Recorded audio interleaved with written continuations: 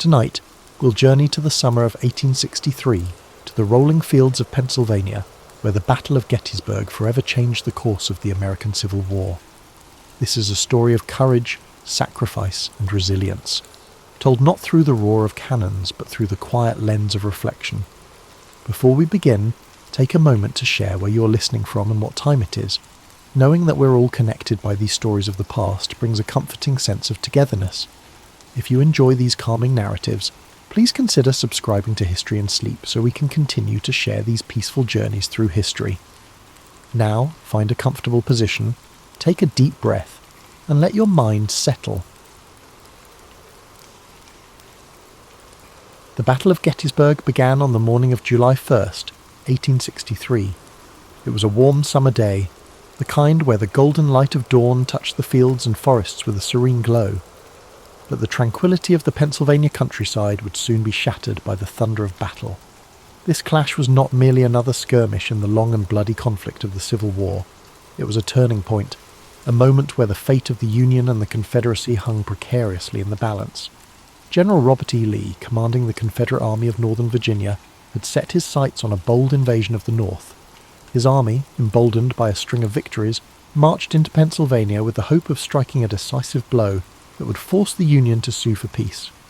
Lee's strategy was not just about military conquest. It was about shaking the Northern resolve, bringing the war to Union soil, and perhaps swaying foreign powers to recognize the Confederacy. On the Union side, General George G. Meade had recently taken command of the Army of the Potomac. His task was daunting: to stop Lee's advance and protect the Union's heartland. The soldiers under his command were weary from years of conflict, but their resolve to defend their homeland and preserve the Union burned brightly. The two armies converged near the small town of Gettysburg, a place of rolling hills, fertile farmland, and winding roads. It was an unlikely setting for one of the most significant battles in American history. On the first day, the fighting began west of the town, as Confederate forces encountered Union cavalry. The clash was fierce and chaotic, with both sides scrambling to gain the upper hand. By day's end, the Confederates had pushed Union forces back through the town and onto the high ground to the south, securing an early advantage. The second day of the battle dawned with tension thick in the air. The Union Army had established a strong defensive position along a series of hills and ridges known as Cemetery Hill, Culp's Hill, and Little Round Top. Lee, confident in his army's strength, launched a series of attacks to break the Union lines.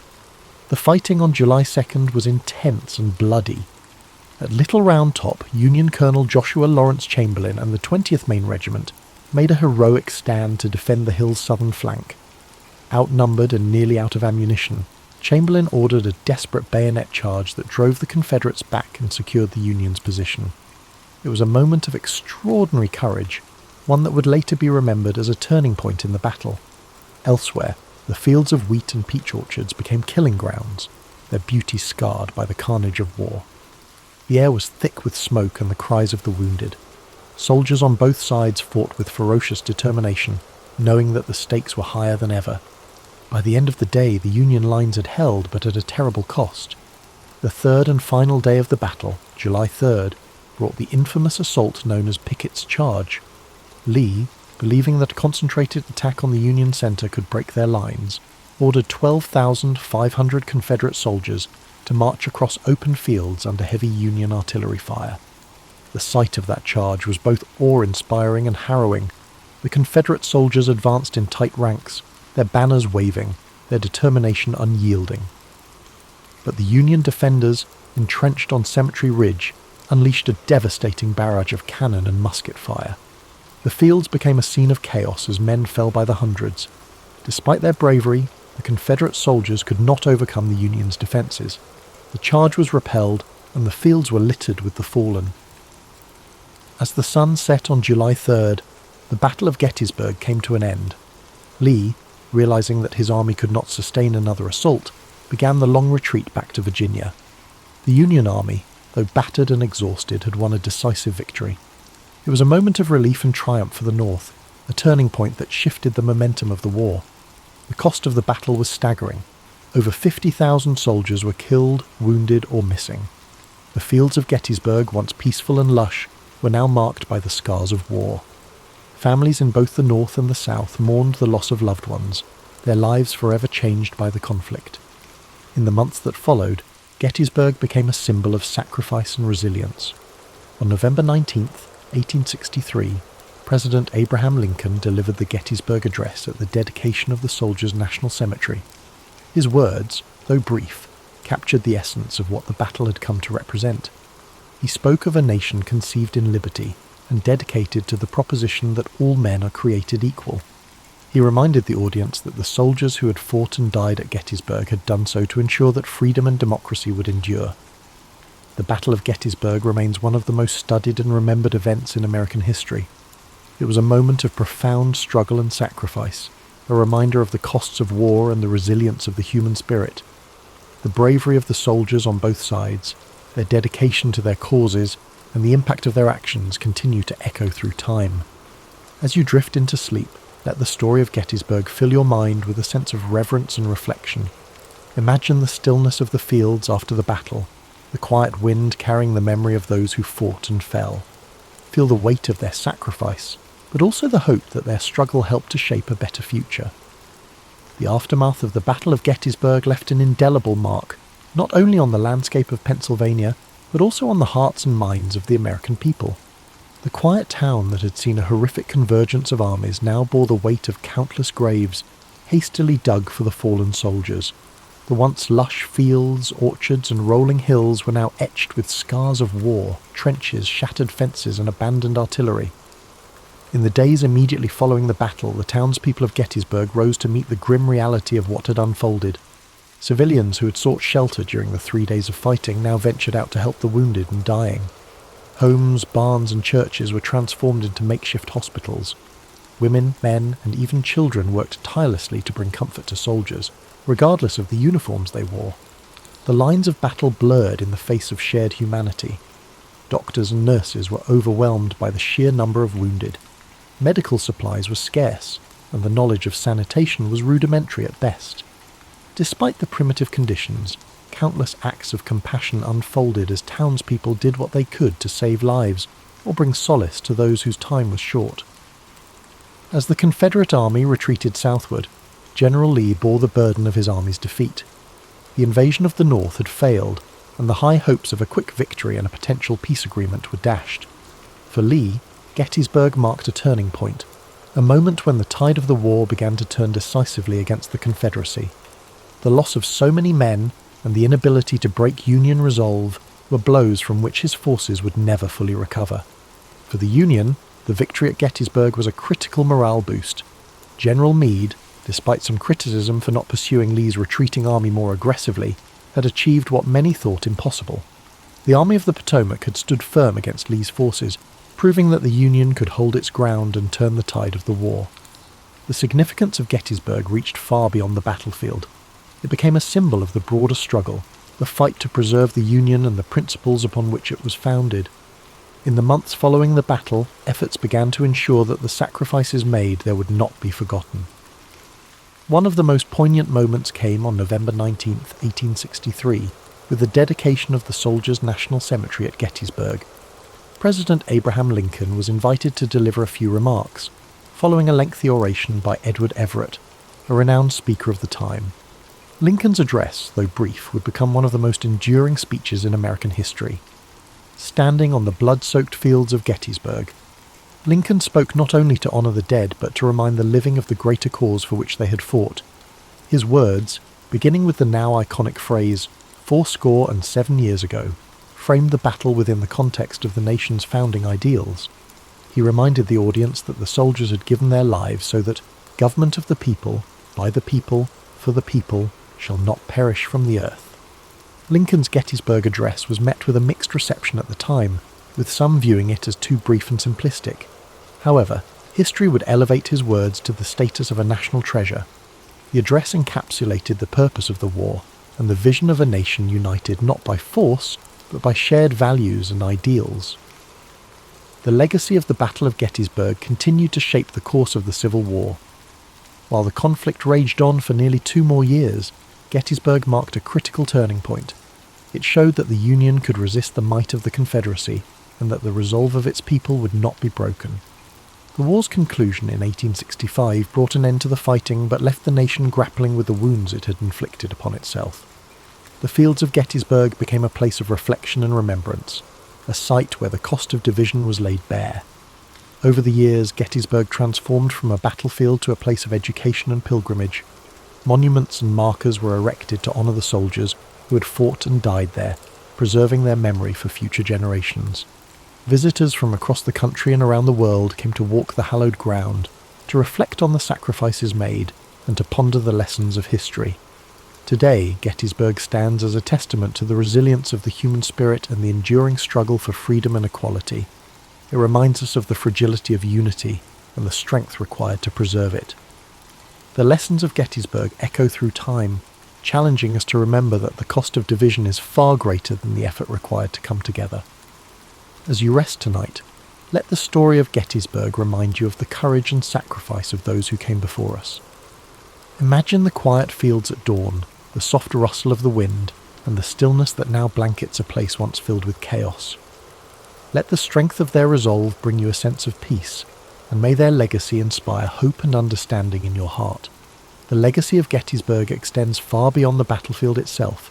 It remains a cornerstone of American history, not only as the site of a pivotal clash during the Civil War, but also as a symbol of the nation's enduring struggle to reconcile its ideals with its realities.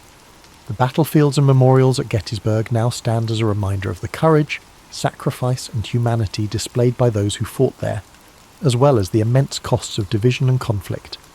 In the years following the Civil War, Gettysburg became a focus for national healing.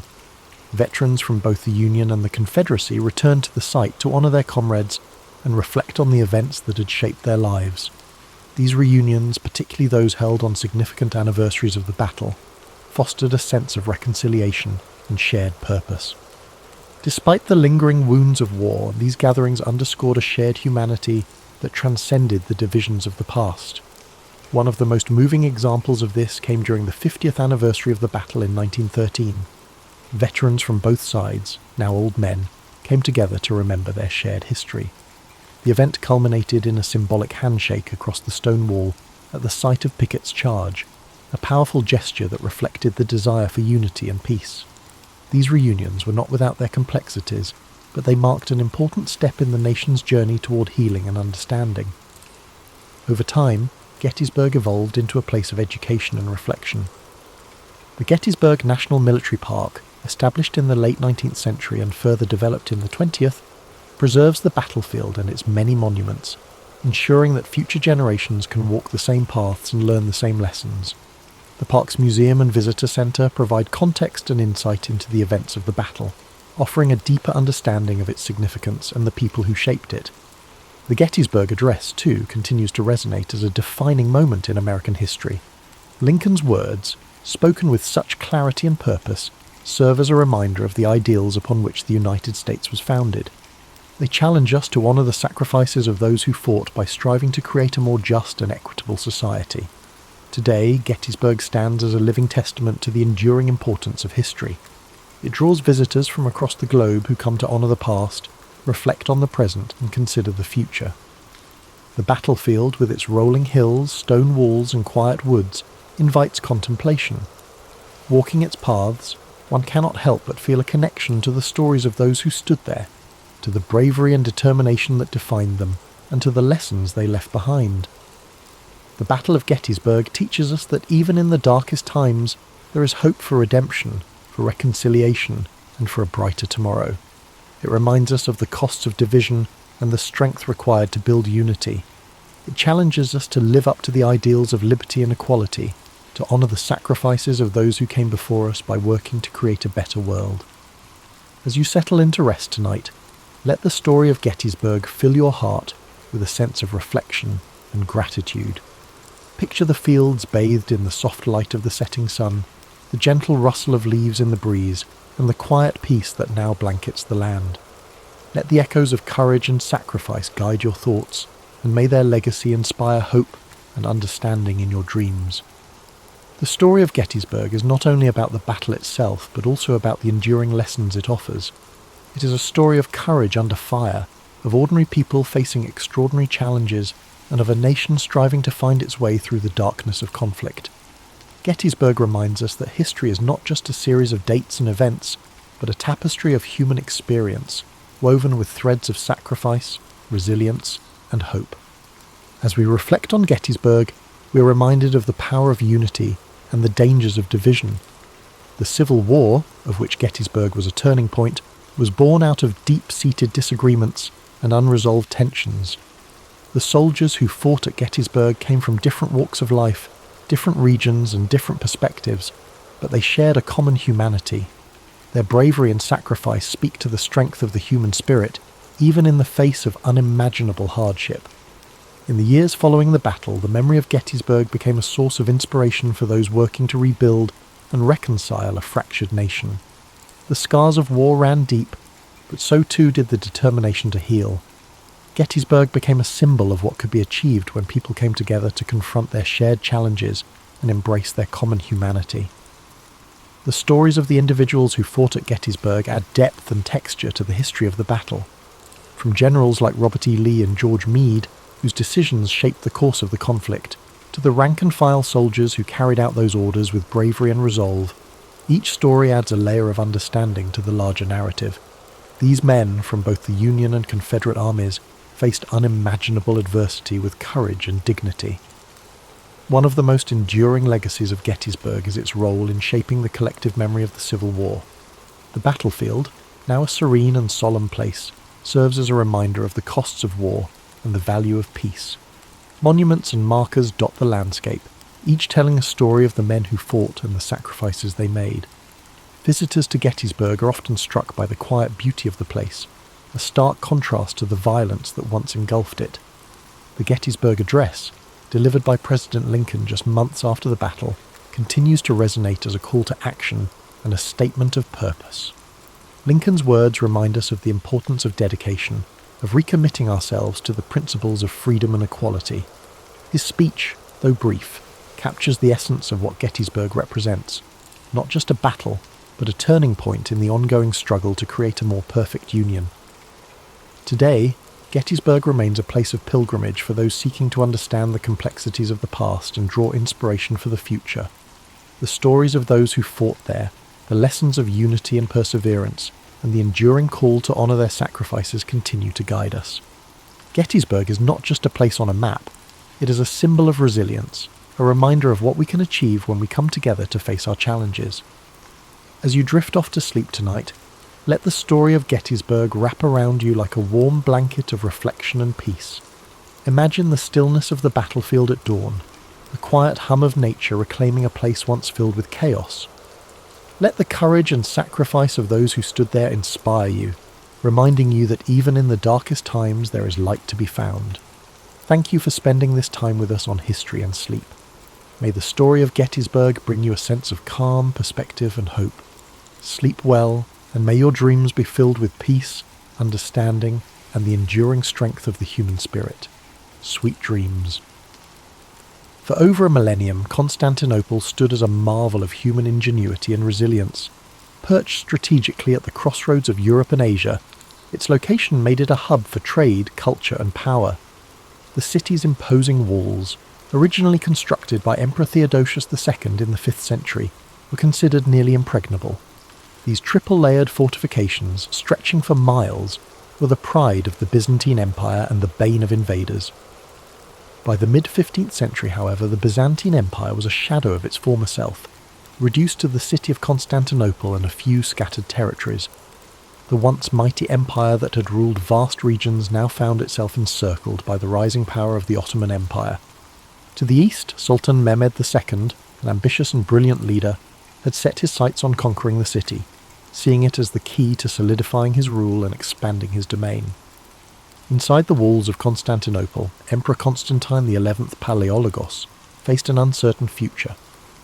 With only a few thousand defenders, comprised of weary Byzantine soldiers, and a handful of foreign allies, the city was woefully underprepared for the onslaught that loomed. Supplies were dwindling, and the population, though fiercely loyal, lived under the constant shadow of impending doom. Yet, despite the odds, the emperor refused to surrender. He was determined to fight to the end. As the Ottomans prepared for their siege, They brought with them an arsenal unlike anything the world had seen before. Among their weapons was a massive cannon, constructed by a Hungarian engineer named Orban. This cannon, capable of hurling enormous stone projectiles, was designed to breach even the strongest walls. The Ottomans also amassed a fleet to blockade the city by sea, ensuring that no reinforcements or supplies could reach the defenders. This stage was set for an epic confrontation that would decide the fate of Constantinople and, with it, the Byzantine Empire. Imagine the tension that gripped the city as its inhabitants prepared for the siege. Picture the anxious faces of soldiers standing watch on the walls, the whispered prayers in the Hagia Sophia, and the determination etched on the emperor's face as he rallied his people. As you visualize the city on the brink of one of history's most defining moments, let its story remind you of the face of overwhelming odds. The tale of Constantinople begins not with surrender, but with hope, a flickering light against the encroaching darkness.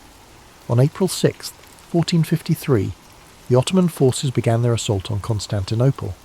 Sultan Mehmed II, commanding an army of nearly 80,000 soldiers, surrounded the city by land and sea. His troops included elite janissaries, heavy artillery units, and cavalry, all meticulously prepared for the battle. In stark contrast, the defenders of Constantinople, numbering only about 7,000, relied on the strength of their walls, their limited resources, and their unwavering determination to hold off the invaders. As the siege commenced, the Ottoman cannon began its relentless bombardment. Each thunderous shot shook the ground, sending massive stones crashing into the city's formidable walls. The defenders scrambled to repair the damage as quickly as possible, working day and night to reinforce the crumbling sections. Yet, despite the damage, the walls of Constantinople held firm, frustrating the attackers and delaying their advance. By sea, Mehmed's fleet blockaded the Golden Horn, the narrow inlet that provided access to the city's harbour.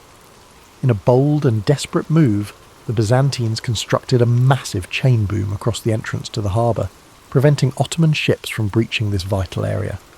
For weeks, the two sides engaged in fierce skirmishes on the water, with neither gaining a decisive advantage. Within the city, life became a mix of hope and despair. Citizens prayed fervently in the grand Hagia Sophia, seeking solace and strength. Meanwhile, Emperor Constantine XI worked tirelessly to inspire his people, walking among the defenders on the walls, offering words of encouragement and sharing in their hardships. His presence was a source of unity in a city under siege. Sultan Mehmed II, determined to break the stalemate, devised a bold plan to outflank the city's defences. Using an extraordinary feat of engineering, he ordered his troops to transport ships overland on greased logs, bypassing the chain boom and launching them into the waters of the Golden Horn. This manoeuvre shocked the defenders and marked a turning point in the siege. As the weeks wore on, the defenders of Constantinople grew more exhausted. Supplies dwindled, and morale wavered as the walls suffered greater damage, yet they continued to resist, determined to protect their home against all odds. Imagine the long nights spent on the battlements, the glow of torches illuminating weary faces, and the echoes of cannon fire reverberating through the air. The siege was becoming a battle of attrition, with both sides pushing their limits. The city remained a symbol of defiance, even as the odds seemed increasingly insurmountable. The question lingered: how much longer could Constantinople hold out? As April turned to May, the siege of Constantinople escalated into a relentless struggle. The Ottoman bombardment grew fiercer, cannons fired day and night, chipping away at the once mighty Theodosian walls. Dust and debris filled the air, coating the streets and homes of the city. Despite the constant destruction, the defenders worked tirelessly to repair breaches, often under the cover of darkness. Every stone they placed was an act of defiance against the overwhelming forces pressing in around them. Inside the city, the mood shifted between grim determination and quiet fear. Emperor Constantine XI continued to rally his people, addressing soldiers, citizens and priests alike. His words were simple but powerful, reminding them that they were fighting not just for their lives but for their culture, faith and history. Families huddled together in their homes, offering whispered prayers for protection. In the Hagia Sophia, the city's spiritual heart, the clergy led solemn services, their chants echoing in the grand dome chamber. Outside the walls, Sultan Mehmed II adjusted his strategy.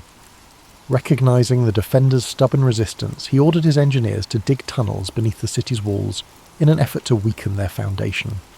Byzantine forces countered this threat by sending teams of sappers to intercept the tunnels, leading to deadly confrontations beneath the ground. These underground battles, fought in narrow, dimly lit passageways, added another layer of desperation to an already harrowing siege. The Ottomans also intensified their efforts on the Golden Horn. The fleet, now partially inside the harbour thanks to Mehmed's audacious manoeuvre, launched a series of attacks on the Byzantine navy. The defenders fought valiantly, using fire ships and skilled tactics to hold off the superior Ottoman fleet. But their resources were stretched thin, and each victory came at a high cost. The city's residents faced growing hardships. Food supplies dwindled, forcing strict rationing and leading to widespread hunger. The constant noise of the siege, cannon blasts, the clash of swords, and the cries of battle made restful sleep nearly impossible. And yet, the people endured, drawing strength from their shared purpose and their leaders' unyielding resolve. As May progressed, the city's defenders began to realize that relief from the outside was unlikely. The Venetian and Genoese fleets, though sympathetic to the Byzantine cause, were entangled in their own conflicts and slow to act. Constantinople stood alone against the might of the Ottoman Empire. The stage was set for a climactic confrontation. The city was battered but unbroken, its defenders refusing to yield despite the impossible odds. The Ottomans, frustrated by the slow progress of the siege, prepared for an all-out assault to breach the walls and claim their prize. The air was heavy with tension, every moment pregnant with the possibility of triumph or tragedy. As the final days of the siege approached, one could feel the weight of history bearing down on Constantinople. The city's fate hung in the balance, and the world watched, waiting to see how this epic struggle would end. Yet as the cannon blasts faded into the distance and the days turned into long, quiet nights, imagine the peaceful stillness settling over the defenders of the city. The weight of the struggle seemed to lift, replaced by a soft calm that allowed weary eyes to rest, even amidst the constant pressure of the siege. Slowly, the heartbeat of the city began to quiet, like a soft lullaby in the air, gently easing the soul into a place of quiet surrender. As you picture these final moments, let the rhythm of the battle fade into the background, replaced by the peaceful embrace of rest. Feel your breath deepen, your body relax, and your thoughts drift like the gentle breeze over the sea. Sleep now as the city too prepares for the quiet of its inevitable change. On May 29th, 1453, after nearly 2 months of relentless bombardment and siege, Sultan Mehmed II ordered his forces to make their final push. The battered walls of Constantinople, once thought impenetrable, could no longer hold against the might of the Ottoman army. As the sun rose on that fateful morning, the air was thick with tension, and the distant rumble of approaching soldiers could be heard over the stillness of the city. The defenders, though exhausted and outnumbered, had one final opportunity to hold the line. Emperor Constantine XI, fully aware of the gravity of the moment, donned his armour and walked once more among his soldiers. His face, normally calm and composed, now carried the weight of his kingdom's fate. The emperor's rallying cry was simple: freedom or death, and he urged his soldiers to fight for their city and for their lives. Meanwhile, on the Ottoman side, Sultan Mehmed II had prepared for this day with meticulous care. His engineers worked tirelessly to breach the walls using battering rams, and his elite Janissary troops positioned themselves to take the city by force. A final, massive cannon barrage rang out across the city as the Ottomans made their move. With each blast, the walls of Constantinople groaned, and the defenders scrambled to repair what they could, but the damage had taken its toll. At the same time, the Ottoman fleet, now fully in position within the Golden Horn, moved to blockade the last remaining escape routes by sea. Constantinople, once a beacon of power and culture, was now a city trapped. Its streets, filled with the sounds of combat, became narrow avenues of despair and defiance. As the battle raged in the city, the defenders fought valiantly, but it was clear that the odds were stacked against them. The walls were crumbling. The artillery had breached a gap large enough for the Ottoman forces to swarm in. The fighting grew fiercer, house by house, street by street, as the city's residents and soldiers tried to push back the invaders. but there were too many Ottomans, and their determination to conquer the city was overwhelming. As the day wore on, the fate of Constantinople was sealed. By afternoon, the Ottomans had broken through the walls, and the city began to fall. Emperor Constantine XI, realizing that the end was near, fought bravely until the very last. But when the Ottoman forces entered the city, they found no mercy. The city was overrun, and its defenders, exhausted and outnumbered, were either captured or slain. The fall of Constantinople was not just the fall of a city, it was the end of an era. The Byzantine Empire, which had once been a powerful force in Europe and Asia, was no more.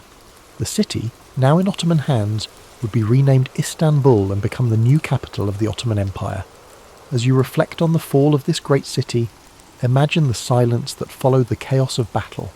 The cries of the defeated soldiers faded into quiet, and the city, now under new rule, began its transformation. The once grand buildings, the churches, and the bustling marketplaces were left to be reborn into something new.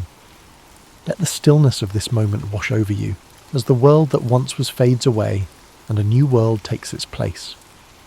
As you feel the weight of this chapter settle into the quiet of the night, let the sounds of the world outside fade into a soft background hum.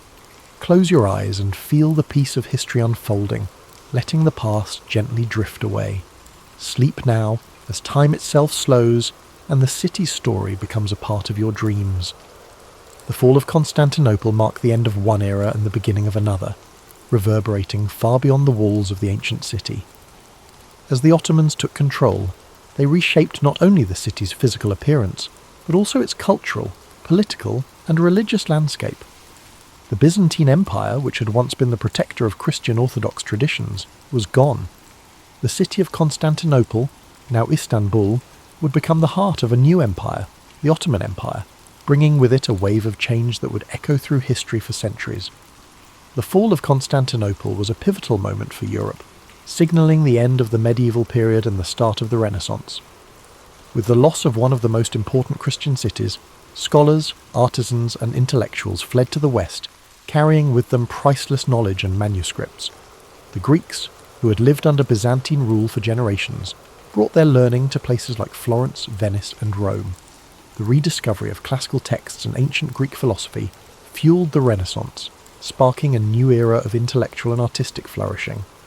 But the impact of the city's fall was not just felt in the west. For the Ottomans, capturing Constantinople was a moment of immense pride and significance. Sultan Mehmed II, now known as the Conqueror, solidified his legacy and the Ottoman Empire's power. He established a new capital that would rival all other cities in the world, renaming it Istanbul, and began transforming it into a thriving metropolis. The Hagia Sophia, once a Christian cathedral and a symbol of Byzantine glory, was converted into a mosque, and the city's skyline would be dominated by the grand minarets of Ottoman mosques. The Ottomans also began to expand their empire, pushing further into Europe, Asia, and Africa. Constantinople's fall opened up new trade routes and positioned the Ottomans as the dominant force in the eastern Mediterranean. The city's strategic location between Europe and Asia gave the Ottomans control of crucial land and sea trade routes, further strengthening their empire. In the centuries that followed, the legacy of Constantinople would continue to shape the world. For the East, it became a symbol of Ottoman strength and prosperity.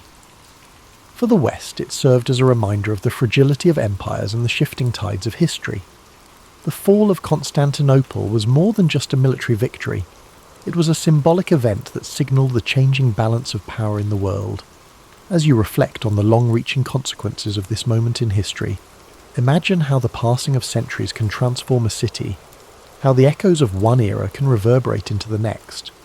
Feel the calmness of time moving forward, each breath slower, as you let the weight of these changes settle into your thoughts.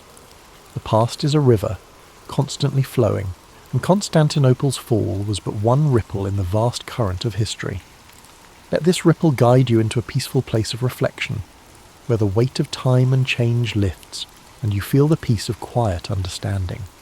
Though the city of Constantinople fell to the Ottomans in 1453, the spirit of its ancient civilization would never be fully extinguished. The echoes of its grandeur, its wisdom, and its role as the crossroads of empires resonated through time. The Byzantines, though defeated, had left an indelible mark on the world. The artifacts, the knowledge, and the stories of their culture continued to influence not only the Ottomans, but the entire world for generations. Even the name Constantinople itself would live on in the hearts of those who revered its history. For the Ottomans, the transformation of the city into Istanbul was more than a conquest. It was a blending of two worlds. The Greek Orthodox and Christian heritage of Constantinople mixed with the Islamic Ottoman culture, creating a rich and diverse society that would flourish for centuries. The city's iconic Hagia Sophia, once a Christian church, stood as a testament to this blending, a symbol of the city's enduring beauty and the confluence of different faiths, traditions and ideas. Over time, Istanbul would become a global hub for art, science and trade, fostering an environment where diverse cultures and ideas could meet. Scholars, artists and merchants from all corners of the world passed through the city, contributing to its ongoing legacy as a place of knowledge and exchange. As you reflect on the lasting impact of Constantinople, imagine how the quiet passage of time can allow a city's legacy to endure long after its walls have crumbled. The stories of Constantinople's rise, its cultural riches, and its eventual fall are woven into the fabric of history. And just as the city evolved, so did the stories of the people who lived there, stories that still inspire awe and contemplation today. Now, as the quiet night settles in, let yourself be carried away by the soft waves of time. The distant sounds of the past are now mere whispers in the night, fading into a calm silence. The story of Constantinople, its rise and fall, and its everlasting influence now rests softly in the back of your mind. Allow this story to guide you into a deep and peaceful rest, where the weight of history lifts and only the soothing silence remains. Aristotle's story begins over 2,000 years ago, in 384 BCE, in the ancient city of Stagira, located in northern Greece. Born to a physician named Nicomachus and his wife Phaestis, Aristotle came into the world surrounded by a mix of science, medicine, and tradition. His father's role as the physician to the royal court of Macedon meant that Aristotle grew up in an environment deeply rooted in observation, inquiry, and the natural sciences. Even as a child, he showed a curious and inquisitive nature, traits that would come to define his life and work. However, Aristotle's early life was not without hardship. His parents passed away when he was still a boy, leaving him orphaned at a young age. Despite this loss, he was taken in by a guardian and received an education that emphasized both discipline and exploration. His early exposure to the workings of the natural world, combined with the structured environment of his upbringing, set the stage for his intellectual journey. At the age of 17, Aristotle travelled to Athens, the intellectual and cultural centre of the ancient world. There, he enrolled in Plato's Academy, a prestigious school founded by the renowned philosopher Plato. Aristotle quickly distinguished himself as a brilliant student, one whose mind seemed boundless in its capacity for inquiry. For 20 years he studied under Plato, immersing himself in philosophy, mathematics, and the natural sciences. Though Aristotle greatly admired Plato, he did not always agree with his teacher's ideas. While Plato focused on the realm of ideal forms, Aristotle's mind was drawn to the tangible, the observable, and the concrete. He believed that understanding the world required examining it directly, through observation and experience. This difference in approach would later define Aristotle's own philosophy, setting it apart from that of his mentor. After Plato's death, Aristotle left Athens and began a period of travel and teaching. He journeyed across the Greek world, sharing his knowledge and expanding his understanding of different cultures and environments. During this time, he also married a woman named Pythias, with whom he would have a daughter. His travels brought him to the court of King Philip II of Macedon, where he was tasked with an extraordinary responsibility, tutoring the young prince, Alexander, who would later become known as Alexander the Great. Aristotle's influence on Alexander was profound. While the prince was destined for military conquest and political leadership, Aristotle introduced him to the worlds of philosophy, science, and ethics. He encouraged Alexander to think critically and to approach his rule with wisdom and fairness. Though their paths would eventually diverge, the relationship between teacher and student left a lasting impact on both. In 335 BCE, Aristotle returned to Athens and established his own school, the Lyceum. The Lyceum was more than just a place of learning. It was a community of thinkers and scholars dedicated to exploring every aspect of the world.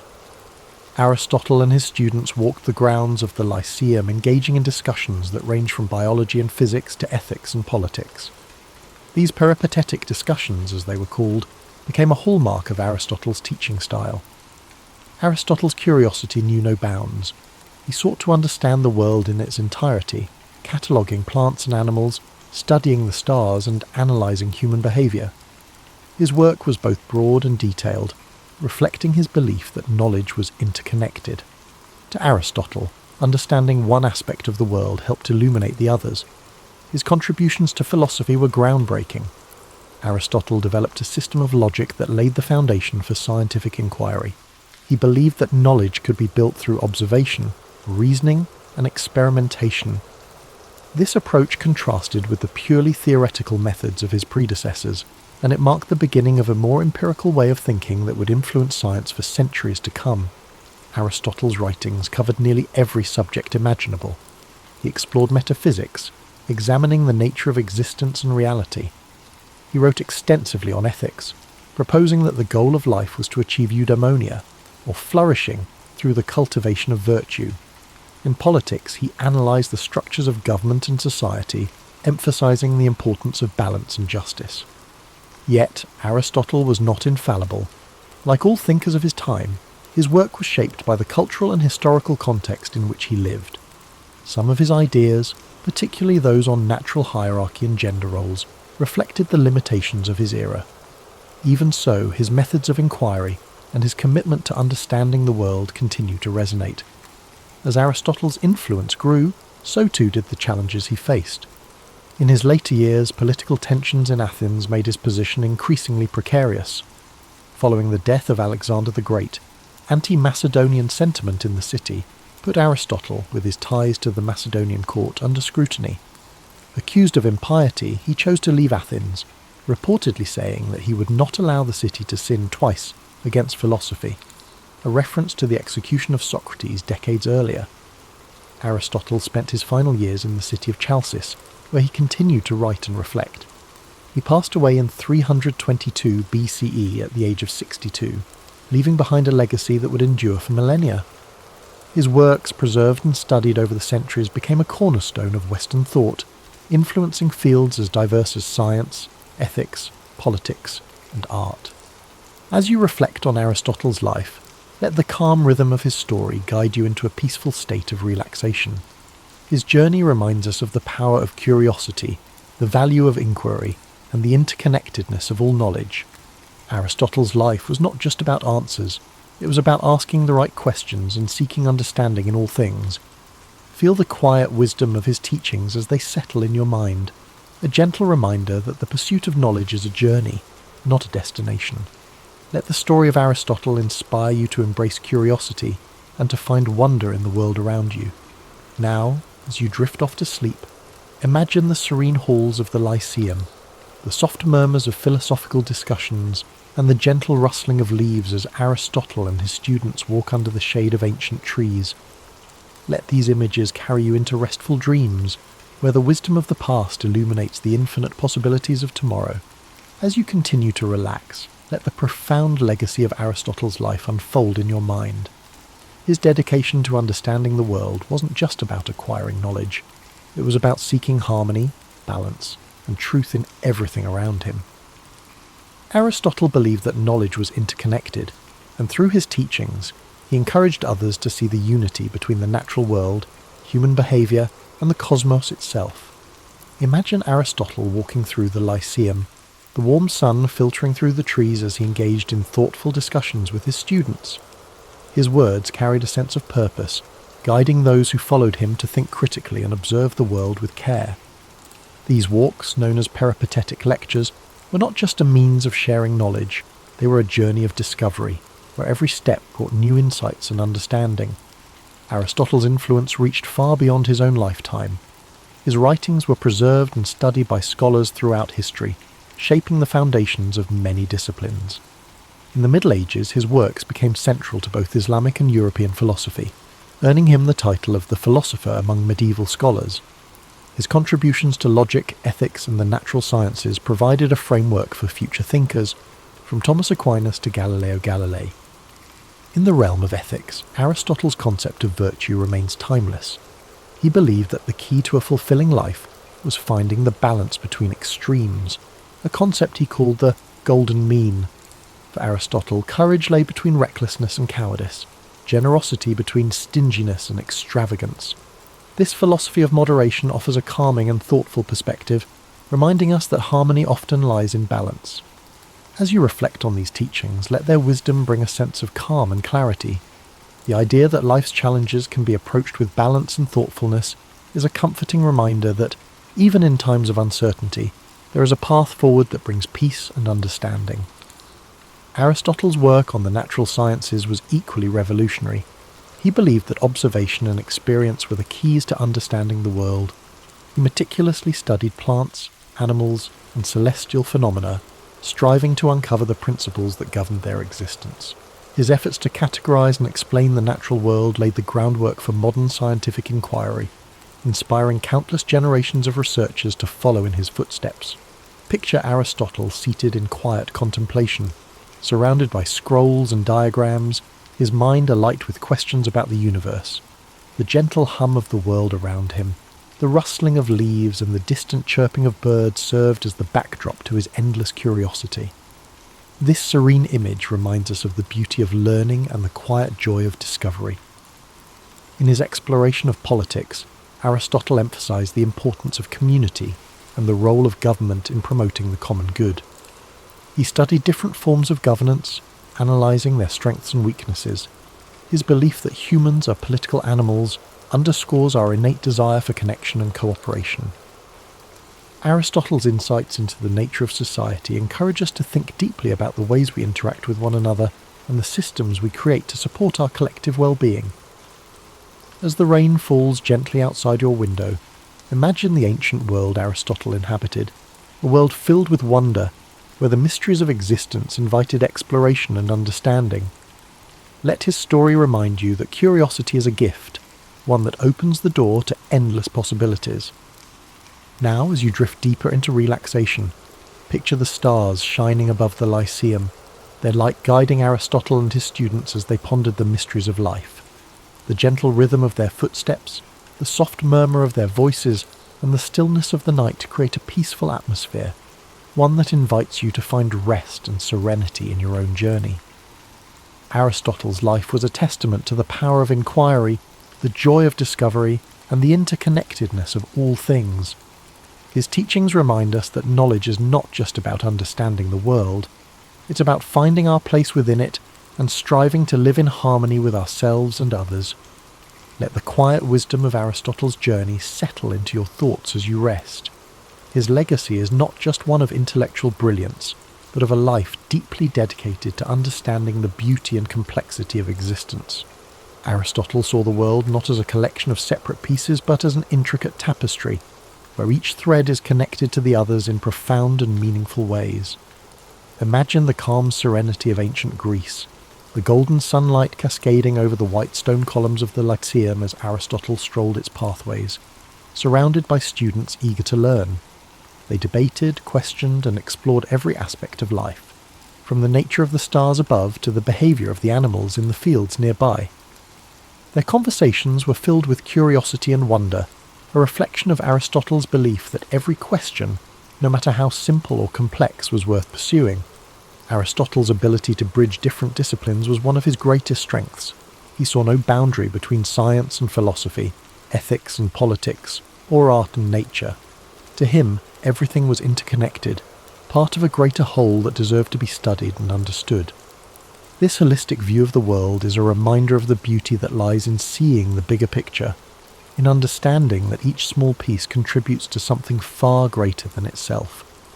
As you drift further into relaxation, let the harmony of Aristotle's teachings bring you peace. His philosophy of balance and moderation encourages us to find calm in the chaos, to seek the middle ground where we can flourish. The idea of the golden mean is not just a guide for making choices, It is an invitation to live with grace and intention, to approach life with a steady and thoughtful heart. Picture Aristotle at his desk, surrounded by scrolls and notes, the flickering light of a lantern illuminating his work.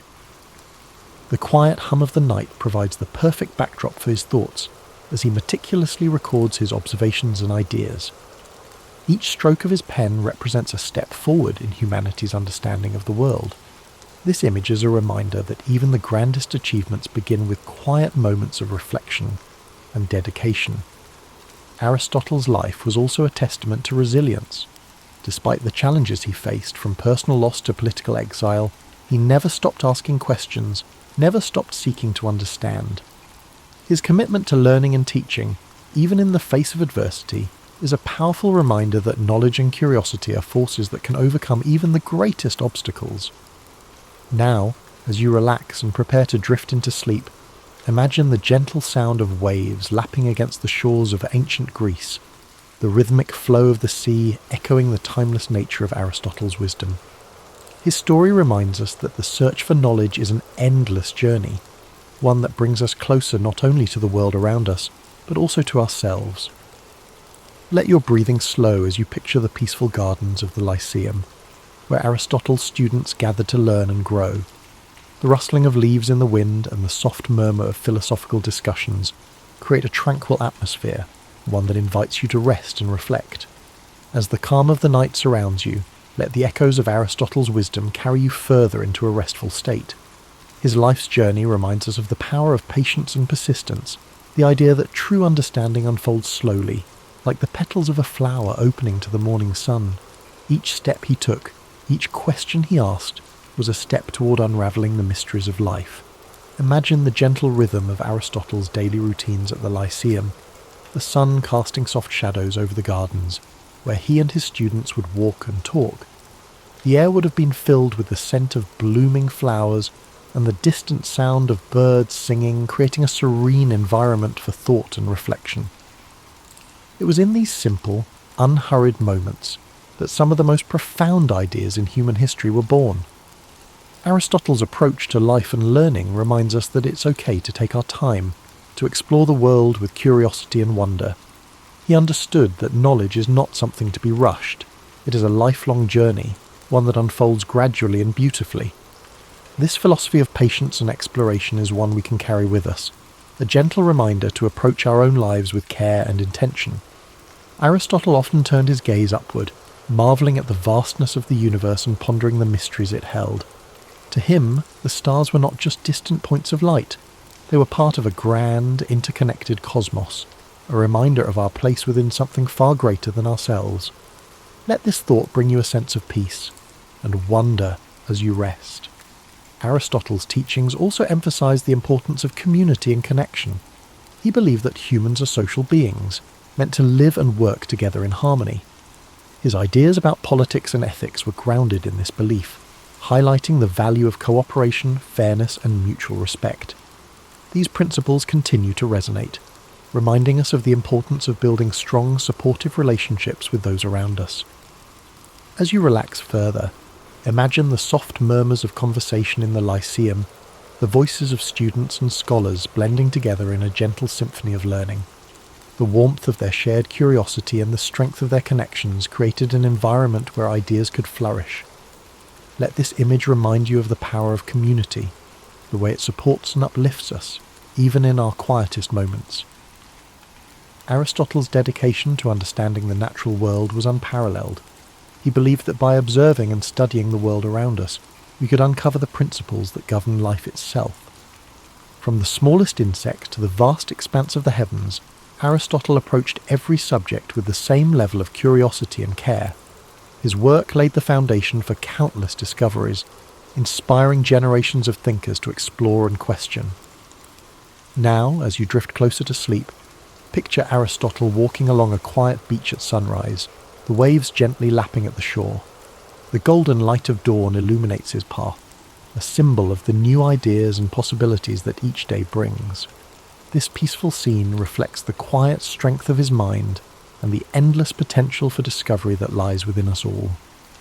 Let your breathing slow as you embrace the calm and tranquility of this moment. The story of Aristotle's life is one of resilience, curiosity, and an unyielding desire to understand. His teachings remind us that no matter how complex the world may seem, there is always beauty to be found in the search for knowledge. As you fall into a deep, restful sleep, let the timeless wisdom of Aristotle's journey inspire your dreams. Imagine the serenity of the Lyceum, the warmth of shared ideas, and the quiet joy of exploring the mysteries of life. Thank you for spending this time with us at History and Sleep. May your dreams be peaceful and filled with wonder. Sweet dreams, and we look forward to seeing you again soon.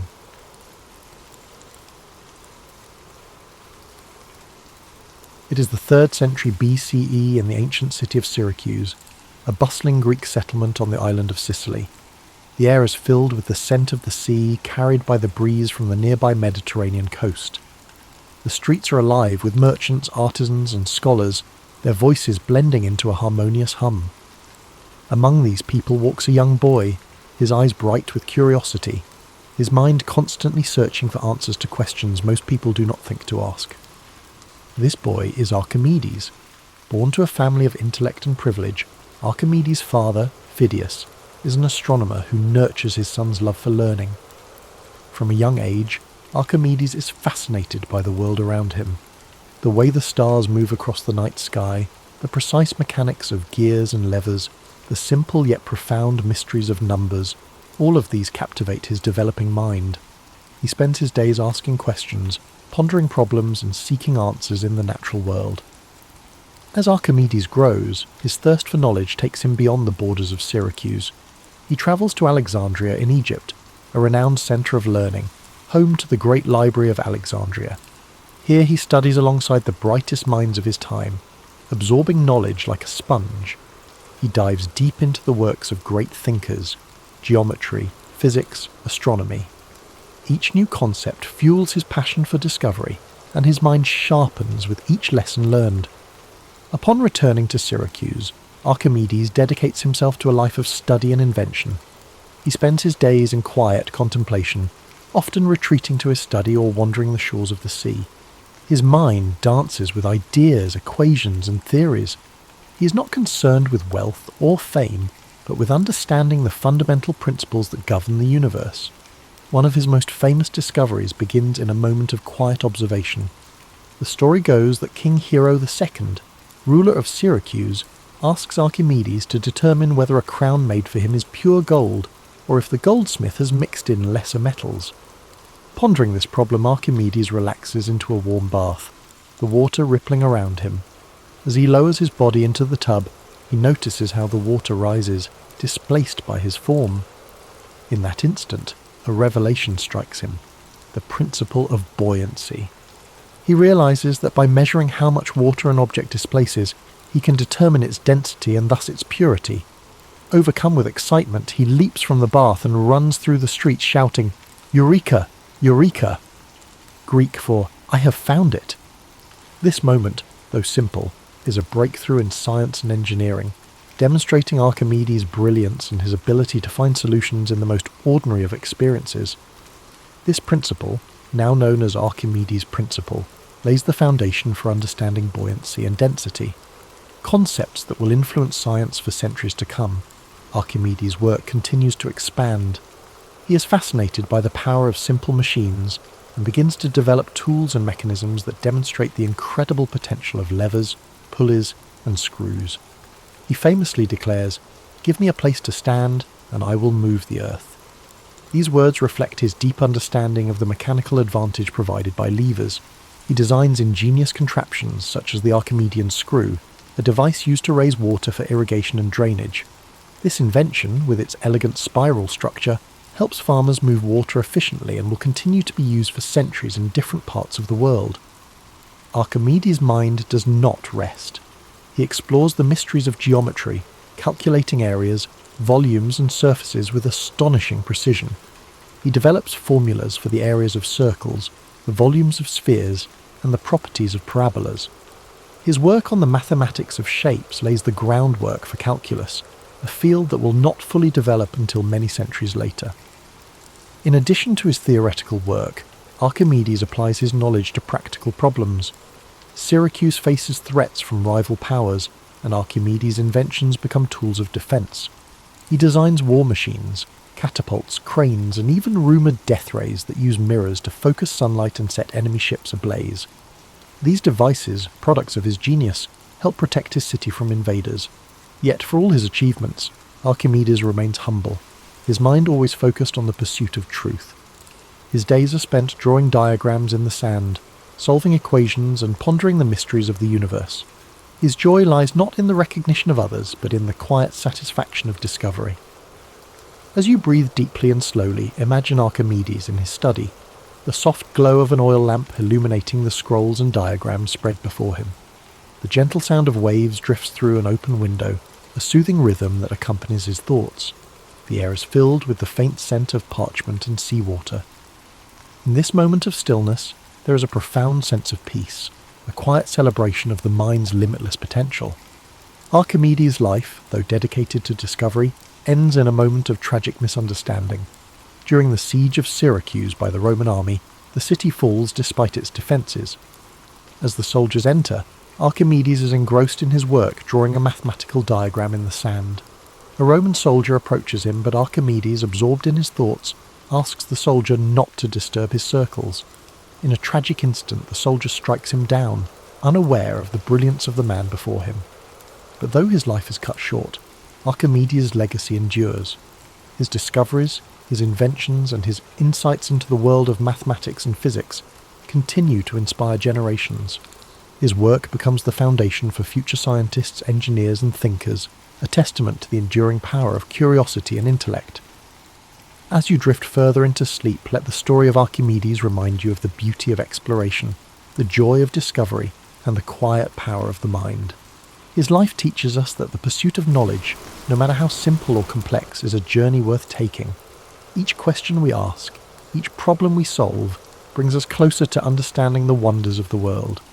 As you sink deeper into the gentle embrace of sleep, let the wisdom and wonder of Archimedes' life continue to guide your thoughts. His journey was one of relentless curiosity, an unquenchable thirst for understanding the mysteries of the universe. Even now, centuries later, his discoveries ripple through time, touching the modern world in ways both seen and unseen. Picture the quiet streets of ancient Syracuse once more. The sun has set and the city is cloaked in twilight. The gentle sound of the sea rolls in the distance, its waves washing softly against the stone walls of the harbour. Lanterns flicker along the narrow alleyways, casting warm pools of light onto the cobbled streets. Somewhere in this peaceful setting, Archimedes walks slowly, his mind alive with thoughts and ideas. He is at ease, his steps unhurried, the weight of his questions a welcome companion rather than a burden. This tranquility reflects a life devoted to understanding, to peeling back the layers of the world to reveal the beauty beneath. Archimedes saw the universe as a grand puzzle, one that could be unravelled with patience, logic, and observation. He understood that the smallest discoveries could lead to the grandest truths, that even the most complex problems could be solved by breaking them down into their simplest forms. Imagine him standing by the shoreline, the breeze rustling his robes, the salty air filling his lungs.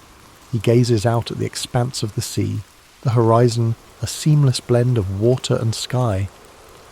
In his mind, the sea is not just a vast body of water, but a dynamic system governed by principles he can explore and understand. To Archimedes, every wave, every ripple tells a story of motion, force, and balance. His world is alive with meaning, a canvas on which the laws of nature are painted with exquisite detail. He returns to his workshop, a quiet space filled with scrolls, diagrams, and tools of his trade. The air carries the scent of ink, parchment, and aged wood. The room is dimly lit by the soft glow of an oil lamp, its flame dancing gently. Archimedes leans over a table strewn with geometric figures and mechanical designs. His fingers trace the lines of a new invention, his mind focused yet serene. Each stroke of his quill, each measurement, is a step in his never-ending quest to understand the world more deeply. His life reminds us that knowledge is not just power, it is also peace. The act of learning, of discovering, brings with it a calm certainty, a quiet joy. Archimedes found solace in his work. in the simple yet profound pleasure of solving a problem, of uncovering a truth that lay hidden just beneath the surface. His discoveries were not just for his time but for all time, a gift to future generations who would build upon his legacy. Allow your mind to rest in this world of gentle discovery, where questions are welcomed and answers are earned through patience and insight. Let the image of Archimedes' quiet contemplation bring you comfort. His life shows us that there is beauty in thought, in exploration, in the pursuit of knowledge. No problem is too large, no challenge too daunting when faced with a calm and determined mind. As you breathe slowly and deeply, feel a sense of calm curiosity settle over you. The worries of the day drift away, replaced by the stillness of this moment. The gentle rhythm of your breath becomes the heartbeat of your own quiet discoveries. Like Archimedes, you're free to explore the depths of your thoughts, to wonder, to question, and to dream. The soft lapping of waves on the shore echoes in the distance, a soothing sound that anchors you to a place of peace. The stars twinkle faintly above, each one a reminder of the infinite possibilities that lie before you. Archimedes understood that the universe, vast and mysterious, is a place of endless wonder. And as you drift further into sleep, you too are part of that wonder, a being of thought, curiosity, and potential. Imagine the warmth of a gentle sun rising over the horizon, casting its golden light across the quiet city of Syracuse. The world awakens slowly, the streets coming to life with the soft sounds of morning. Archimedes' study is filled with the gentle glow of dawn, his scrolls illuminated by the first rays of light. The work continues, the questions remain, and the journey of discovery goes on. In this moment, you're wrapped in a blanket of peace and possibility. The story of Archimedes whispers to you that the pursuit of knowledge is a path without end, a journey that brings fulfillment and joy. His life is a reminder that even the smallest insights can lead to the greatest understandings, that patience and curiosity are the keys to unlocking the universe's secrets. As you drift deeper into the serene embrace of sleep, let the story of Archimedes continue to weave through your thoughts like a gentle current. His life reminds us that the universe is filled with puzzles waiting to be solved, and each quiet moment of reflection brings us closer to understanding its secrets. The night is calm now, and the echoes of his discoveries linger softly in your mind. Imagine the gentle rhythm of the sea, the waves rising and falling in a soothing eternal dance. The moon casts a silvery light upon the water, its reflection shimmering and rippling with each movement. This same sea, with its endless motion, once inspired Archimedes to develop theories of fluid mechanics, his brilliant mind observing patterns and laws hidden in the simplest of things. To him, the sea was more than just water. It was a universe of knowledge, a place where physics, geometry, and nature met in perfect harmony. Allow yourself to float upon this tranquil sea, the waves cradling you with their soft, steady motion. The worries of the day dissolve, carried away by the tides. Each breath you take is like the rise and fall of the waves, a rhythm of life, of peace, of calm. You're held safely in this space of quiet discovery, where the world's complexities fade into simplicity, and every thought leads you closer to rest. Picture Archimedes seated on a sun-warmed rock by the shoreline, a piece of parchment resting on his knee. The wind tousles his hair as he sketches shapes and equations with a steady hand. His eyes are focused, yet there is a deep peace in his expression. The world is his canvas, and with every observation, every calculation, he adds a stroke to the masterpiece of human knowledge. His mind is a sanctuary, a place where curiosity flows freely, unencumbered by doubt or fear. In your own mind, you too have this sanctuary, a place where thoughts drift like clouds, where questions are welcomed, and where answers are like stars twinkling softly in the night sky. There is no need to rush, no pressure to understand everything at once. The act of wondering, of exploring, is enough.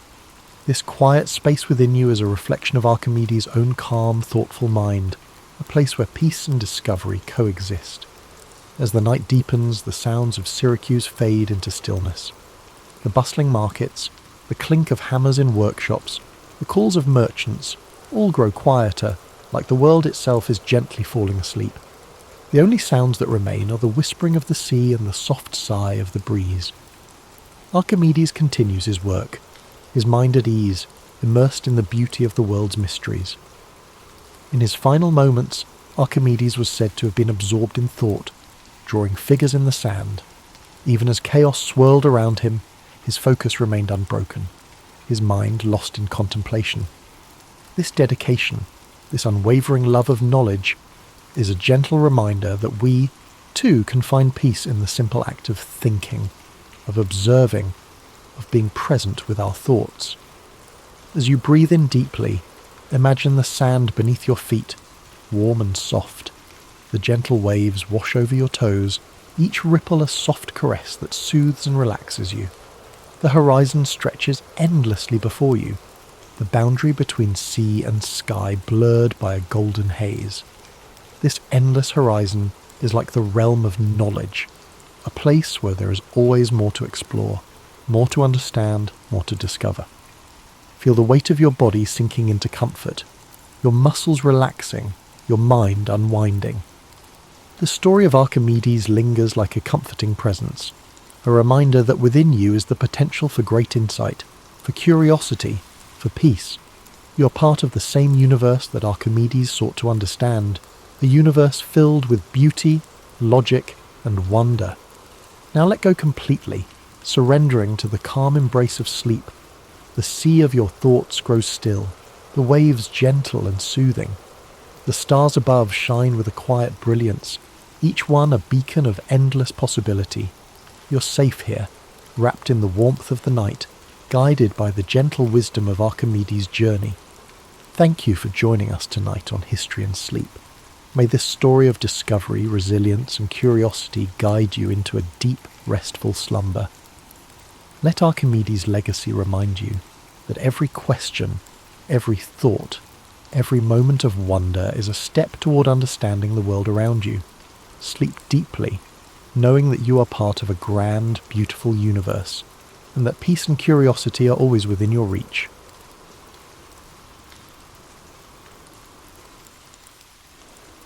Picture an early morning in the ancient kingdom of Macedon, a hazy dawn light creeping over the rolling hills and illuminating the stone walls of Pella. The capital, in the courtyard of the royal palace, a young prince takes measured steps across smooth flagstones still cool from the chill of night. He is Alexander, son of King Philip II, already restless with ambition. He stands no taller than any normal youth, yet there's a quiet intensity in his gaze. Local gossip suggests he asks questions no child his age should, ones about life, death, and the boundaries of human capability. It's whispered that from the day he first saw the world, he's been driven by the desire to surpass it. Philip himself is not a particularly sentimental father. He loves Alexander in his own way, yet the kingdom demands more attention than his son. Under King Philip, Macedon has become stronger, more organised and more dangerous to neighbouring lands. Philip sees in Alexander the potential to carry on and expand his work. He pushes the boy to study with the best tutors in all of Greece, ensuring a potent blend of martial and intellectual preparation. Aristotle is one among many teachers, but uniquely revered. He nurtures Alexander's fascination with science, philosophy, and the fringes of knowledge. Lessons aren't rote memorization, but dialogues, full of debates that test logic and stoke curiosity. This mental discipline shapes Alexander's sense of strategy and cunning. The climate in the palace is complex. Every corner can hold a potential spy, and each dusty corridor might echo with rumours of betrayals and alliances. People talk in low tones about the tension between Philip and his wives. Alexander's mother, Olympias, is as formidable in her own right as any soldier. Devout worshipper of the god Dionysus, she's rumoured to participate in midnight rituals involving serpents, drums, and an ecstatic communion with the divine. Some say she is cunning, even a dangerous influence on Alexander. Yet to him, she is not the mysterious priestess, but the unwavering pillar of maternal warmth. Between Philip's stern discipline and Olympias's intense devotion, Alexander is shaped by a certain duality, logic wedded to the mystical, ambition guided by tradition but emboldened by dreams of grandeur. From an early age, Alexander's thirst for the glory finds its first real test in the stables of his father. Legend has it that when he encounters a spirited black stallion named Bucephalus, the horse refuses to be tamed by any of Philip's most capable men. They try, they fail, and the beast is ready to be dismissed. But young Alexander notices the animal's fear of its own shadow. Patiently, he coaxes Bucephalus to face the sun, away from the silhouette that spooked him. In minutes, the horse is calm, and Alexander rides him without protest. Observers watch, stunned, as the boy demonstrates a combination of empathy and ingenuity that even seasoned horsemen lack. From that moment, Bucephalus becomes a living extension of Alexander, a half-wild mirror to his own fierce spirit. In the Macedonian court, no virtue stands above the ability to wage war, an art requiring both brilliance and brute strength. Alexander's basic training begins, filled with the typical rigours, sprinting uphill, wrestling in dusty arenas, and drilling with weapons under the unrelenting heat of the summer sun. Yet his father insists he also master oratory. The skill to sway hearts with words is as valuable in forging alliances as a sharpened spear is in battle. Philip knows that to conquer new lands, you need to win people's faith or kindle their fear. Alexander, even as a teenager, shows promise in both realms, before he ever lifts a sword in earnest combat. He has already convinced many of his peers he is destined for greatness. At night, after the strenuous training and political chatter, Alexander retreats to the palace library. He pores over scrolls describing the achievements of legendary heroes, Achilles most of all. When Alexander reads these stories, he doesn't see them as dusty relics, but as signposts of what is possible. Every triumph of Achilles, every cunning manoeuvre of Odysseus, becomes a clue to his own destiny. Yet he's not content to just mirror these heroes. He wants to eclipse them, to inscribe his own feats into the tapestry of myths. In his private moments, he contemplates the ephemeral nature of life. He wonders how many will remember him after centuries have passed. His conclusion is always the same: only through extraordinary deeds can one transcend mortality. So, from the vantage point of Pella's palace, we see the formative years of a conqueror in the making. The forces shaping Alexander's character are as varied as the lands he will one day traverse. The unwavering discipline from King Philip, the fierce spiritual intensity from Olympius, the philosophical grounding from Aristotle, and the burning ambition stoked by legends of warriors past. Already, he's begun forging a path that few in the Greek world, indeed, the entire known world, can envision. He's not simply an heir to a throne. He sees himself as the living manifestation of a myth destined to break the boundaries of what Macedon, or any kingdom, believes is possible. Life in Macedon, even for a prince, is precarious. The hallways of the palace buzz with potential treachery, assassins lurking in the shadows, and cunning allies who are only as loyal as their opportunities demand. Every so often, tensions flare between Philip and the aristocracy.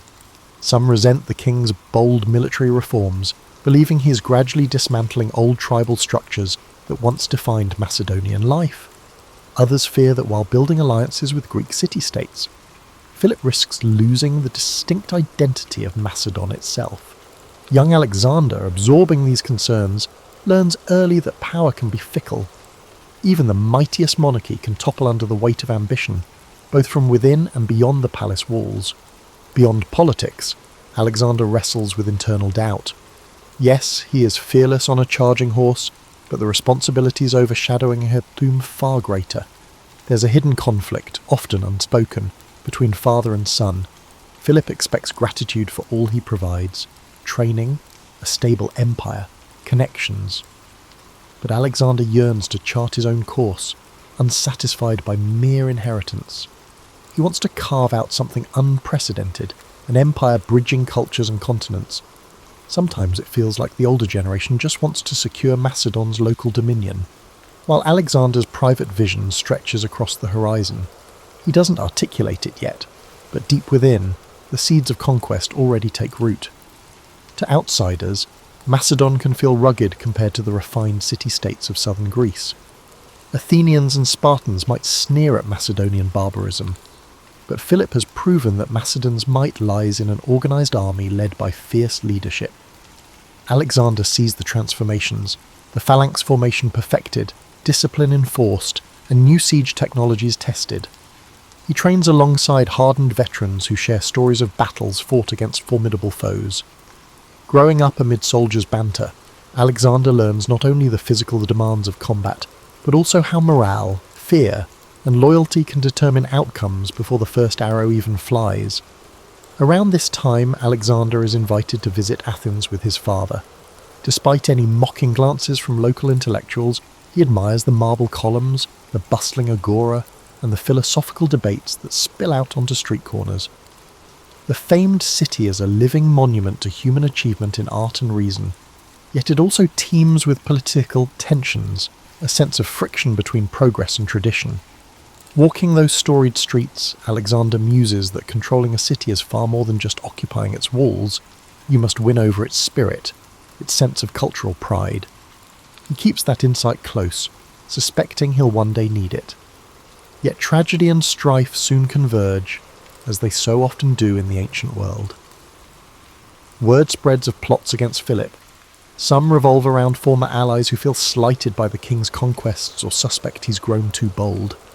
Alexander stands on the periphery, uncertain whether he should intervene, afraid that any misstep might implicate him as a conspirator. The tension boils over during a grand ceremony, one that should have been a pinnacle of Philip's prestige. In a sudden and shocking moment, an assassin plunges a blade into the king. The crowd gasps. The king of Macedon, unstoppable in battle, falls victim to a single thrust in the confusion of the celebration. Chaos erupts, with bystanders scattering and guards rushing forward. Within minutes, the assassin lies dead, but the damage is done. Philip's lifeblood seeps into the dirt, and Macedon stands at a precipice. Alexander is thrust into an unexpected, yet almost inevitable, position.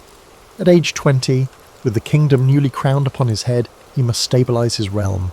Some friends rejoice, convinced this is his destiny. Others wait in tense anticipation, unsure if the fledgling monarch can hold the reins. Fractious lords sense an opening for independence. Rival city-states begin murmuring about retaking lost territory. Even within Macedon, old grudges resurface. All eyes fix on the new king, who must assert control with the same decisiveness as his father, or face disintegration of all that has been built. One of his first orders is brutal and direct, subdue any potential revolts. In a swift campaign, Alexander and his loyal companions quell insurrections, sometimes responding with shocking severity. Towns that challenge him learn the cost of defiance as he razes structures and exacts harsh penalties. These measures, while seemingly cruel, do confirm a crucial fact. The throne is not vacant. Alexander wields power with an iron determination that matches, and at times surpasses, Philip's. Yet behind the stern facade, there's a flicker of deeper purpose. Alexander doesn't want to be the typical monarch who rules merely out of fear. He yearns to unite, to be recognised not just as a conqueror, but as a visionary leader who can guide disparate peoples towards something grander. In the midst of stamping out rebellions, Alexander turns his eyes back to the Greek city-states. Many think him too young to command their respect, until he arrives at Thebes. The city had rebelled, perhaps assuming the new king was inexperienced. In an audacious move, Alexander's troops storm Thebes quickly, unleashing severe punishment. While horrific to watch, it cements a realization across Greece. This is no malleable successor. If Alexander is tested, he will respond forcefully. The punishment also sends a cautionary note to Athens and others tempted to break alliances. Diplomacy, Alexander understands, can be built on intimidation as well as flattery. By the time the dust settles, the name Alexander already rings with fear across rebellious enclaves and resonates with respect among loyal allies. In fewer than 2 years, he consolidates Macedonia's hold over Greece, earning recognition as the de facto hegemon of the region. Yet rather than rest on these laurels, Alexander looks east, where the vast Persian Empire sprawls. The memory of previous Greek-Persian conflicts looms large, but Alexander imagines more than a retaliatory strike. Rumours swirl that he sees an empire beyond the horizon, a chance to bring Greek culture into a new world, if he can muster the daring to seize it. And so, in the hush of late evening, he prepares to set in motion one of the most extraordinary military campaigns recorded in the annals of history. The war drums beat in the hearts of those who follow Alexander eastward. It's more than just ambition or revenge for past Persian aggression. For many, it feels like a holy cause to punish the empire that once threatened Greek freedom. But Alexander's goals surpass mere retribution.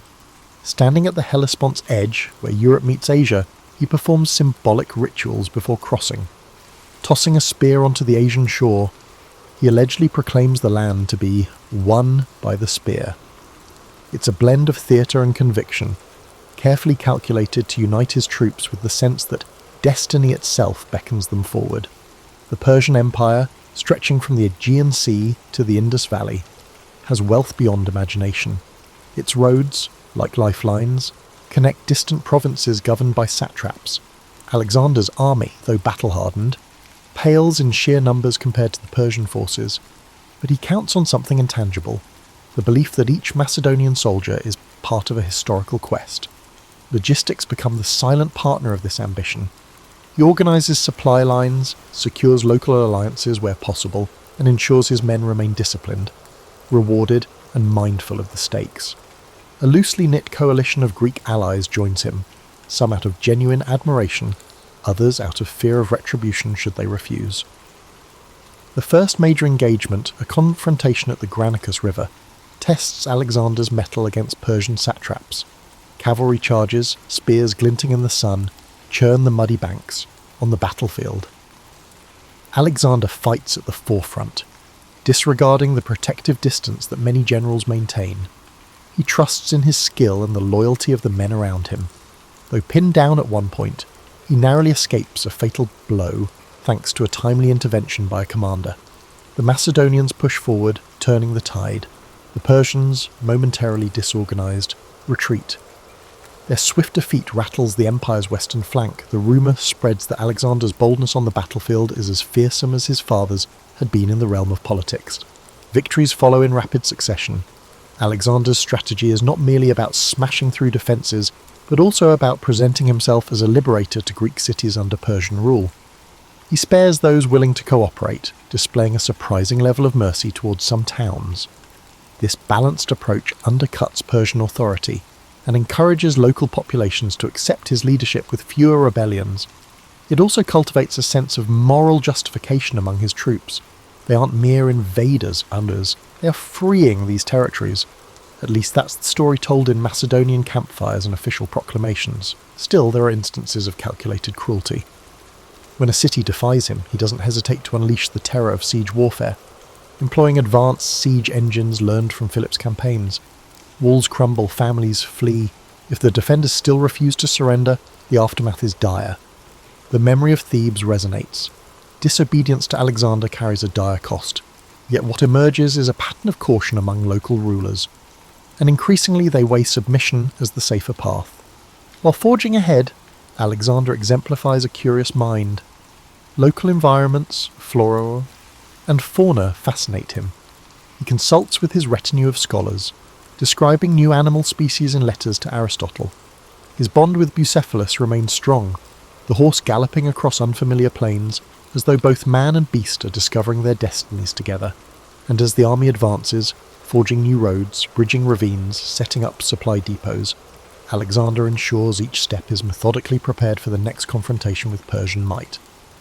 The turning point looms in an expansive plain near the city of Issus. Here, Darius III, the Persian king of kings, personally leads a massive force. The disparity in numbers is staggering. Alexander must rely on the disciplined Macedonian phalanx and cunning cavalry manoeuvres.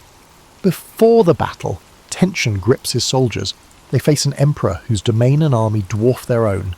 Alexander, never missing an opportunity for theatre, walks through his camp, greeting individual soldiers, sharing a brief word of confidence. He underscores that they fight not just for Macedon, but for Greece and for a place in the annals of glory. Morale soars. It's said that a single warrior burning with faith in victory can fight like three, and Alexander aims to ensure that each soldier feels that hot flame. Once the horns signal the charge, dust clouds envelop the plain. Javelins fly, swords clash, and war cries mix with the clamour of shields. Alexander targets the heart of the Persian line, seeking to unnerve Darius himself. Rumour has it that during the most critical moments, Alexander and Darius lock eyes across the chaos. Darius, seeing the relentless approach, loses his nerve and flees the battlefield. Suddenly, the king's personal guard disperses, and the Persian ranks crumble.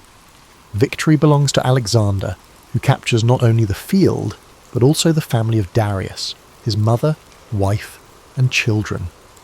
Remarkably, he treats them with respect, a calculated move to demonstrate both magnanimity and his sense of kingship. If he is to succeed in ruling Persian lands, he must show that he can protect as well as conquer. After Issus, Alexander's star rises among his own troops, while the Persian Empire grapples with uncertainty. Cities open their gates more quickly, satraps weigh switching sides or forging secret deals, and the myth of Persian invincibility splinters. Still, Darius remains at large, and the empire endures. Like a hydra, cutting off one head doesn't necessarily kill the beast, but for Alexander, Issus is proof that no odds are too great when armed with discipline, daring, and a bit of destiny. The next chapters of his campaign will test him in deserts, on the high seas, and within the labyrinthine politics of an empire older than Macedon itself. Yet one fact emerges unmistakably. The young king from the rugged north is rewriting the map of the known world, and he has just begun. In the aftermath of the Battle of Issus, the Macedonian army marches southward, drawn toward the wealthy and strategic coastal cities of Phoenicia. The broad objective is clear: secure the eastern Mediterranean ports and deny the Persian fleet any safe harbours. City by city, Alexander negotiates or besieges, or fostering alliances with those who bow voluntarily and subduing those who resist. At the city of Tyre, perched on an island with towering walls, Alexander meets one of his most formidable sieges yet. Tyre's defenders mock the Macedonians, convinced that their fortress is impregnable, protected by the shimmering blue waters around it. Unfazed, Alexander orders the construction of a massive causeway stretching from the mainland to the island. Day by day, the land bridge inches forward, built from timber and rubble. Tyre's defenders hurl blazing projectiles and stage daring naval raids, inflicting casualties. Still, Alexander's men persist. The siege of Tyre drags on for months, an agonizing test of perseverance and engineering. To motivate his frustrated troops, Alexander personally joins them at the construction, shoulders loaded with materials as though he were an ordinary labourer, sweat mingling with dust on his brow.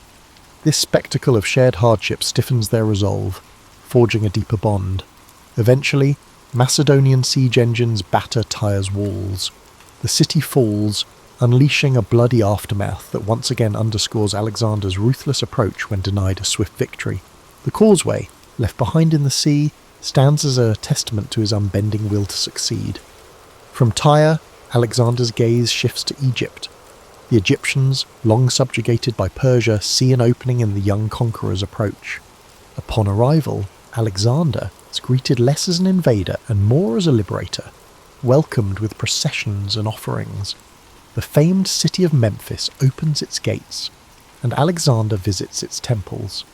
He's fascinated by the age-old rituals, the colossal statues of the gods, and the labyrinthine lore. For some, his admiration might seem an act, another shrewd political ploy to win hearts. But Alexander truly finds wonder in the cultural richness he encounters. Sensing the importance of Egyptian beliefs, he visits the oracle of Amun at Siwa, traversing desert expanses. Legend suggests that in the hush of the sanctuary, the oracle addresses him as the son of a god. The exact words remain hidden in the desert's silence, but from that day on, Alexander's conviction in his divine destiny intensifies. Seizing this momentum, he founds the city of Alexandria on Egypt's Mediterranean coast, his future capital in the region. Alexander envisions it as a bustling hub for trade, culture, and philosophy. He consults architects on layout and design, ensuring broad avenues to catch the sea breeze and grand public spaces that might rival Athens. Even in the midst of conquest, his mind is drawn to city planning, forging new centres of learning and commerce. For him, building an empire isn't merely about claiming land, it's about shaping the fabric of civilization. He leaves behind administrators and soldiers to cement Macedonian authority, ensuring that the nascent city will flourish once he has moved on. Returning to the broader campaign, Alexander heads back north and east to chase Darius into the heart of Persia. The next great confrontation comes at Gaugamela, a dusty plain where the Persian king assembles a massive army bolstered by the scythes, chariots and war elephants. The sight intimidates, an ocean of Persian soldiers swirling with countless banners. Yet Alexander employs cunning tactics, encouraging his cavalry to feign retreats, luring enemy chariots into positions where they are easily targeted, and orchestrating the phalanx to hold firm against waves of attackers. Again, Darius flees. The Persian king's departure sends shockwaves through his ranks, inciting panic. Alexander's victory at Gaugamela effectively shatters the core of Persian military might. It's a triumph so decisive that historians later mark it as the downfall of the Achaemenid Empire. With no organised Persian resistance left, Alexander moves eastward into Babylon, a city of legendary splendour. Gold-laden temples, lush hanging gardens, and the labyrinth of ancient streets leave Alexander in awe. Babylon's populace yields to him without significant conflict, and he enters the city like a triumphant hero. Symbolic gestures follow. Alexander orders that the local temples be restored, presenting himself as a patron of Babylonian religion and traditions. Each region he conquers, he strives to affirm its culture and worship, forging an image of himself as a unifier rather than a mere plunderer. Beneath the spectacle, though, is a shrewd realization. To rule lands as vast as Persia, intimidation alone won't suffice. Understanding and respecting local customs will secure loyalty far more effectively than perpetuating fear. As he journeys further into Persia's heartland, Alexander takes possession of the Persian capital cities, Susa and Persepolis among them. At Persepolis, the seat of Achaemenid power, an iconic event unfolds. During a drunken revel, some Macedonian soldiers, possibly incited by Alexander or by a woman's vengeful suggestion, set fire to the royal palace. Flames dance across priceless reliefs and echo through the columns that once bore testament to Persian might. The devastation stands out as a moment of fiery revenge, avenging centuries of Persian aggression against Greece. Yet, as the embers fade, Alexander reportedly regrets the destruction of such a magnificent sight. Legend holds that the next day, he wanders the charred remains in sombre reflection, perhaps realizing that in a single night of triumphal fury, an irretrievable piece of human heritage was incinerated. By now, Alexander has all but dethroned Darius, who flees east with a few loyalists, yet the empire's total subjugation remains incomplete. Vast territories in Central Asia remain unconquered. Rebellious satraps and local warlords refuse to acknowledge Macedonian rule.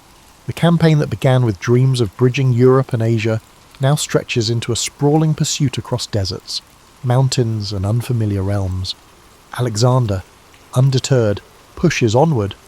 The once modest Macedonian force has evolved into a complex, multicultural army, incorporating Persians, Egyptians, and other peoples.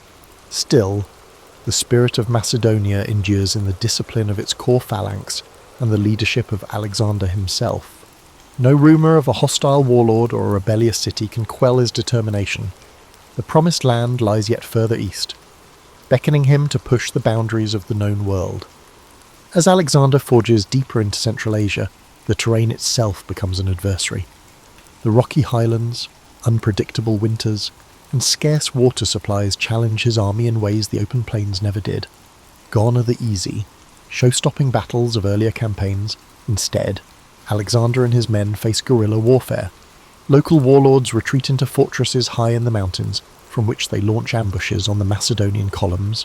Supplies strain under the demands of a longer-than-anticipated pursuit, and the troops grow weary. In these hostile environments, Alexander's formidable will must serve as a kind of compass for his men. He refuses to turn back. If he can't sway local leaders with diplomacy, he methodically besieges their strongholds, using a combination of siege towers, specialized climbers, and cavalry blockades. The Macedonians gradually wear down resistance. It's slow and grueling, a war of attrition in which Alexander's famed speed and decisiveness are tested to the limit. Occasionally, entire communities vow loyalty, some out of awe, others out of exhaustion at resisting. Alexander seizes such opportunities to integrate them into his growing empire, placing local leaders in positions of governance if they pledge allegiance. He's discovered that a balanced approach of magnanimity and unrelenting force can be potent. Central Asia also introduces him to new customs and cultures. The region's vibrant tapestries, horse-breeding traditions, and local myths intrigue him. Even the architecture, mud brick fortresses perched on precipitous cliffs, provides lessons in resourceful building methods. Though the campaign is physically draining, Alexander seems mentally alive. soaking up every experience as if it might offer a clue to how worlds might merge under his rule. As the army trudges forward, Alexander's increasingly elaborate attire, sometimes blending Persian finery with Macedonian practicality, sparks disquiet among his veteran officers. They mutter that he's adopting foreign ways too eagerly. Alexander is aware of the whispers, but believes that to govern effectively, he must visibly embrace the cultures under his dominion. For the older Macedonians, though, these gestures threaten the very identity they fought to protect. Tension simmers. One controversy that ignites this tension is Alexander's adoption of the Persian court practice known as proskinesis, bowing or prostrating oneself before the king. Among Persians, it symbolizes respect for a ruler believed to be quasi-divine. However, for Macedonians and Greeks, bowing to another mortal man seems like servile flattery, even blasphemy. When Alexander begins expecting his courtiers to perform the gesture, he faces a quiet but potent backlash. It's not outright mutiny, but murmurs drift through the camp that their once beloved leader is succumbing to arrogance, forgetting that the bond between commander and soldier in the Macedonian tradition was forged through a shared sense of mortal equality. Alexander, for his part, sees proskinesis as a means to unify the traditions of East and West under a single court protocol, but the friction underscores the growing distance between him and the rank and file who once found him so relatable. Adding to this strife is the case of Philotas, a high-ranking officer and son of Alexander's cherished general, Parmenion. Accusations arise that Philotas is embroiled in a conspiracy to assassinate Alexander. Whether real or fabricated, Alexander reacts swiftly. Philotas is tortured into confession and executed. Fearing Parmenion might seek vengeance, Alexander orders the older general's murder preemptively. The effect ripples through the army, striking fear and sowing doubt. Even close companions realize Alexander's paranoia has grown. No one is untouchable in the face of suspected betrayal. Rumours swirl that his mother, Olympias, had once warned him about trusting anyone too deeply. The triple blow of adoptive Persian customs, harsh punishment of perceived traitors, and the creeping sense that Alexander is evolving into a distant figure combine to erode some of the camaraderie that once fueled his men's devotion. Yet if the internal climate is fractious, the external campaign continues to expand Alexander's legend. In the region known as Bactria and Sogdiana, roughly modern Afghanistan and parts of Central Asia, Alexander marries Roxana, the daughter of a local noble. Historians debate his reasons. Is it genuine affection? Stories describe her as strikingly intelligent and beautiful, or a strategic move to legitimize his claim over the newly subjugated territories? Possibly both. In any case, the wedding is symbolic. It merges Macedonian power with Central Asian lineage, hinting at Alexander's deeper ambition to create a blended aristocracy that transcends old boundaries. Eventually, the pursuit of Darius ends not with a climactic battle, but with the Persian king's murder at the hands of one of his own satraps, Bessus. Alexander finds Darius abandoned and fatally wounded along a dusty roadside, granting him a final respectful cloak. The demise of his long-standing rival brings Alexander no real triumph. Instead, it leaves him with a new antagonist, Bessus, who declares himself the rightful Persian king. To avenge Darius and maintain the semblance of continuity, a clever tactic to rally Persian loyalists under his banner, Alexander pursues Bessus until the usurper is captured and executed. It's a twist of fate that Alexander, originally the nemesis of Persia, now punishes those who harm the Persian royal family, positioning himself as the legitimate heir to the empire. With that, Alexander effectively becomes king of Asia, though the label falls short of capturing the enormity of what he's achieved. He's already governed territories from Greece to the eastern edges of the Iranian plateau, but the horizon beckons him yet again, this time toward the far-flung lands of the Indus Valley. Having extended his empire across deserts and mountains, he thirsts for new challenges. No ancient map fully satisfies him. If oceans define the world's boundary, he wants to see that boundary for himself and possibly cross it.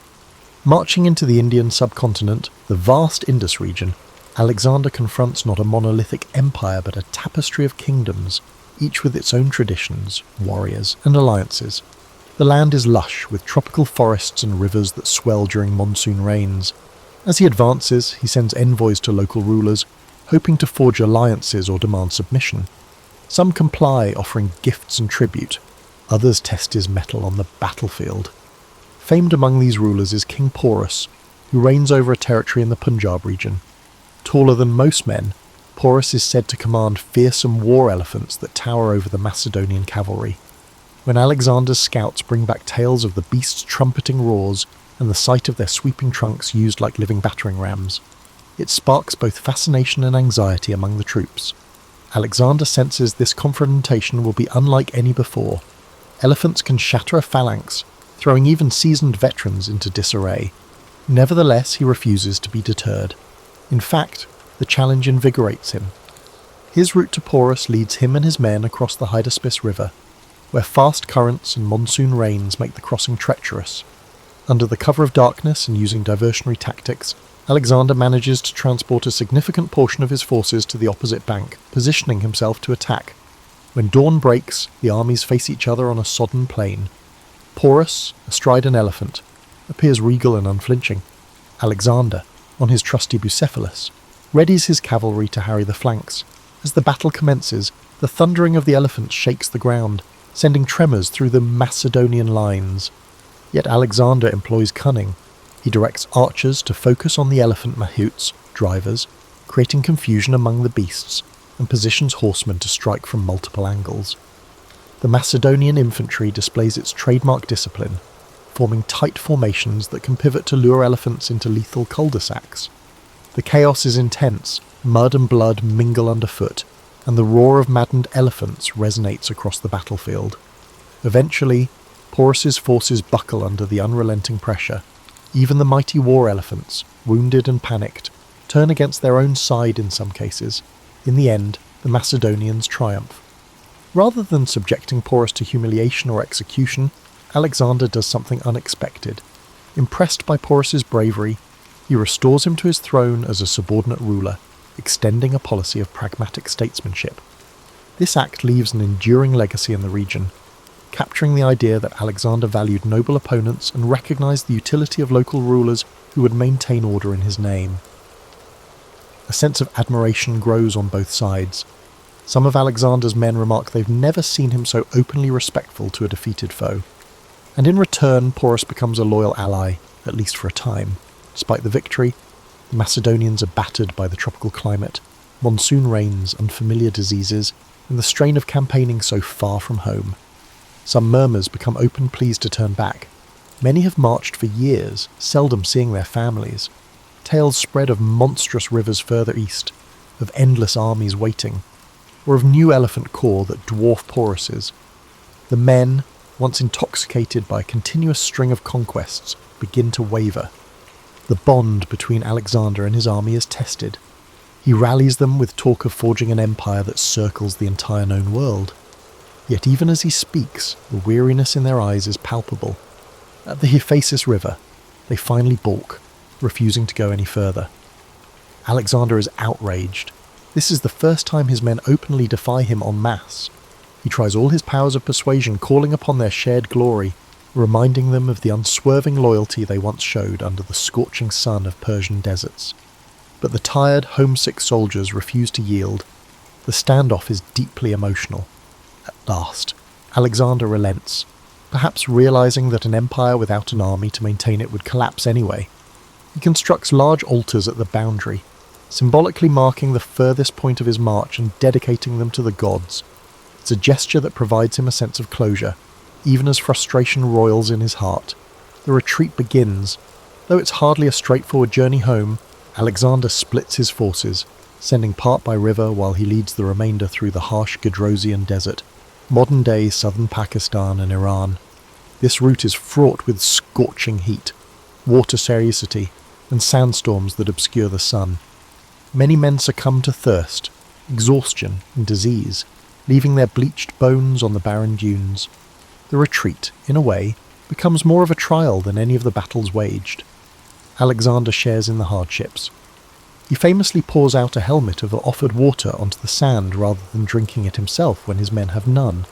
Such acts rekindle a measure of respect, though no one can forget the scale of the suffering they endure.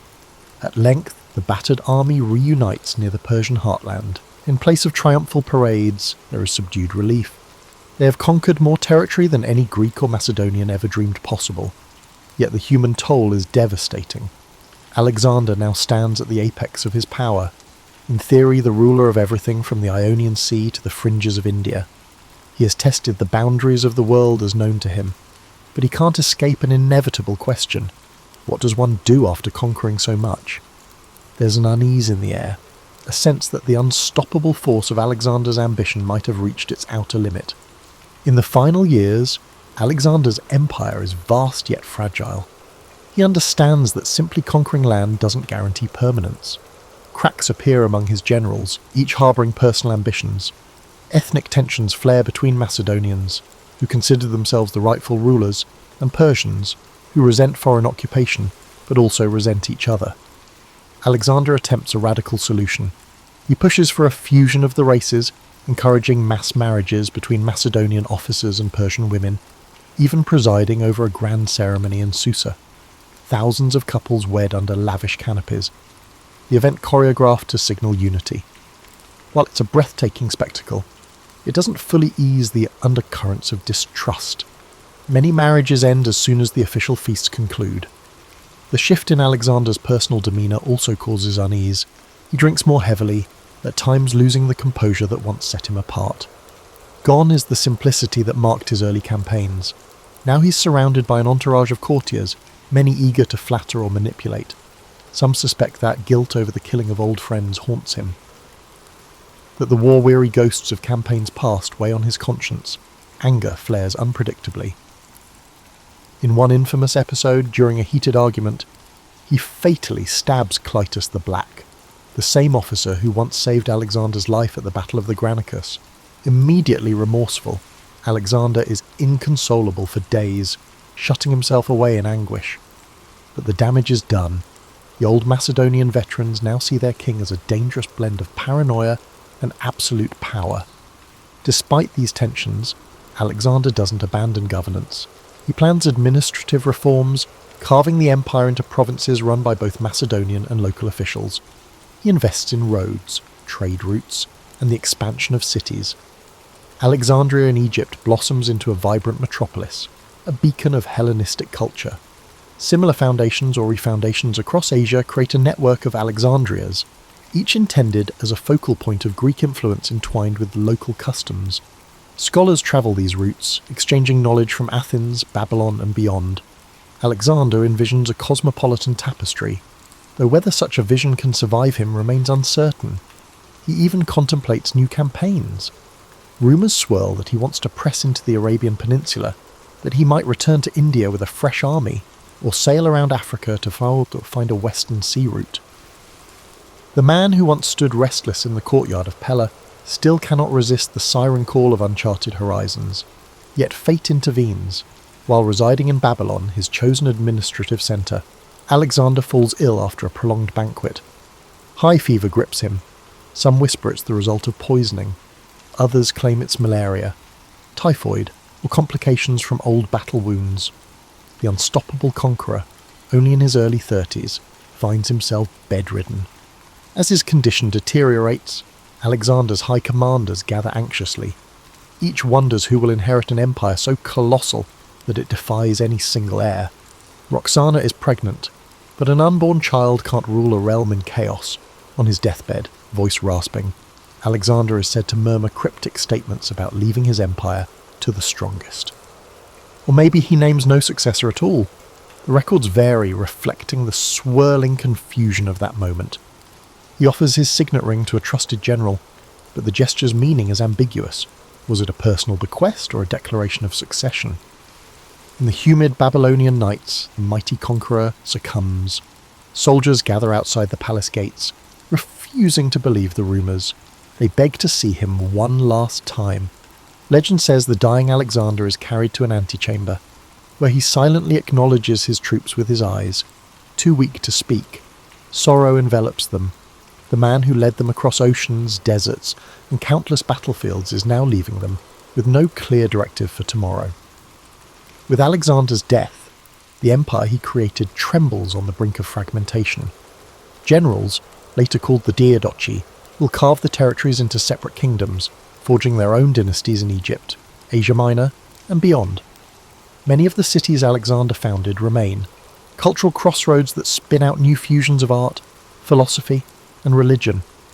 Hellenistic influence spreads further than any purely Greek city-state ever could have imagined, shaping centuries of development in lands as far as the Indus Valley. And what of Alexander's legacy? For some, he is a brilliant strategist who rewrote the art of warfare, a king who integrated peoples and stoked the fires of cross-cultural exchange. To others, he is a figure of tragic hubris, dragging thousands into a long, bloody march fueled by personal ambition. Stories from the Indus to the Nile, from the Oxus River to the Aegean Sea, carry fragments of his legend. Over centuries, the raw details morph into myths. Poets transform him into a demigod. Historians debate his virtues and vices, and explorers invoke his name when embarking on perilous quests. But above all, Alexander remains the restless soul of antiquity, a leader who, from his first steps on Macedonian soil, dreamed not of limiting horizons but of breaking them. His life stands as a testament to the sheer, and sometimes terrifying, force of will, forever leaving questions about how one man's drive can alter the course of nations for good or ill. Thus concludes our tapestry of Alexander the Great, a story woven from dusty paths, rivers of conflict, lavish banquets, and fleeting triumphs. He was shaped by powerful parents, guided by philosophers, tested on countless battlefields, and enthralled by the promise of immortality through conquest. Whether or not he had achieved that immortality remains for us to judge. As long as human curiosity thrives, his name echoes. Alexander, the man who sought to see, to rule, and to understand the edge of the known world, only to find that the world is always larger than we dare imagine. The early 17th century, a time when Europe was a patchwork of kingdoms, principalities, and religious divides. At the heart of this patchwork lay the Holy Roman Empire, a vast and fragmented realm that stretched across much of Central Europe. For centuries, tensions simmered beneath the surface, as Catholic and Protestant states vied for power, influence, and the right to practice their faith freely. The spark that ignited this long and devastating conflict came in the form of a defiant act in the city of Prague. In 1618, Protestant nobles in Bohemia, angered by perceived restrictions on their religious freedoms under Emperor Ferdinand II, staged a dramatic rebellion. They stormed Prague Castle, seized 2 imperial officials, and hurled them out of a window in an event known as the Defenestration of Prague. Miraculously, the officials survived the fall, but the act was a clear declaration of defiance. This single moment set off a chain reaction, like ripples spreading across a still pond. Ferdinand II, a staunch Catholic, saw the rebellion as a direct challenge to his authority in the Catholic Church.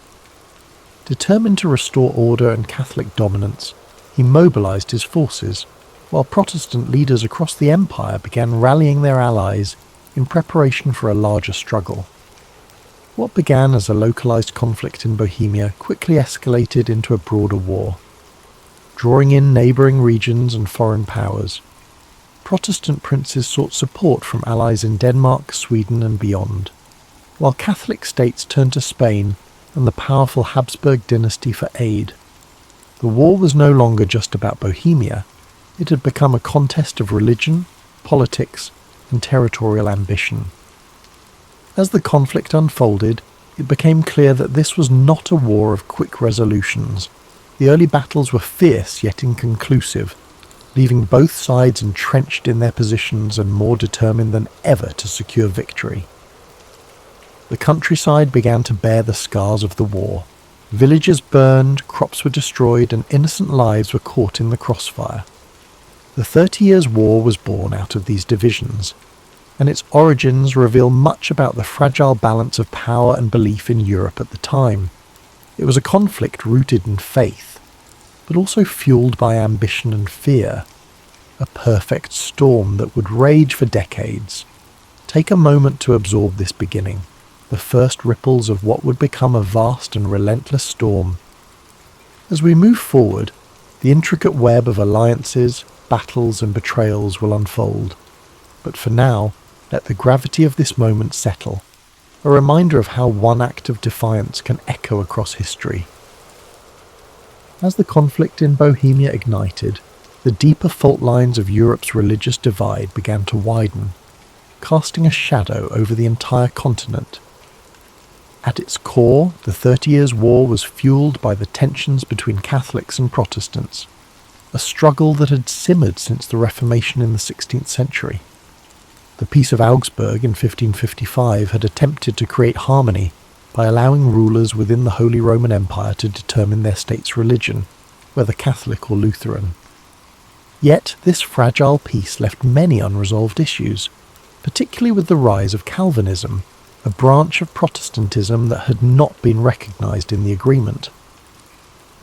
As Calvinist states gained influence, the Catholic Habsburg rulers viewed them as a threat.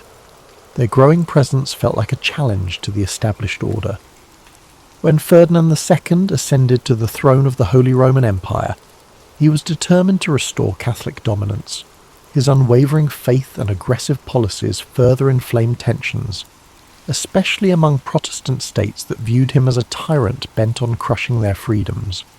Ferdinand's allies in Spain and the papacy provided him with support, reinforcing the Catholic position with resources and manpower. On the other side, the Protestant Union, a coalition of Protestant princes, mobilized to resist Ferdinand's ambitions. They sought aid from Protestant powers beyond the empire, including Denmark, Sweden and England. These nations saw the conflict not only as a religious struggle, but also as an opportunity to weaken the Habsburgs and expand their own influence. The war spread beyond Bohemia, spilling into regions such as the Palatinate, Saxony and Bavaria. Each new front brought devastation to towns and villages, as armies marched across the countryside, leaving destruction in their wake. The brutality of the conflict became evident in battles such as the Battle of White Mountain in 1620, a crushing defeat for the Protestants that marked the beginning of Ferdinand's efforts to reassert Catholic control. But despite Catholic victories in the early years, the war refused to subside. Protestant leaders rallied, drawing on the resources and military expertise of their allies.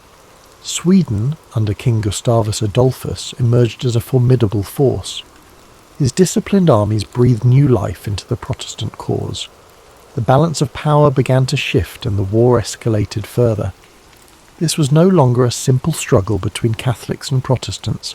It became a war of ambition and survival. Smaller states and mercenary armies joined the fray, drawn by promises of plunder and pay. The war became a theatre of chaos, where alliances shifted and even traditional enemies found themselves fighting side by side in pursuit of their goals. As the conflict deepened, it transformed the very nature of warfare. The 30 Years' War was one of the first conflicts where civilian populations suffered as much as, if not more than, the soldiers.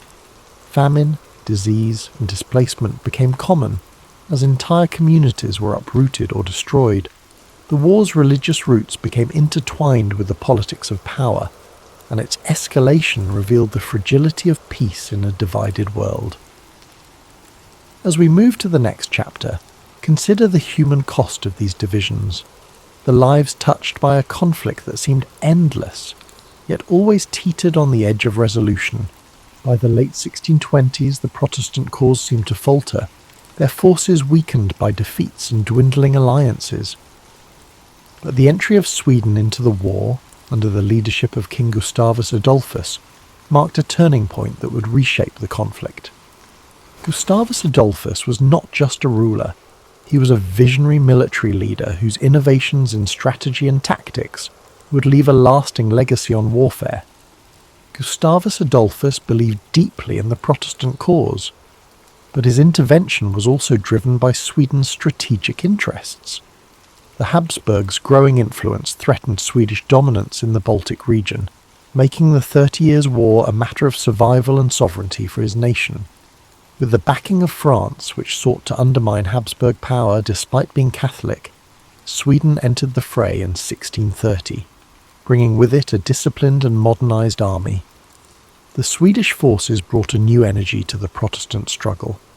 Gustavus Adolphus introduced revolutionary military tactics, emphasizing mobility, coordination, and the use of combined arms, integrating infantry, cavalry and artillery into a cohesive fighting force. These methods gave his troops a significant edge over the larger but less organised armies of the Catholic League. The Battle of Breitenfeld in 1631 was a defining moment, a stunning victory for the Swedes and their Protestant allies. Gustavus Adolphus's army decimated the Catholic forces, demonstrating the effectiveness of his strategies. This victory not only bolstered Protestant morale, but also drew new allies to their cause, shifting the balance of power in the war. Under Gustavus Adolphus's leadership, the Protestant forces began to reclaim territory lost in earlier phases of the war. They advanced deep into the heart of the Holy Roman Empire, challenging Ferdinand II's dominance and threatening the stability of the Habsburg realms. Gustavus Adolphus's charisma and tactical brilliance earned him the loyalty of his troops and the respect of his enemies. But his triumphs were not without cost. In 1632, at the Battle of Lutzen, Gustavus Adolphus achieved another critical victory, but lost his life in the process. His death was a severe blow to the Protestant cause, yet his legacy endured. The momentum he had generated allowed Sweden to remain a dominant force in the war, and his military innovations continued to influence the strategies of both sides. As Sweden's intervention reshaped the war, the conflict grew even more complex. Religious divides began to blur as political ambitions took centre stage, with Catholic France supporting Protestant Sweden to counterbalance Habsburg power.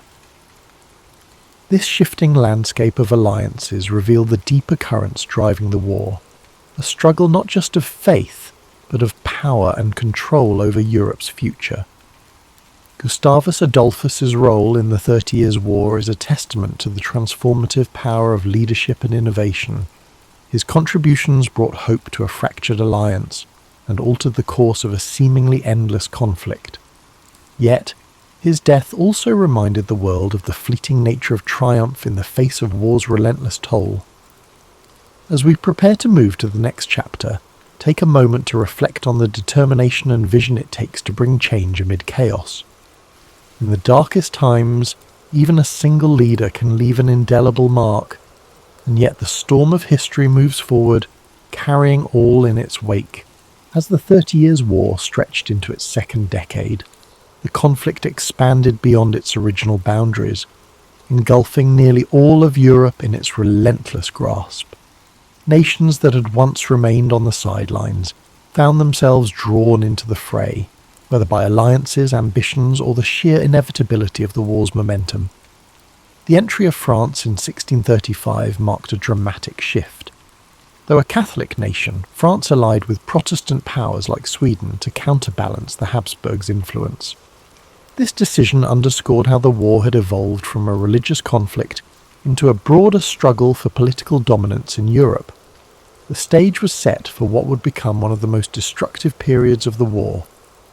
As alliances grew ever more complex and battles became increasingly brutal. Across the continent, the toll of the war was staggering.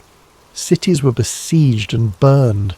Fields were left barren and lifeless, and villages were emptied as civilians fled the advancing armies.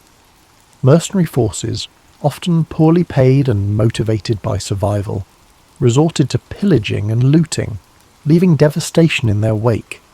Famine and disease swept through war-torn regions, taking more lives than the battles themselves. As you listen to this story, let the gravity of these events drift gently through your thoughts, but not linger. Imagine the chaos of the time slowly fading into the background, replaced by a sense of quiet reflection. Feel the weight of the war's hardship giving way to an understanding of resilience, a reminder of humanity's enduring strength even in its darkest hours. The conflict's scope seemed endless, with battles erupting in regions as far-reaching as the Rhineland, the Netherlands, and northern Italy. Yet amid the turmoil, moments of diplomacy and negotiation emerged, offering brief glimpses of hope. Peace talks began to take shape, though they were slow and fraught with challenges, reflecting the deep divisions and mistrust among the warring parties. Let these moments of negotiation remind you that even in the midst of chaos, there are always efforts toward resolution. Allow yourself to relax further, your breath steady and calm, as if tracing the contours of history's slow march toward peace. As we move deeper into the story, the resilience of the people and the shifting tides of war remind us of the impermanence of struggle. Take this moment to let your mind ease. Let the complexity of the 30 Years' War unravel gently, leaving you with a sense of quiet perspective and peace. After nearly 3 decades of relentless conflict, Europe began to seek an end to the devastation. The 30 Years' War had taken a toll unlike any before it. Economies were ruined, lands were ravaged, and millions of lives had been lost. By the early 1640s, the warring nations realized that no decisive victory was in sight. The war had devolved into a stalemate of exhaustion. Thus began the long and complex journey toward peace, through the negotiations that would culminate in the Peace of Westphalia. The Westphalian negotiations were unprecedented in their scope and ambition. For the first time in European history, nearly all major powers gathered to discuss terms of peace. Delegates from Catholic and Protestant states, as well as representatives from France, Sweden, Spain, and the Holy Roman Empire, met in the towns of Münster and Osnabrück. These talks would last for years, reflecting the complexity of the issues at hand and the deep mistrust between the parties. As the negotiations unfolded, the participants wrestled with questions of religion, sovereignty, and the balance of power.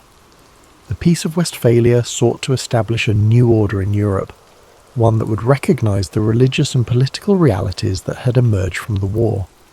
Protestant and Catholic states agreed to a form of mutual tolerance, reaffirming the principle that rulers could determine their state's religion, while also granting greater freedoms to minority faiths.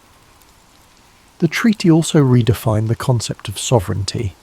It marked the beginning of the modern state system, where nations recognized each other's territorial boundaries and agreed not to interfere in one another's internal affairs. This idea of state sovereignty would become a cornerstone of international relations for centuries to come. While the Peace of Westphalia brought an end to the 30 Years' War, its provisions were not without compromise. No side emerged as a clear victor, and many of the underlying tensions remained unresolved. Yet, the treaty succeeded in ending the immediate bloodshed and creating a framework for coexistence in a fractured Europe. As you listen to the conclusion of this chapter, let the idea of resolution fill your thoughts. Picture the weary negotiators, coming together after years of strife, finding common ground in the hope of a better future. Let this image remind you that even in the most challenging times, peace is always within reach. The road to peace was long and arduous, yet it proved that dialogue and compromise can overcome even the deepest divisions. Allow this lesson to settle within you as you relax further, your mind at ease, as the echoes of war fade into the calm promise of resolution. As the Peace of Westphalia brought an end to the 30 Years' War, Europe began to rebuild from the ashes of its most devastating conflict. The war left an indelible mark on the continent, shaping the course of history in profound ways. Nations that had been battered and broken emerged with new identities, while the concept of sovereignty laid the foundation for the modern nation-state system. The war's legacy extended beyond politics and borders. It changed the way conflicts were waged, highlighting the immense cost of prolonged war and the devastating impact on civilian populations. The lessons of the 30 Years' War echoed across generations, reminding humanity of the importance of diplomacy, tolerance, and restraint. This story of destruction and eventual reconciliation carries a timeless message. Even in the darkest of times, there is always a path forward, a path forged through perseverance, negotiation, and the willingness to find common ground. The 30 Years' War may have scarred Europe, but it also served as a turning point, proving that peace, though hard won, is always worth striving for. As we close this chapter of history, take a moment to reflect on the resilience of the human spirit. Let the story of the 30 Years' War remind you of the strength found in unity and the power of resolution. Think of the nations and individuals who rebuilt after so much loss, their journey, though difficult, leading to a more stable and interconnected future. Now let the soothing sounds of rain guide you to a place of peace and relaxation. Imagine gentle raindrops falling softly on leaves, washing away the echoes of history's struggles. Feel the rhythm of the rain bringing calm to your mind and a sense of quiet to your soul. The American Civil War didn't happen overnight. It was the result of tensions that had been building for decades, tensions rooted in profound differences between the North and South. At the heart of it all was the issue of slavery. In the South, slavery wasn't just an institution, it was their economy. Cotton fields stretched as far as the eye could see, and the labor of enslaved people made the South incredibly wealthy. But it came at an unbearable cost, the humanity of millions denied, their voices silenced. In the North, things were changing. The Industrial Revolution was taking hold, and with it came growing calls to abolish slavery. People were starting to speak out more, questioning how a nation built on the idea of liberty could allow such a system to exist. This wasn't just a difference of opinion, it was a clash of values, one that only grew louder as time went on. Then there was the question of states' rights. Southern leaders believed they had the right to govern themselves without interference, especially when it came to slavery. They feared that the federal government, growing stronger by the year, would strip them of their autonomy. On the other side, many in the North believed that a united country required a strong central government, one that could uphold the principles of freedom and equality. The country tried to hold itself together through compromise. The Missouri Compromise, the Compromise of 1850, these were like bandages on a wound that just wouldn't heal. Each new agreement seemed to deepen the mistrust between the North and South. By the 1850s, things were nearing a breaking point.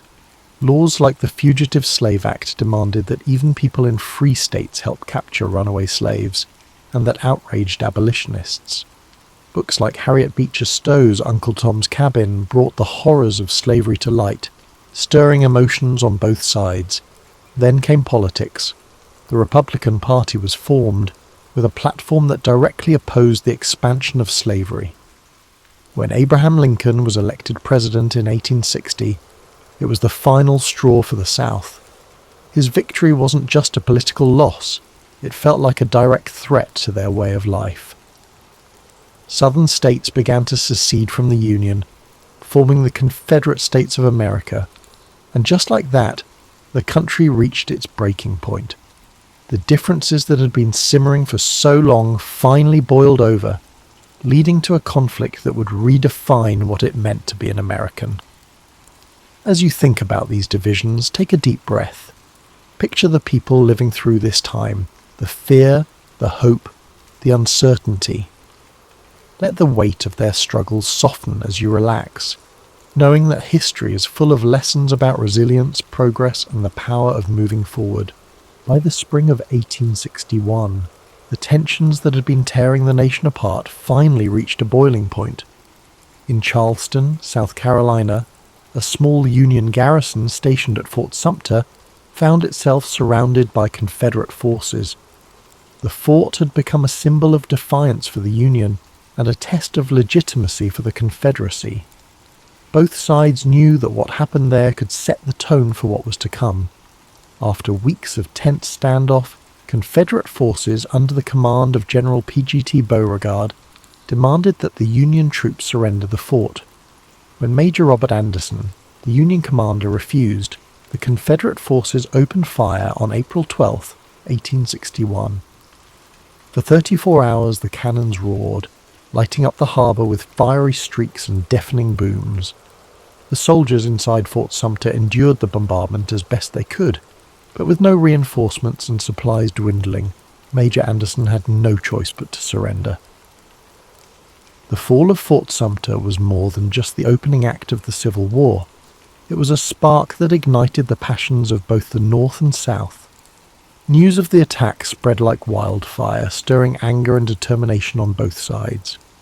In the North, President Abraham Lincoln issued a call for 75,000 volunteers to suppress the rebellion. The response was overwhelming, with men from towns and cities across the Union stepping forward, ready to fight for the preservation of the nation. In the South, the bombardment of Fort Sumter was seen as a declaration of independence. More states, including Virginia, North Carolina, Tennessee and Arkansas, joined the Confederacy. The divide was now complete, the lines drawn between two very different visions of America. The early days of the war were marked by a sense of optimism on both sides. Many believed the conflict would be brief, with one decisive battle bringing it to an end. Young men marched off to war with confidence, their families cheering them on with flags and songs. But beneath the surface, the reality of what was to come was far graver than anyone could imagine. As you think about the beginnings of this war, allow your mind to soften its grip on the tension. Picture the soldiers standing on the shores of Charleston Harbour, their breaths visible in the cool dawn air, their thoughts uncertain but resolute. Imagine the cannon fire fading into silence, replaced by the gentle rhythm of waves lapping against the shore. Let this moment remind you that even in the face of division, hope and resolve can endure. As the war moved from the hopeful marches of its early days to the grim reality of prolonged conflict, the battles became larger, bloodier, and more devastating than anyone could have imagined. Names like Antietam, Gettysburg, and Vicksburg became etched into the collective memory of a nation forever changed by the horrors of war. In September 1862, the Battle of Antietam unfolded in Maryland. It was a single day of unimaginable carnage. Soldiers clashed in cornfields and along winding roads, with cannon fire and musket shots tearing through the air. By the end of the day, more than 22,000 men were dead, wounded, or missing. The ground was soaked with blood, and the scale of the losses left an indelible mark on those who survived. But out of this tragedy came a turning point. President Lincoln used the Union's strategic victory at Antietam to announce the Emancipation Proclamation, redefining the war as a fight not just to preserve the Union but to end slavery. Then came Gettysburg, the battle often seen as the turning point of the war. For 3 days in July 1863, Union and Confederate forces clashed in the rolling hills and fields of Pennsylvania. The stakes were enormous and the fighting relentless. On the third day, Confederate General Robert E. Lee ordered a bold assault known as Pickett's Charge. Thousands of Confederate soldiers marched across an open field under withering Union fire. The charge failed, leaving the Confederate army battered and retreating. Gettysburg marked the beginning of the end for the Confederacy, but the cost was staggering. More than 50,000 casualties in just 3 days. Further south, the Union Army achieved another critical victory at Vicksburg, Mississippi, securing control of the Mississippi River. The campaign was grueling, with soldiers enduring sweltering heat, constant skirmishes, and the hardships of siege warfare. When Vicksburg fell on July 4th, 1863, the Confederacy was effectively split in two, a devastating blow to their cause. These battles revealed the full weight of the Civil War, not just in numbers but in the profound human cost. Families mourned the loss of fathers, brothers and sons. Soldiers bore the scars of battle, both physical and emotional.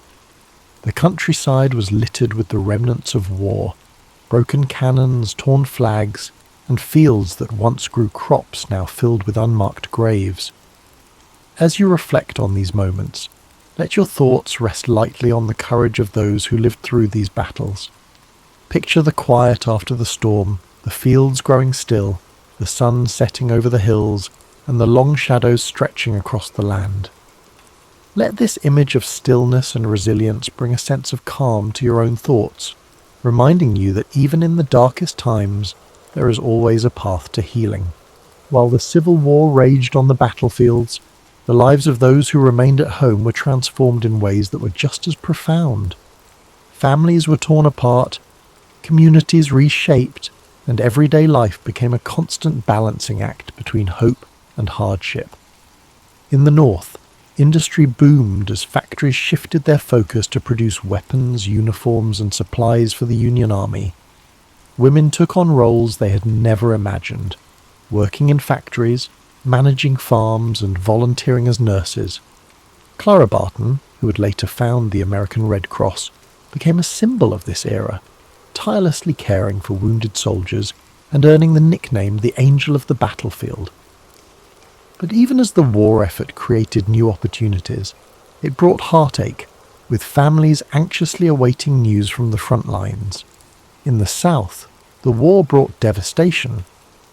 Cities like Atlanta and Richmond were transformed into hubs of Confederate military activity, but as Union forces advanced, they left a trail of destruction in their wake. Fields that once grew cotton and tobacco now stood fallow or burned. With so many men away fighting, women and children were left to manage farms, often without the resources they needed. Food shortages became common, and Confederate currency quickly lost its value, plunging families into poverty. Both sides experienced the emotional toll of war. Letters became lifelines, offering glimpses of love, worry, and resilience. Soldiers wrote about the hardships they faced, while their families wrote back with words of encouragement and longing. These letters carried the weight of entire relationships, connecting lives separated by hundreds of miles. In addition to the physical and emotional struggles, the war also brought questions of identity and purpose. Enslaved people in the South began to seize opportunities for freedom as Union forces advanced. Some escaped to the North, while others joined the Union Army, fighting for their own liberation and the promise of a new life. The Emancipation Proclamation, announced in 1862, gave their efforts a powerful voice, transforming the war into a fight not just for unity but for justice. Amid all this upheaval, communities found moments of solace. Churches became places of gathering and prayer, offering comfort to those who had lost so much. Music, too, became a source of strength. Patriotic anthems, sorrowful ballads, and spirituals filled the air, reflecting the hopes and fears of a nation at war. As you reflect on the home front, allow yourself to feel the weight of these quiet acts of resilience. Picture a mother sewing by candlelight, her stitches steady even as her heart aches with worry, or a soldier reading a letter from home, finding strength in the words of love and hope. Let these moments of humanity remind you of the enduring power of connection, even in the face of immense challenge. By 1864, the Civil War had entered its fourth year. The hope for a quick resolution had long faded, replaced by the grim reality of a war that seemed to have no end. But momentum was beginning to shift. The Union, under new and determined leadership, launched a series of campaigns that would bring the war to a close, though not without immense sacrifice. General Ulysses S. Grant had risen to command the Union forces, bringing with him a relentless strategy of total war. Unlike his predecessors, Grant was willing to engage the Confederate armies directly, knowing that the Union's superior numbers and resources could eventually wear them down. His overland campaign in Virginia was brutal, with battles like the Wilderness and Cold Harbor leaving tens of thousands dead. Yet Grant pressed on, earning the nickname Unconditional Surrender for his unwavering resolve. In the Deep South, General William Tecumseh Sherman carried out his infamous March to the Sea, cutting a path of destruction from Atlanta to Savannah. Sherman's goal was to break the South's will to fight by targeting not just its armies, but its infrastructure and resources.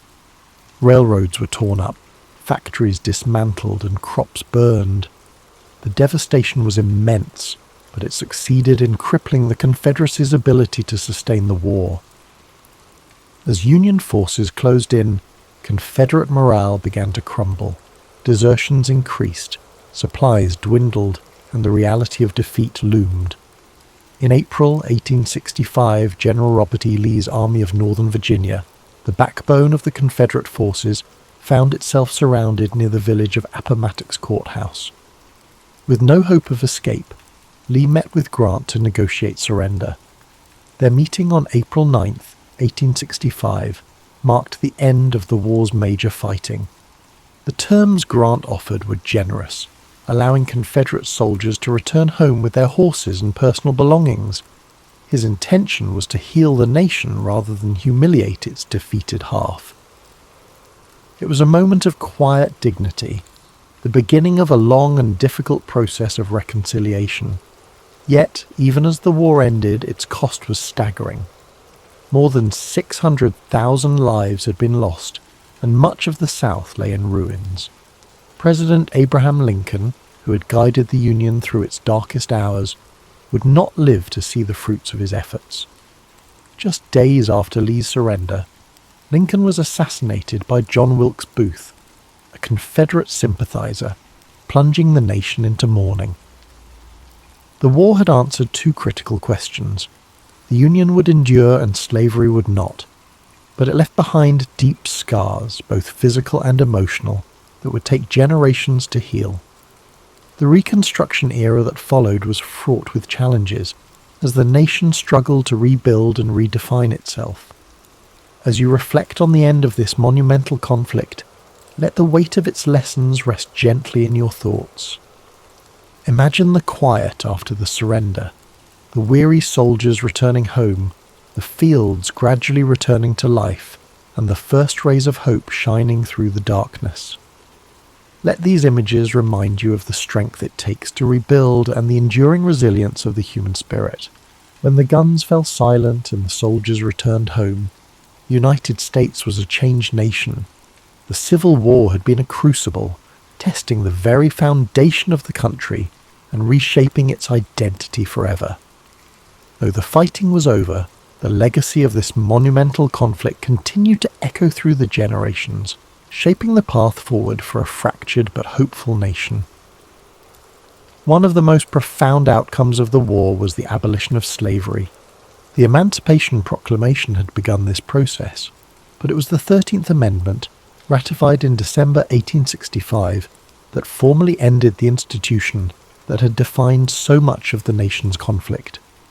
Millions of formerly enslaved people began new lives, but the road ahead was steep. The promises of freedom were met with resistance, and the Reconstruction era revealed just how deep the division still ran. The war also redefined the relationship between the states and the federal government. No longer would the question of secession hang over the Union. The victory of the North solidified the idea that the United States was not just a collection of states, but a single, indivisible nation. It was a hard-fought truth, one that cost countless lives but ultimately preserved the Union.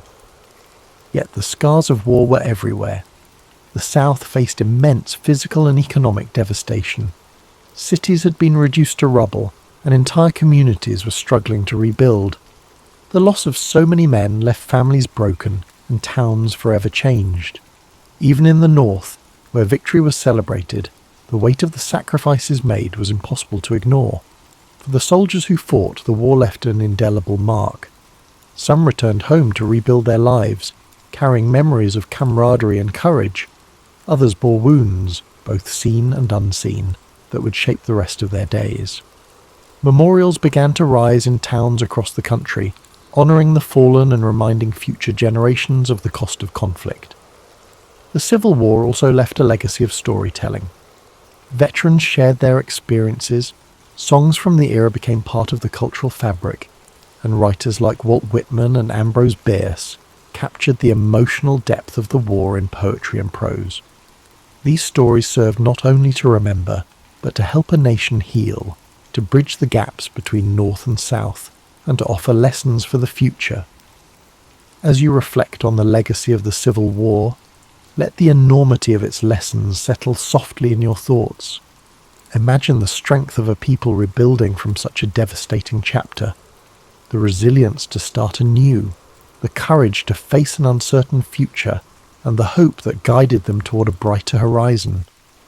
Let these reflections fill you with a quiet sense of gratitude and peace. Paris in the 1920s was alive, champagne corks popping, jazz clubs buzzing, and fashionable Art Deco lights twinkling. To astute visitors, Paris offered endless possibilities. Travellers flocked to the Seine at night, British tourists with their pastel-coloured suits, American expatriates, and European industrialists with fat wallets. It was perfect for a resourceful con man with a convincing story to sell. For Victor Le Renard Le Maire, the city vibrated with cigarette smoke and colourful posters. He was not always Le Renard or in Paris.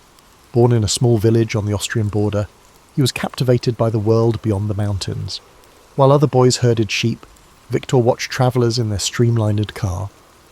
He saw that the most persuasive could sell peasants anything, from worthless medicines to bewildering life insurance. Young Victor discovered that a good tale was worth more than gold. That's when locals dubbed him Le Renard, the fox, after he exchanged worthless trinkets for a prized hunting rifle.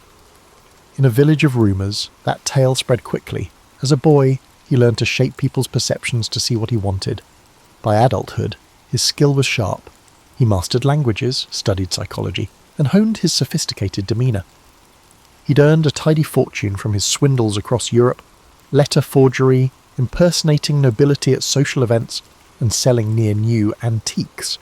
Each time he was being investigated by the authorities, he'd vanish, reappearing in Vienna, Milan, or Berlin, a step ahead. Victor arrived in Paris following the Great War with a suitcase and a shy smile. He had settled in within a month after reading an article about the cost of keeping the Eiffel Tower standing. It was built for the World's Fair in 1889. It was costly to maintain, and some people did not appreciate its appearance. There were strong protests against its demolition, despite the fact that it was popular among visitors. Victor learned of this news. He spent days in Champs-Élysées cafes hearing conversations on city projects. He learned that bureaucratic decisions were bogged down by red tape and that the city lacked money.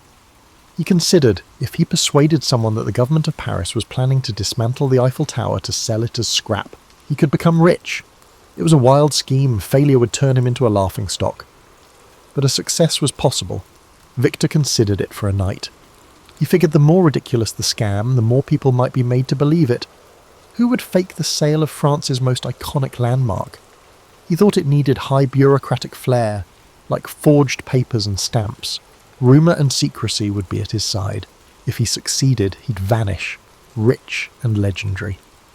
He spent the next few days poring over the engineering wonder, absorbing facts such as its metal mass, elevator upkeep, and the way the tower accommodated activities ranging from tourism to radio reception. With these details, he was able to address prospective buyers with authority. He took a lavish suite at the Hôtel de Crillon, pretending to be a high-ranking official. To add authenticity to his deception, he engaged an engraver for stationery of his imaginary Ministry of Post and Telegraph, since the Eiffel Tower was also a radio centre. The last touch put him in official mode.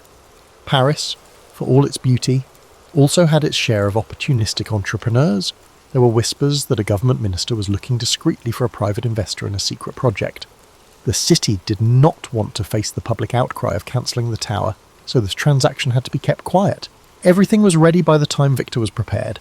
It was such a warm spring afternoon that Victor was at a sidewalk cafe facing the Madeleine, scanning a list of buyers, ambitious, greedy-eyed men in the metal industry.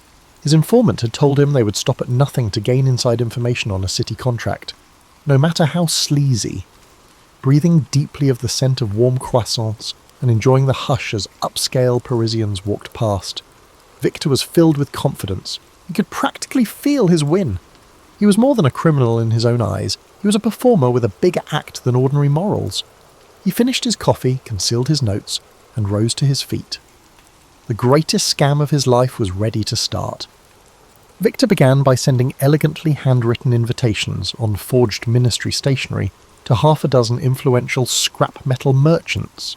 He requested their presence at the prestigious Hôtel de Crillon for a most confidential discussion of national importance.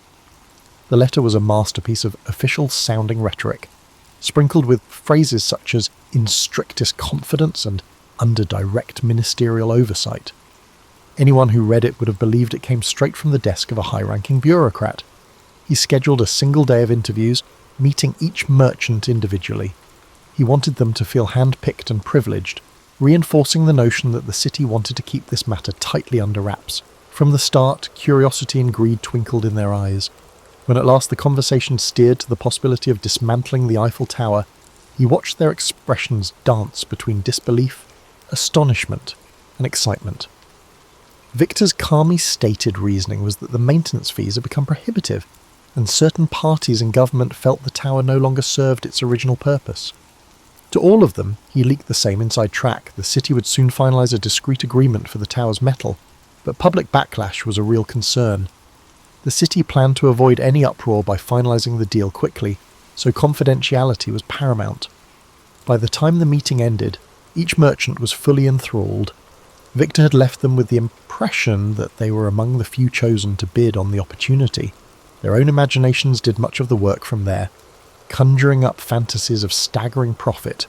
However, Victor soon identified a prime mark: André Dubois, a mid-level scrap metal businessman whose ambition often overshadowed his common sense. Dubois was known to be insecure about his place among the big players in the industry. If he could land a deal that secured him exclusive rights to the Eiffel Tower's metal, he believed he'd rise overnight into an elite echelon. Victor noticed how Dubois always asked breathlessly about the possibility of special consideration, a subtle hint that he might pay extra for preferential treatment. That was precisely the attitude Victor needed. After a few days of tantalising phone calls and cryptic notes, Victor invited Dubois to tour the Eiffel Tower with him in person. For added realism, Victor booked a chauffeur-driven car to pick up Dubois. Both men sat in the back seat, forging an atmosphere of clandestine camaraderie. As they approached the landmark, Victor gestured toward it as if it were an aging beast about to be put down.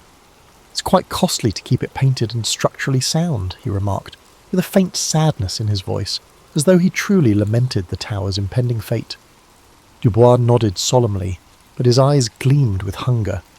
Ascending the tower's first deck, they observed the city sprawling in every direction, evidence, as Victor noted, that progress required sacrifice. He recited maintenance figures he'd gleaned from newspaper archives and from subtle bribes given to minor city clerks.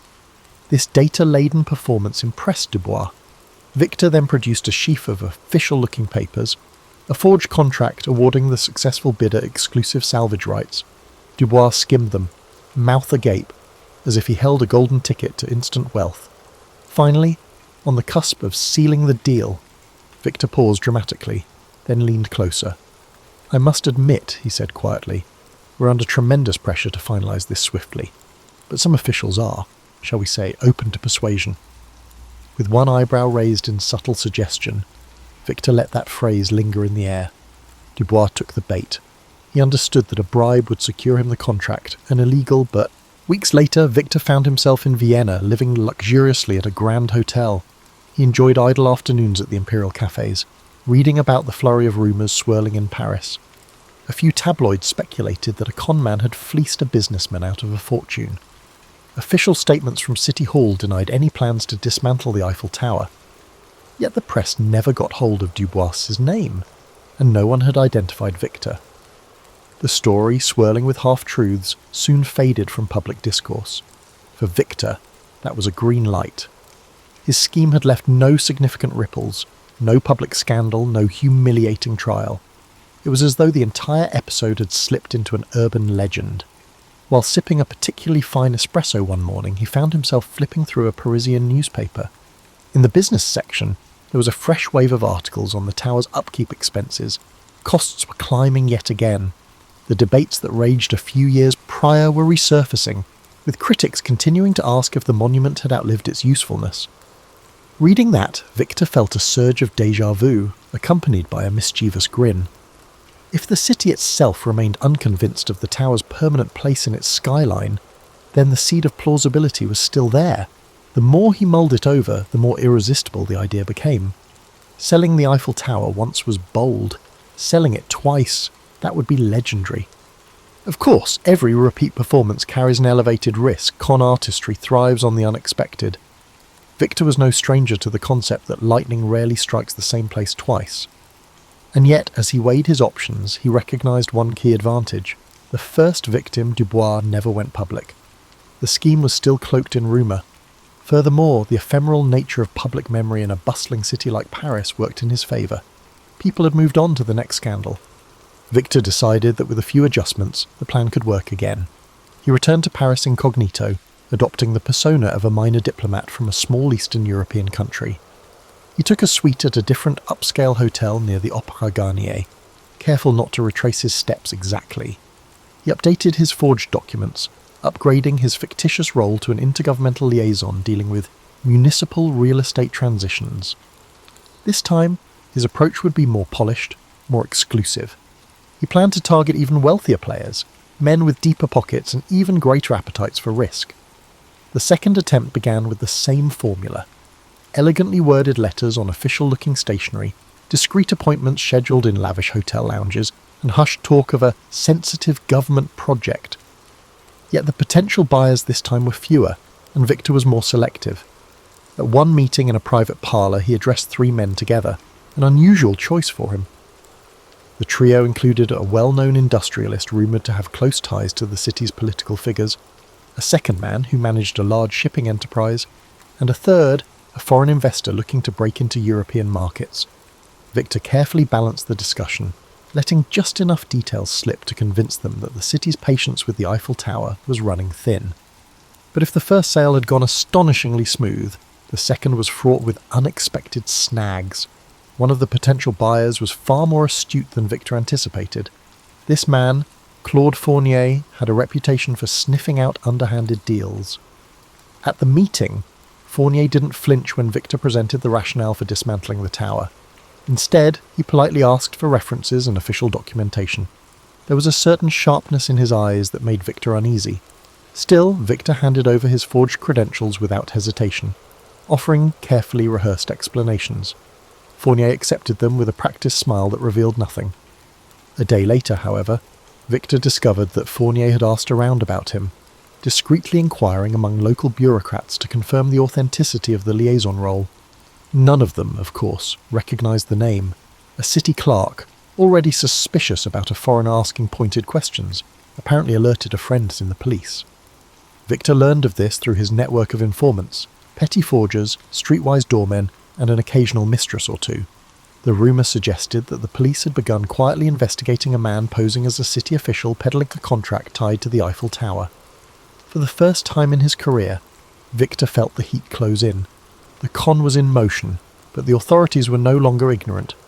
With a mixture of dread and exhilaration, he realised he had no choice but to accelerate the plan. He zeroed in on the second potential mark, an overly ambitious shipping magnate named Marcus Weissman, who had a penchant for shady dealings.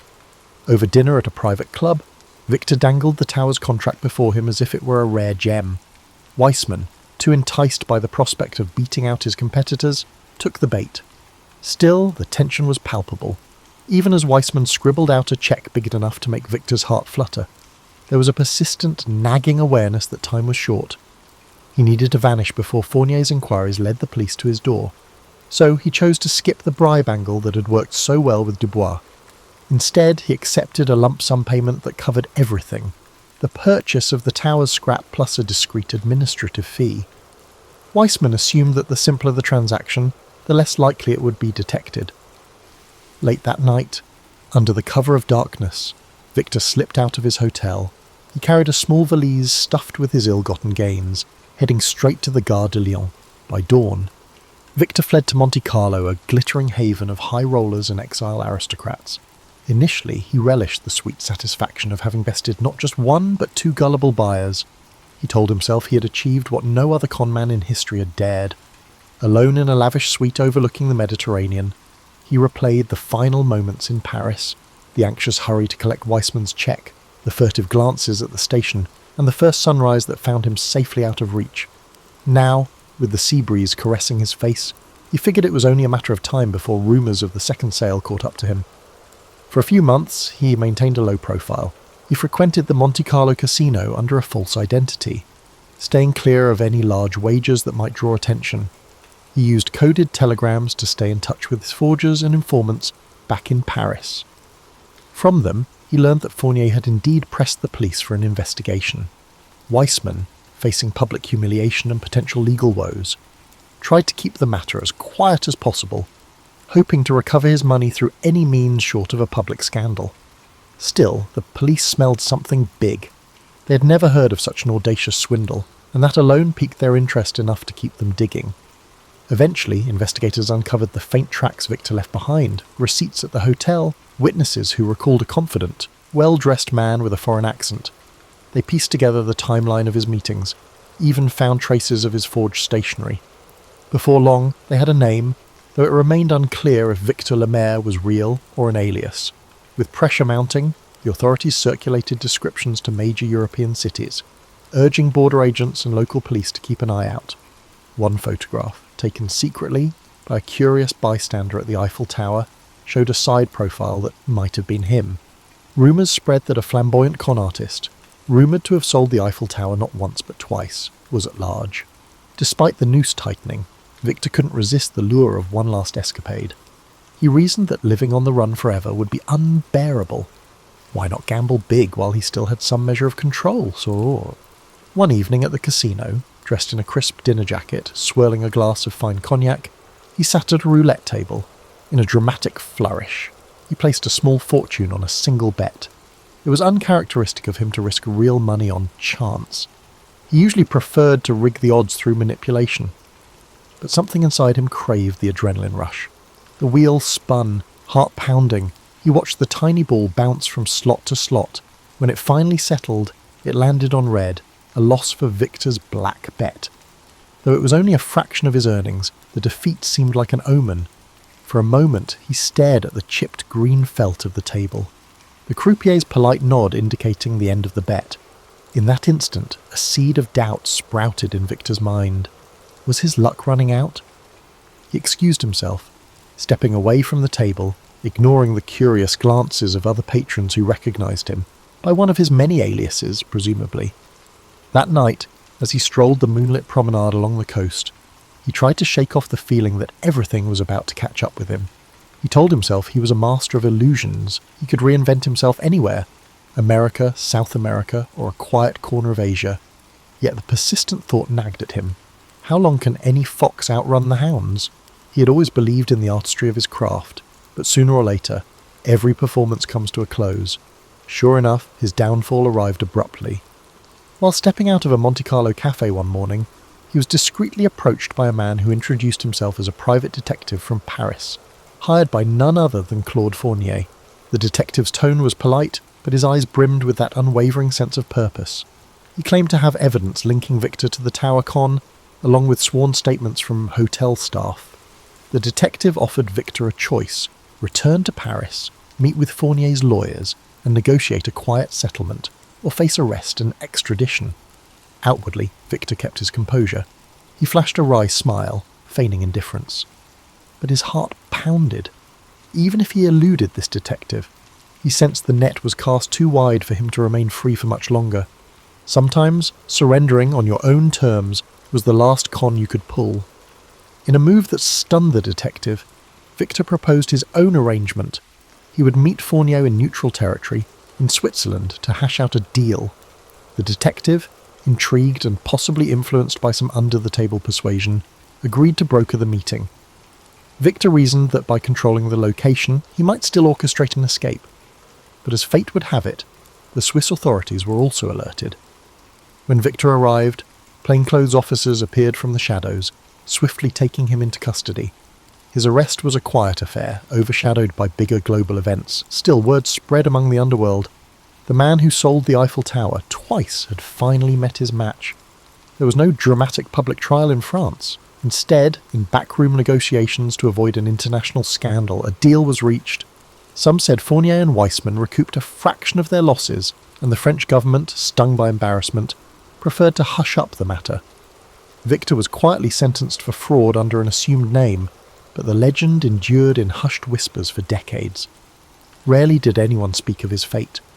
Some claimed he escaped from prison using forged documents, vanishing into the night. Others insisted he served his time, only to emerge a changed man. Either way, in the smoky corners of certain Parisian cafes, old-timers still tell the tale with a gleam in their eyes. The man who dared to sell the Eiffel Tower, not once, but twice. It remains a testament to the power of audacity, the allure of ambition, and the strange truth that the bigger the lie, the more people want to believe it. And so the story endures, a monument to the enduring thrill of a great impossible scam.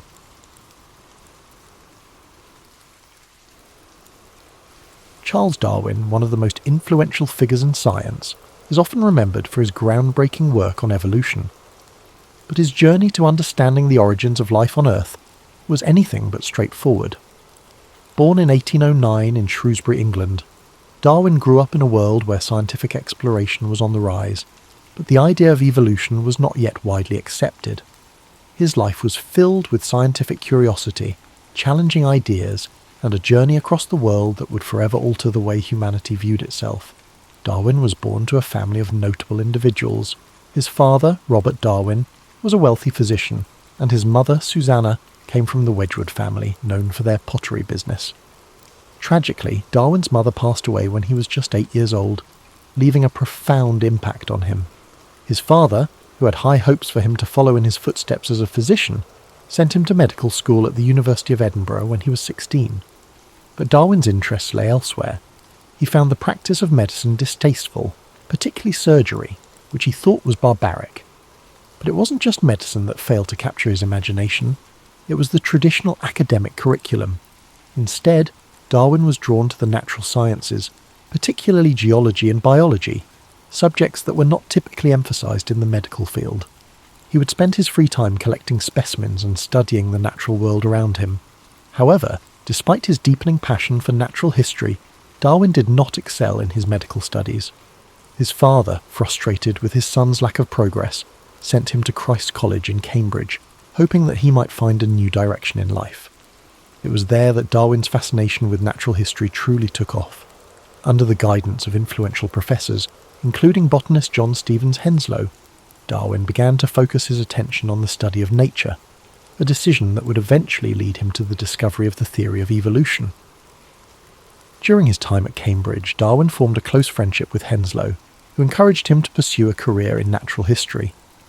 Darwin graduated with a Bachelor of Arts degree in 1831 and, despite having no formal training in the field, decided to join the HMS Beagle on a voyage around the world. It was on this journey that Darwin would begin to develop his ideas about natural selection and the evolution of species. The voyage of the Beagle began in 1831 and lasted nearly 5 years, taking Darwin to places as far as South America, the Galapagos Islands, Australia, and Africa. The trip provided Darwin with an unparalleled opportunity to observe the natural world in its most diverse forms.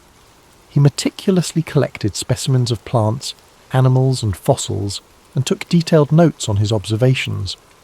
It was during his time in the Galapagos Islands, however, that Darwin made a discovery that would change everything. He noticed that the finches on the islands were all similar, but had distinct variations in their beaks depending on the type of food available. This observation led him to question the idea that species were fixed and unchanging. Darwin began to develop a theory that species were not created in their present form, but evolved over time, adapting to the environment in which they lived. He proposed that the differences between species were a result of small changes accumulated over generations, with those organisms better suited to their environment surviving and passing on their advantageous traits. This idea, known as natural selection, became the cornerstone of Darwin's theory of evolution. Upon returning to England in 1836, Darwin began to work on his observations from the voyage. He spent the next several years analysing his findings, corresponding with other scientists and developing his ideas. It was a slow and meticulous process. He was reluctant to publish his ideas, knowing that they would be controversial. The scientific and religious communities of the time were heavily invested in the idea of creationism, the belief that life was created by a divine being in its present form. Darwin's theory of evolution challenged this deeply held belief, and he feared the backlash that would come with publishing his ideas. In 1859, after more than 20 years of research, Darwin finally published his most famous work on the origin of species. The book outlined his theory of evolution by natural selection, and it quickly became one of the most influential scientific works of all time. The reaction to the book was mixed. Many scientists praised Darwin's work, recognizing the evidence he had gathered and the implications of his theory. However, the religious community was outraged, and the book sparked a fierce debate that continues to this day. One of the most significant aspects of Darwin's theory was its challenge to the traditional view of creation. Prior to Darwin, the widely accepted belief was that species were fixed and immutable, created by God. Darwin's theory of natural selection suggested that species could change over time, and that all life on Earth shared a common ancestry.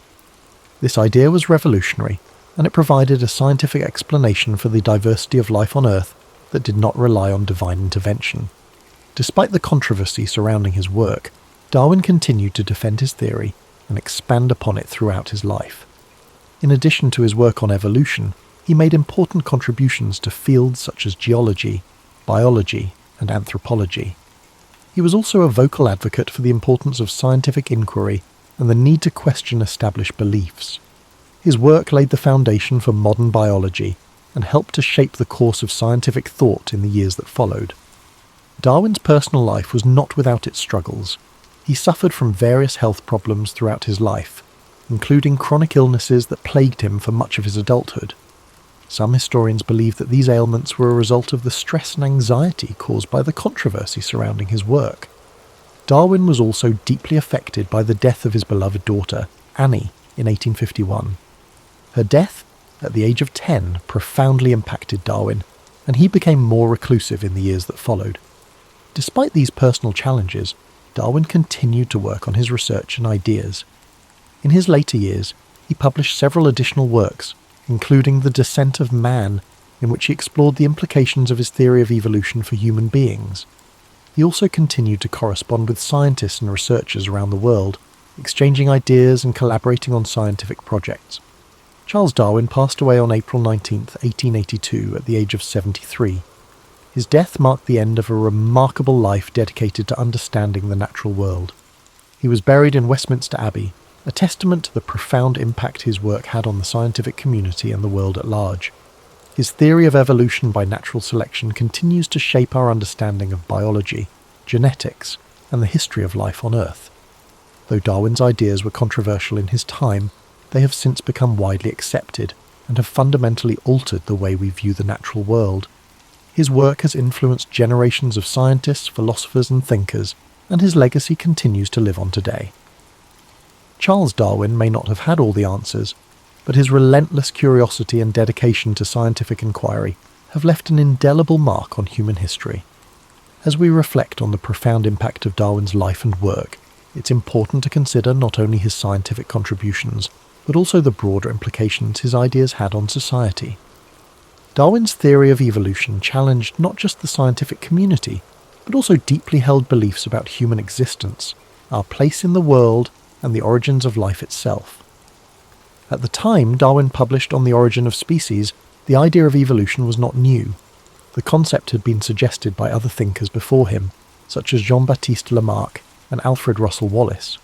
However, it was Darwin who provided the most compelling evidence and a cohesive theory of how evolution occurred, through natural selection. His work brought together ideas from various fields of biology, geology, and paleontology, making a case for evolution that was based on observable evidence, rather than conjecture or religious dogma. While the controversy surrounding Darwin's ideas was significant in his time, it's also important to understand how these ideas influenced the course of modern science. Today, the theory of evolution is a cornerstone of biology, and its principles apply to everything from genetics and genetics-based medicine to the study of animal behavior and the environment. Evolution has shaped how scientists understand the relationships between species, the mechanisms of genetic inheritance, and the patterns of life on Earth.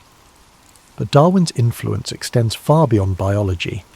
His ideas have left an indelible mark on philosophy, ethics, and even social sciences. For instance, Darwin's theory of natural selection has had a significant impact on discussions around human nature and society. His ideas were taken up by social theorists like Herbert Spencer, who coined the term survival of the fittest, though it's important to note that Darwin himself never used this term in relation to human society. In the years following the publication of On the Origin of Species, Darwin's ideas became increasingly important in various fields. The study of genetics, which would come to prominence in the early 20th century, provided further support for Darwin's ideas as it became clear that inheritance patterns followed the principles of evolution. Additionally, the study of fossils and ancient life forms revealed a more complex and nuanced picture, of the history of life on Earth, further validating Darwin's theory. However, despite the acceptance of Darwin's theory among the scientific community, challenges to his work have remained. One of the most enduring debates centres on the concept of human evolution. While the evidence for evolution among animals is overwhelming, questions about the specifics of human evolution, particularly the origins of human consciousness, continue to be explored and debated by scientists. While Darwin may never have fully anticipated the extent of his impact, his work laid the groundwork for numerous scientific advancements in the 19th, 20th and 21st centuries. His life serves as a reminder of the power of curiosity and the importance of asking bold questions, no matter how challenging the answers may be. As we continue to advance our understanding of life on Earth, Darwin's legacy continues to inspire new generations of scientists to think critically, explore deeply, and challenge established norms.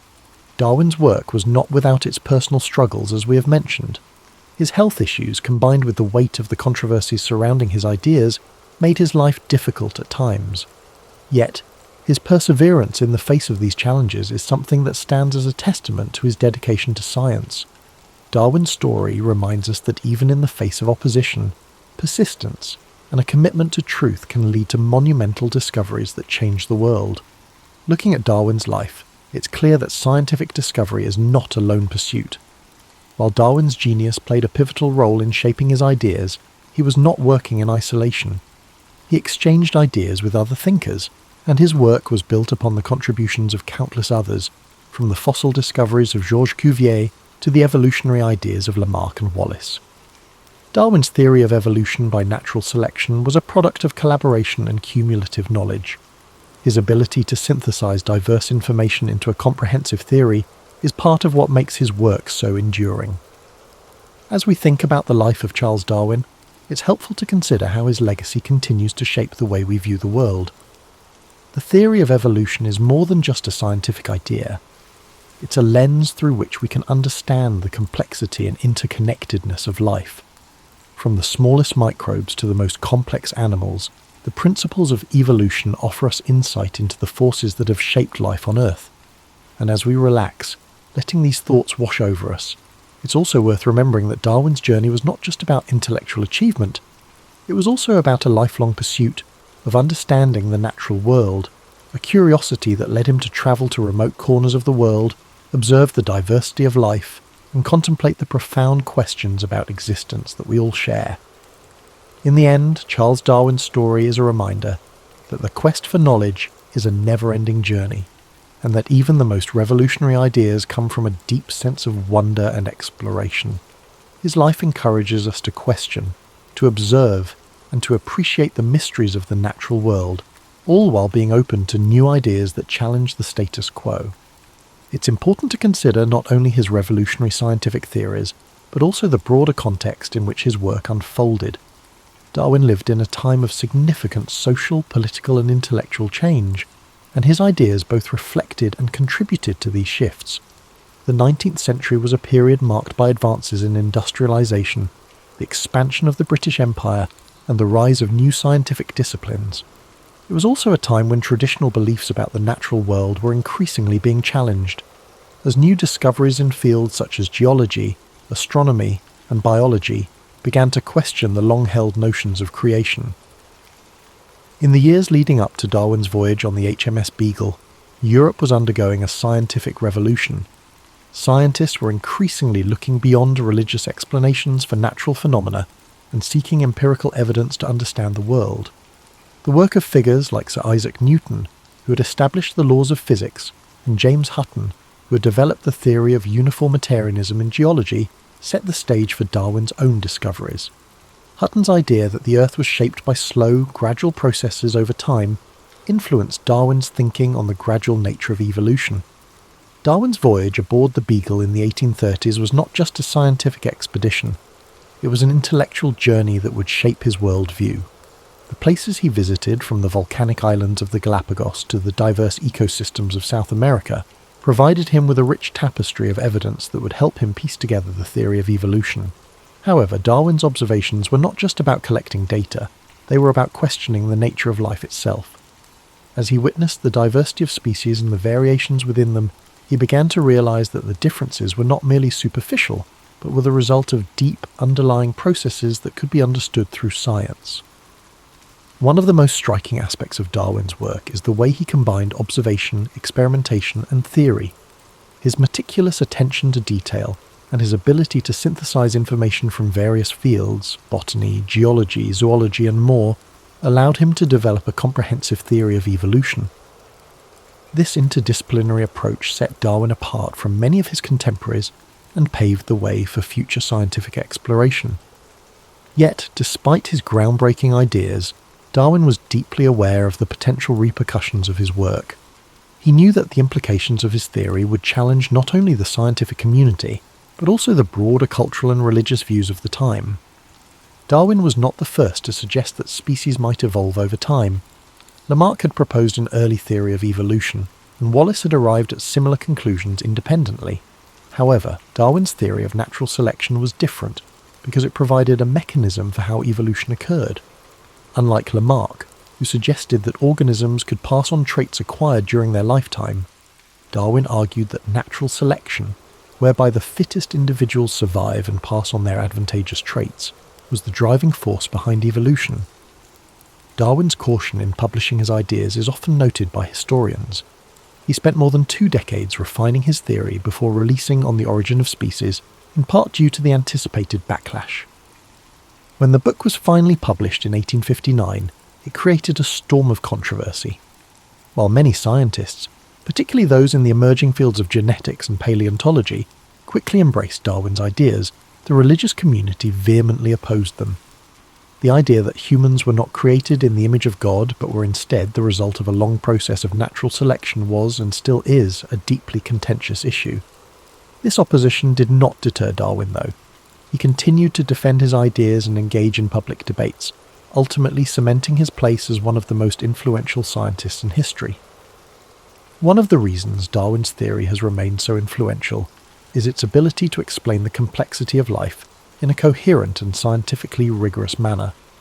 Today, with the advent of modern genetics and molecular biology, Darwin's theory has been supported and expanded upon in ways he could not have imagined. The discovery of DNA and the understanding of genetic inheritance have provided a detailed mechanism for how traits are passed down through generations, supporting the concept of natural selection. In this way, Darwin's ideas have stood the test of time, evolving alongside new discoveries and technologies. Yet, despite the overwhelming evidence supporting Darwin's theory, there are still those who continue to reject it. The debate over evolution remains one of the most contentious issues in modern society, particularly in the United States, where creationism and intelligent design are still promoted by some as alternatives to the theory of evolution. This ongoing debate highlights the intersection of science, religion, and education, and underscores the enduring power of Darwin's ideas to spark discussion and challenge existing beliefs. As we consider Darwin's impact, it's also important to recognize the personal sacrifices he made for his work. His health, which had always been fragile, deteriorated further in the years following his publication of On the Origin of Species. Some historians suggest that Darwin's chronic illnesses were exacerbated by the stress of the intense public scrutiny and the isolation he felt from his scientific peers. In addition, the death of his daughter Annie, whom he was very close to, left him devastated and further deepened his reclusiveness. Darwin spent the remaining years of his life largely withdrawn from public life, focusing on his research and writing. Yet even in his seclusion, he continued to contribute to the scientific community, publishing additional works, including The Descent of Man, which applied his theory of evolution to human beings. Darwin's contributions to science were not limited to his work on evolution.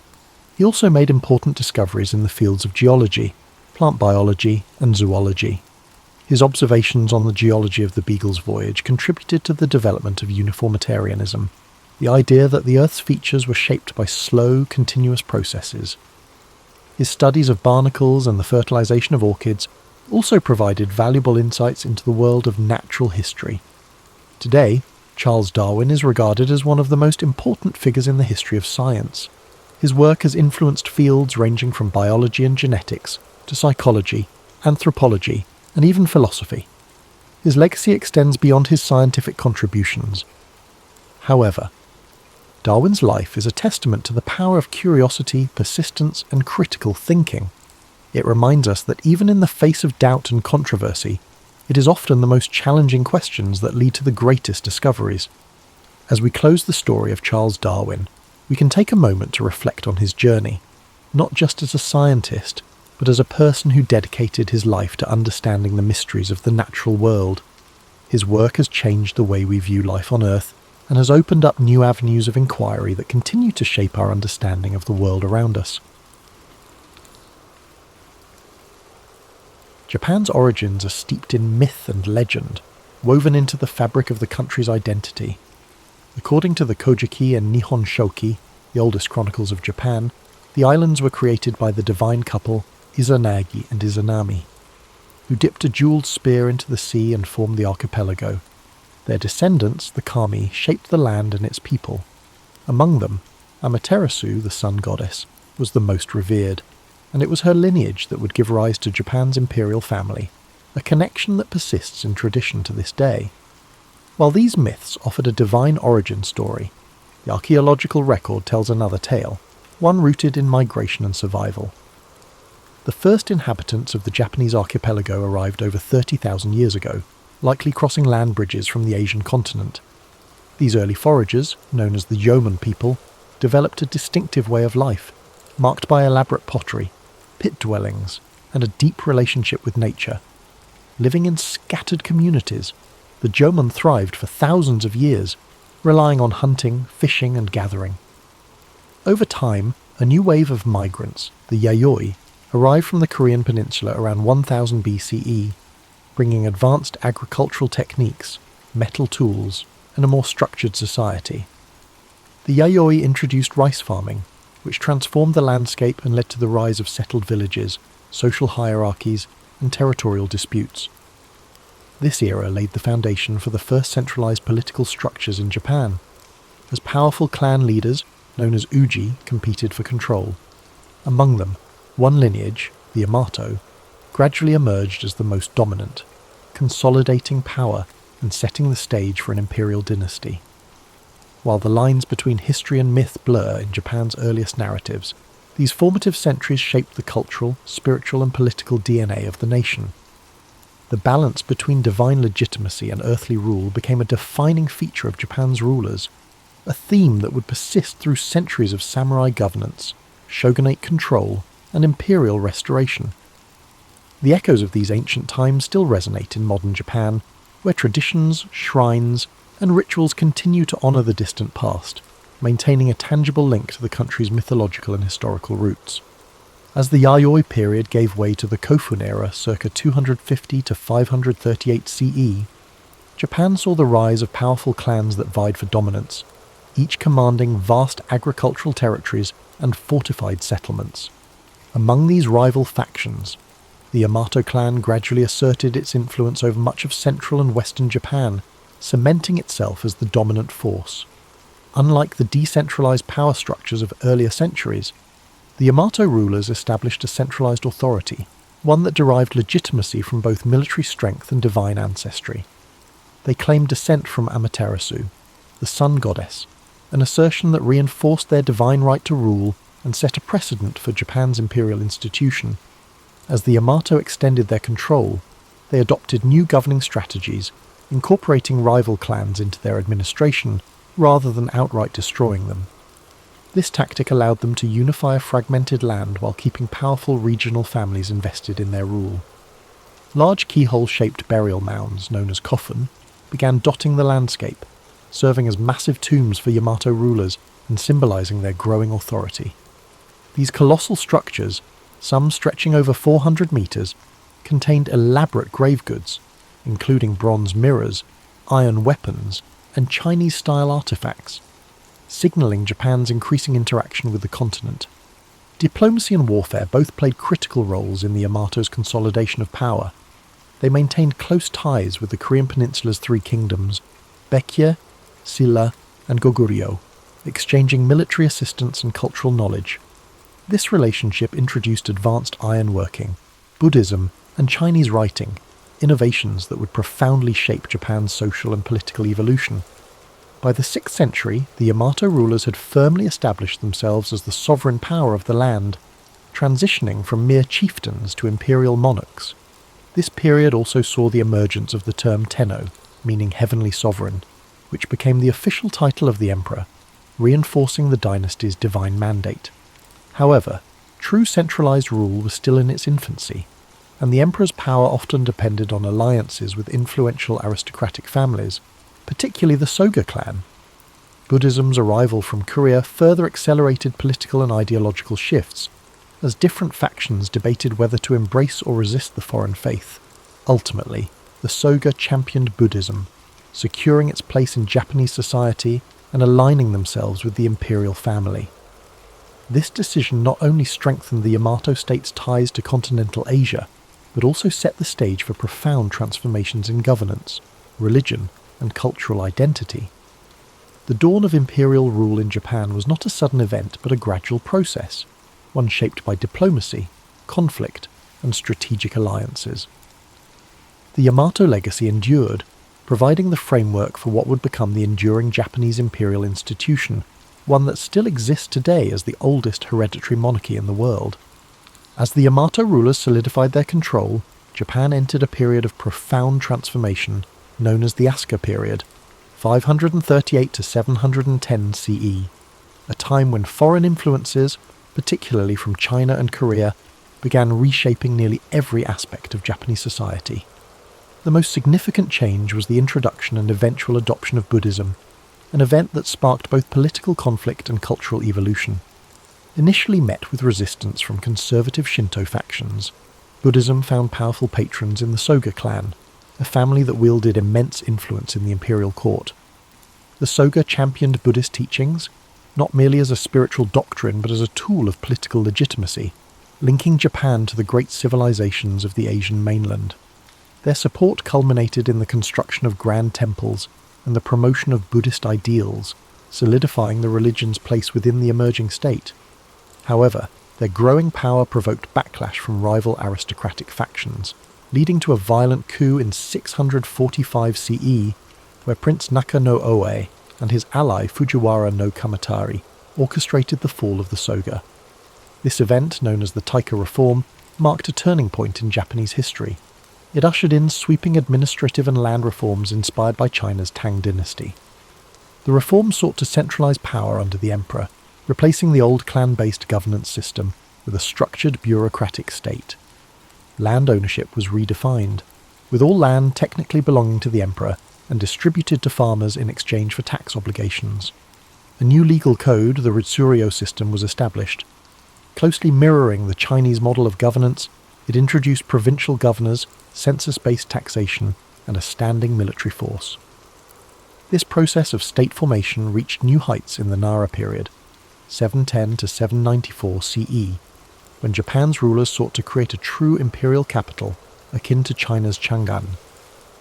In 710, the imperial court relocated to Heijo-kyo, modern-day Nara, a meticulously planned city laid out in a grid pattern, reflecting the influence of Tang dynasty urban design. Nara became the heart of government, culture, and religion, filled with grand Buddhist temples and administrative complexes. The most striking symbol of this era was the construction of Todaiji, a monumental temple housing the great Buddha Daibutsu, a colossal bronze statue commissioned by Emperor Shomu. This project exemplified the fusion of politics and religion, as the emperor sought to use Buddhism as a unifying force to legitimize his rule and bring stability to the realm. However, this increasing reliance on Buddhist institutions came with unintended consequences. Powerful Buddhist monasteries amassed great wealth and influence, often interfering in court politics. Monastic factions formed their own armed militias, threatening imperial authority. Additionally, the expenses of maintaining a centralized state and funding extravagant temple projects placed a heavy financial strain on the government. Despite these challenges, the Asuka and Nara periods laid the foundation for Japan's national identity.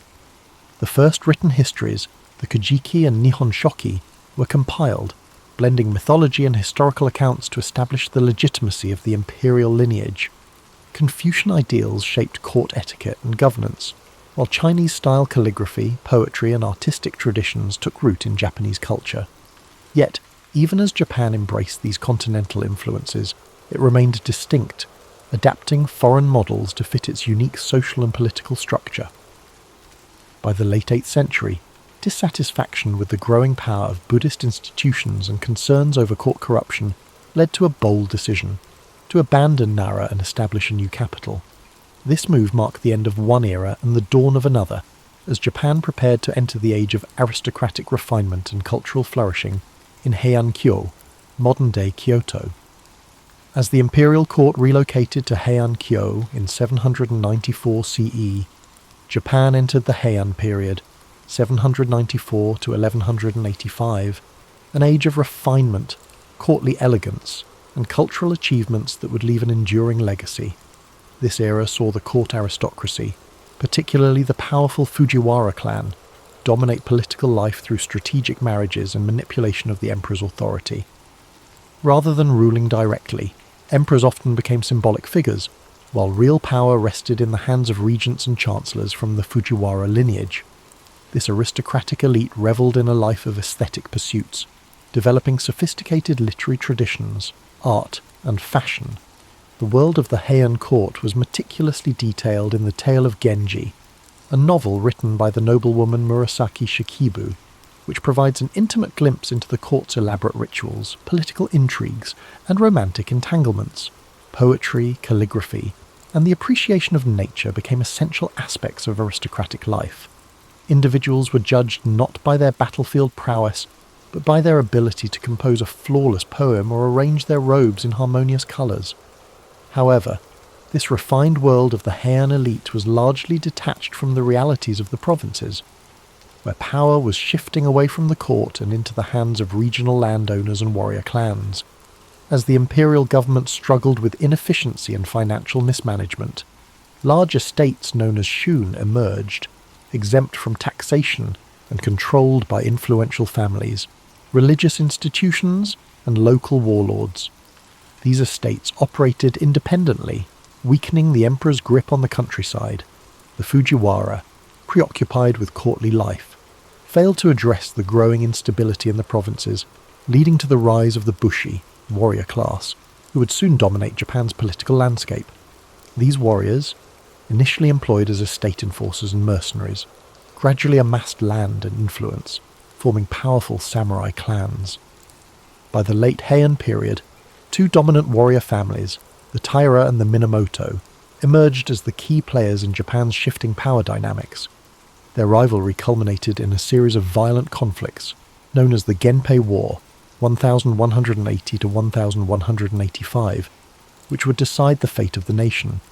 The aristocratic Heian court, once the pinnacle of cultural sophistication, found itself powerless against the militarized society rising in the provinces. While poetry and courtly aesthetics flourished in Heian-kyo, battles raged across the countryside, heralding the end of imperial dominance and the dawn of the samurai age.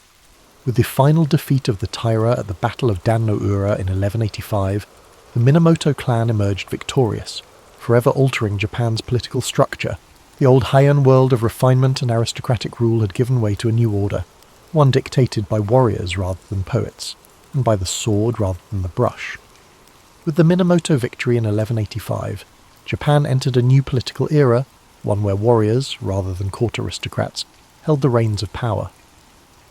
In 1292, Minamoto no Yoritomo formally established the Kamakura shogunate, marking the beginning of samurai rule that would last for nearly 7 centuries.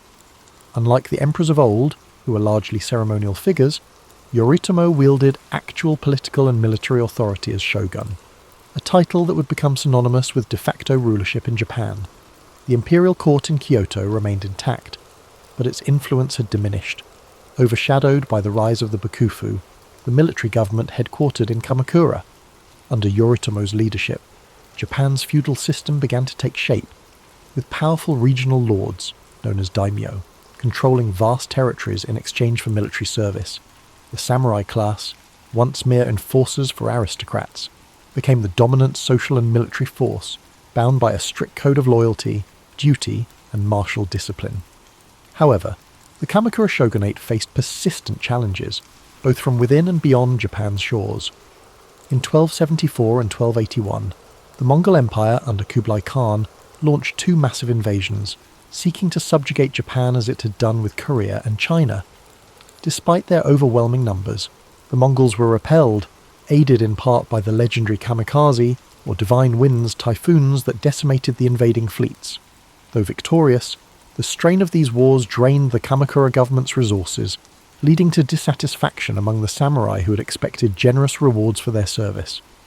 Without enough land or wealth to distribute, the shogunate's grip weakened, culminating in its overthrow in 1333 by Emperor Go-Daigo and his loyalist forces. Yet, imperial restoration was short-lived, as another powerful warlord, Ashikaga Takauji, betrayed the emperor and established the Muromachi shogunate in 1336. The Ashikaga rulers governed from Kyoto, closer to the imperial court than their Kamakura predecessors, but their authority was far less centralized. The daimyo grew increasingly independent, governing their domains as autonomous warlords rather than mere vassals of the shogun. While the Muromachi period, 1336 to 1573, saw a cultural renaissance, marked by the rise of no theatre, ink painting and the tea ceremony, it was also an era of political fragmentation and rising conflict. By the 15th century, Japan had plunged into the Sengoku Jidai, the Warring States period, a time of near-constant civil war among rival clans. The Ashikaga shoguns, unable to maintain order, became mere figureheads as daimyo battled for supremacy. This period set the stage for the dramatic rise of three of Japan's most famous warlords, Oda Nobunaga, Toyotomi Hideyoshi, and Tokugawa Ieyasu, who would ultimately unify the fractured nation. The age of the samurai had reached its apex, but the chaos of civil war had proven that Japan needed a stronger, more centralized government. The centuries of warrior rule had reshaped the country's political landscape, replacing the old aristocratic order with a new hierarchy built on military might, land control, and unwavering feudal loyalty. Yet, even as samurai lords waged war, the seeds of a more unified Japan were already being sown, setting the stage for the final transformation of the feudal era. As Japan descended into chaos, during the Sengoku Jidai, the Warring States period, three formidable warlords emerged to bring an end to the long era of civil strife. The first was Oda Nobunaga, a brilliant but ruthless strategist who launched a campaign to unify Japan in the late 16th century. He revolutionized warfare by adopting Western firearms, implementing innovative battlefield tactics, and crushing rival daimyo with brutal efficiency. By the 1570s, Nobunaga had seized Kyoto and dismantled the remnants of the Ashikaga shogunate. However, his rule was cut short in 1582 when he was betrayed by one of his own generals, Akechi Mitsuhide, and forced to commit seppuku. His unfinished mission was taken up by Toyotomi Hideyoshi, a former peasant-turned-general who proved himself as one of history's greatest tacticians. Hideyoshi completed the unification of Japan, eliminating remaining rivals and establishing control over the entire archipelago by 1590. He enacted sweeping reforms, disarming the peasantry, restricting samurai to castle towns, and reorganizing the feudal hierarchy to ensure loyalty. However, his ambitions stretched beyond Japan. In 1592 and 1597, he launched massive invasions of Korea in a bid to conquer China. These campaigns ended in disaster, draining Japan's resources and costing thousands of lives. When Hideyoshi died in 1598, his generals vied for control, leading to the decisive Battle of Sekigahara in 1600. It was Tokugawa Ieyasu, a cunning and patient strategist, who emerged victorious. In 1603, he established the Tokugawa shogunate, ushering in the Edo period, 1603 to 1868, a time of unprecedented peace, stability, and isolation. Unlike his predecessors, Ieyasu prioritized long-term control over immediate conquest. He moved the seat of power to Edo, modern-day Tokyo, where he constructed an intricate system of governance to prevent future uprisings. The Bakuhan system divided authority between the shogunate and regional daimyo, ensuring that local lords remained powerful but ultimately subservient to the Tokugawa family. To maintain control, Ieyasu implemented the Sankin-kotai policy, which required daimyo to alternate living in Edo and their home provinces, draining their wealth and keeping them under close watch. Meanwhile, he enacted strict social policies that solidified Japan's rigid class hierarchy, samurai, peasants, artisans, and merchants, ensuring that each class remained in its designated role. One of the most defining features of the Tokugawa era was Japan's policy of isolation, known as sakoku. Fearing foreign influence, particularly the spread of Christianity, the shogunate banned European missionaries, restricted trade to a few controlled ports, and prohibited Japanese citizens from travelling abroad. For over 2 centuries, Japan remained almost entirely closed to the outside world, developing a distinct insular culture. Despite this isolation, the Edo period saw a flourishing of the arts, literature, and urban culture. Cities like Edo, Kyoto, and Osaka became centres of commerce and entertainment, giving rise to kabuki theatre, ukiyo-e woodblock prints, and haiku poetry. Samurai, now mostly bureaucrats rather than warriors, turned to scholarship and administration, while merchants, despite their low social status, grew increasingly wealthy. Yet, beneath the surface of stability, cracks began to form. Economic strain, rigid social policies, and foreign pressure would eventually force Japan to reopen its doors in the 19th century, bringing an end to the Tokugawa era and ushering in the Meiji Restoration. Still, the unification efforts of Nobunaga, Hideyoshi, and Ieyasu had laid the groundwork for modern Japan. Their legacies endured, shaping the country's political structure, cultural identity, and samurai ethos long after the last shogun relinquished power. The centuries of war and bloodshed had finally given way to order, but the cycle of history ensured that change would come again. Long before the samurai became the most revered warriors in Japanese history, they began as mere enforcers for the noble class. In the early centuries of Japan's political development, power rested in the hands of the imperial court and aristocracy, with local disputes often settled by hired fighters rather than structured military forces. However, as the Heian period progressed, land ownership shifted from centralized control to private estates, shun, which gave rise to influential provincial lords who needed warriors to protect their holdings. These warriors, initially called saburao, meaning to serve, evolved into the samurai, a class of fighters who would one day dominate Japan's social and political order. Unlike the court nobles in Kyoto, these provincial warriors lived by the sword, honing their skills in mounted archery, swordsmanship, and disciplined military tactics. They were not just fighters, but strategists, trained in loyalty, duty, and honour, principles that would later be enshrined in Bushido, the code of the samurai. The imperial government's decline in the late Heian period accelerated the rise of the samurai, as noble families began relying more on military clans for protection. Among the most powerful of these emerging warrior families were the Minamoto and the Taira, 2 clans whose rivalries would shape Japan's history. Initially, these samurai were still seen as servants of the court, their status subordinate to the aristocracy. But that perception began to change as warriors gained influence through both battlefield prowess and political manoeuvring. By the 12th century, samurai were no longer just defenders of noble estates. They were power brokers in their own right, leading vast armies and commanding immense respect. The shift from noble rule to warrior rule was not sudden, but rather a gradual process driven by the failures of the imperial government to maintain order. As regional conflicts escalated and lawlessness spread across the provinces, the need for strong military leadership became undeniable. This transformation reached its climax in the Genpei War, 1180 to 1185, a brutal conflict between the Taira and Minamoto clans that determined the fate of Japan. The war was more than just a struggle for dominance. It marked the end of aristocratic rule and the beginning of samurai governance. The final battle at Dan-no-ura saw the complete destruction of the Taira, solidifying the Minamoto clan's control over Japan. In its aftermath, Minamoto no Yoritomo seized power and established the Kamakura shogunate in 1192, officially shifting Japan into a military government led by a shogun, a supreme warlord who ruled in the emperor's name. This event marked the true emergence of the samurai as the ruling class of Japan, their influence stretching beyond warfare into governance, law, and culture. No longer mere warriors in service to the court, they had become the backbone of the nation's power structure.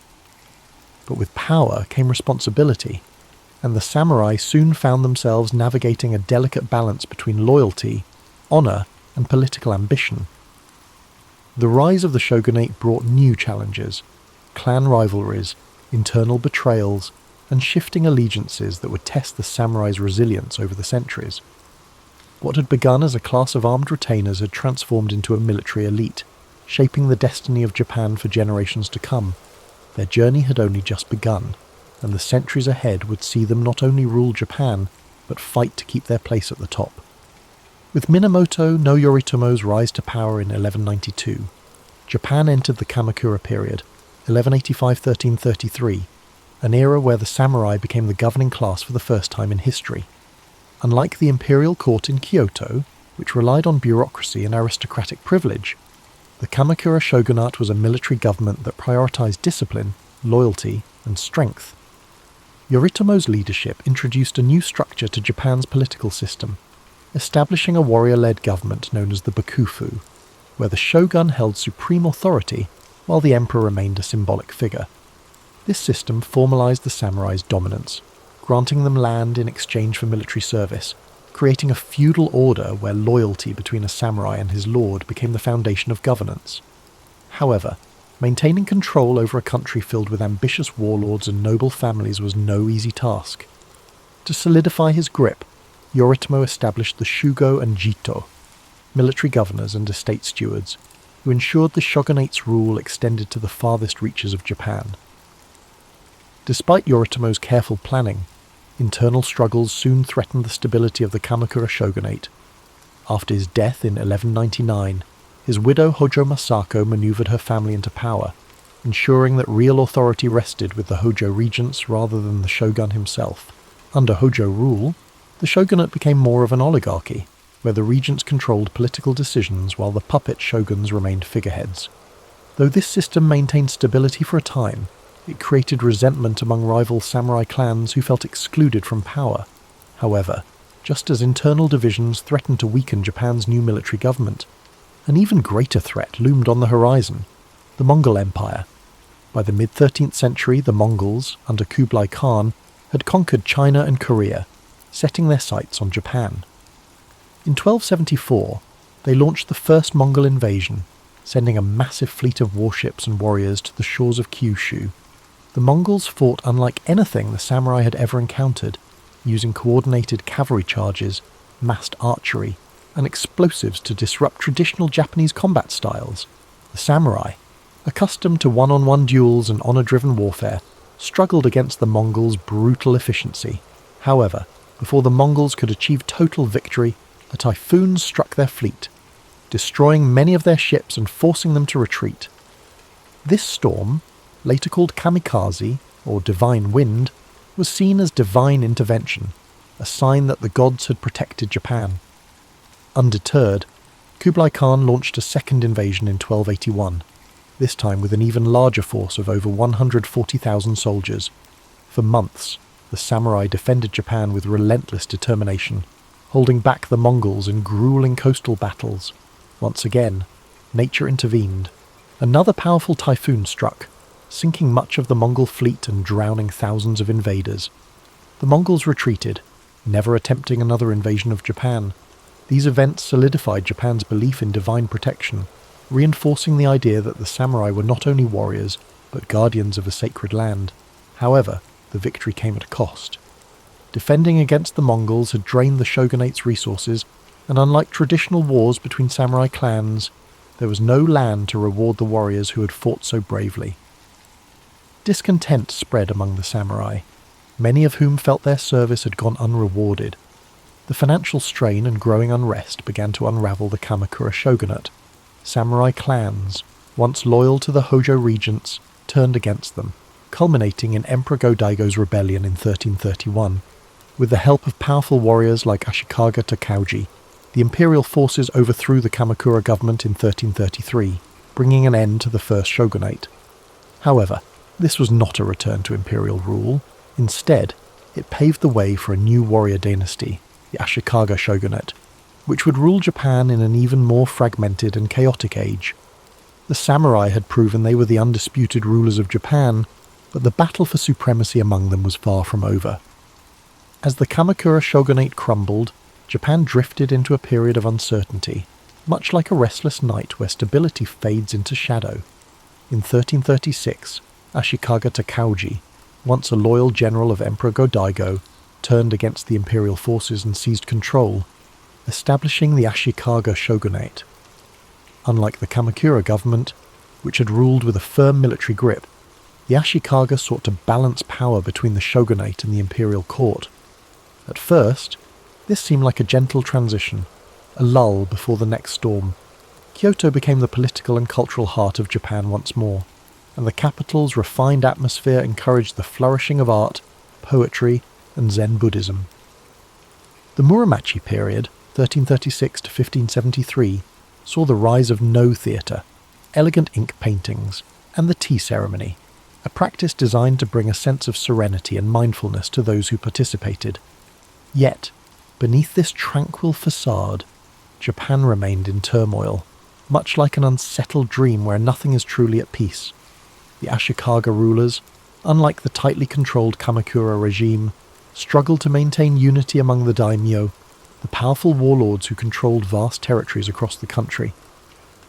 The Bakufu had established its rule, but it was weaker than before, relying on fragile alliances that could crumble at any moment. The Onin War, 1467 to 1477, proved to be the breaking point, shattering the illusion of stability and plunging Japan into over a century of near-constant warfare. The once orderly world of feudal loyalty began to dissolve as samurai lords turned on one another in an unending battle for dominance. During this time of unrest, the samurai class continued to evolve, not just as warriors, but as enforcers of order in a world that had lost its balance. Their devotion to Zen Buddhism offered moments of quiet introspection amid the chaos, emphasizing meditation and mindfulness, much like the steady rhythm of breathing before sleep.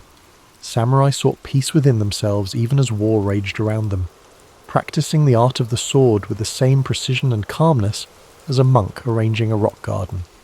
However, this inner tranquility could not prevent the collapse of the Ashikaga shogunate, which had become little more than a hollow shell of power.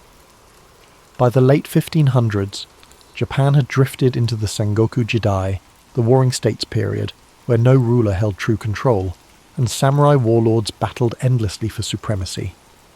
As the nights grew longer with uncertainty, the people of Japan awaited a leader strong enough to bring an end to the strife. The age of elegant courtly politics had faded, replaced by a time of battle, ambition, and relentless struggle. The country had become a storm-tossed sea, searching for the stillness of dawn. And soon, three remarkable figures, Oda Nobunaga, Toyotomi Hideyoshi, and Tokugawa Ieyasu, would rise from the chaos to forge a new era. But before peace could be restored, Japan would have to endure its most turbulent dreams of war. The Sengoku Jidai, 1467 to 1600, was a time when Japan existed in a state of endless night, a restless dream filled with the sounds of clashing swords and the distant echoes of battle drums. The Ashikaga shogunate had lost control, leaving the land divided among powerful daimyo, each ruling their own domain like kings of miniature kingdoms. Castles rose across the landscape, fortified strongholds where warlords plotted their next move, their sleepless ambition keeping Japan in a cycle of bloodshed. Alliances were made and broken like fleeting dreams, with battles erupting across the country in an endless struggle for supremacy. The once rigid feudal order dissolved into chaos, as samurai pledged their loyalty not to a shogun or emperor, but to those who could promise them land, power, or survival. But even in the darkest of nights, there is always the promise of dawn. From the turmoil of war, three figures emerged who would change the course of Japanese history: Oda Nobunaga, Toyotomi Hideyoshi, and Tokugawa Ieyasu. Each would play a role in bringing an end to the anarchy, shaping the future of Japan with their ambition, strategy, and sheer force of will. The first of these men, Oda Nobunaga, was unlike any warlord before him. Ruthless, innovative, and determined to unite Japan at any cost. He introduced new military tactics that shattered traditional samurai warfare. He embraced firearms, reorganized his armies for greater mobility, and crushed opposition with swift, merciless force. His victories over rival daimyo, including the powerful Takeda clan at the Battle of Nagashino in 1575, cemented his dominance. Yet, Nobunaga's dream of unification was cut short in 1582, when he was betrayed by one of his own generals and forced to take his own life. The mantle of leadership then passed to Toyotomi Hideyoshi, Nobunaga's brilliant general who had risen from humble beginnings. Hideyoshi completed what Nobunaga had started, bringing all of Japan under his control by 1590. He implemented sweeping reforms to ensure stability, disarming peasants to prevent uprisings, and restructuring the feudal system so that only samurai could bear arms. His leadership brought a brief moment of peace, a lull in the storm, yet his ambitions stretched beyond Japan. In 1592 and 1597, he launched massive invasions of Korea, hoping to conquer China as well. These campaigns ended in disaster, draining Japan's resources and weakening the fragile unity Hideyoshi had built. When he died in 1598, his generals turned on one another, plunging the nation into conflict once more. The final act of unification fell to Tokugawa Ieyasu, a patient and calculating leader who had bided his time while others fought for dominance. In 1600, at the Battle of Sekigahara, the largest and most decisive conflict in samurai history, Ieyasu crushed his enemies and seized control of Japan. 3 years later, in 1603, he established the Tokugawa shogunate, ushering in an era of stability that would last for over 250 years. The long and violent night of the Sengoku period had come to an end, and Japan could finally rest. But peace would come with a price. The Tokugawa shoguns would impose strict control over society, isolating Japan from the outside world and enforcing a rigid social order. The samurai, who had once fought for honour and ambition, would find themselves in a different world, where the battlefield was replaced by politics, and swords were more for display than war.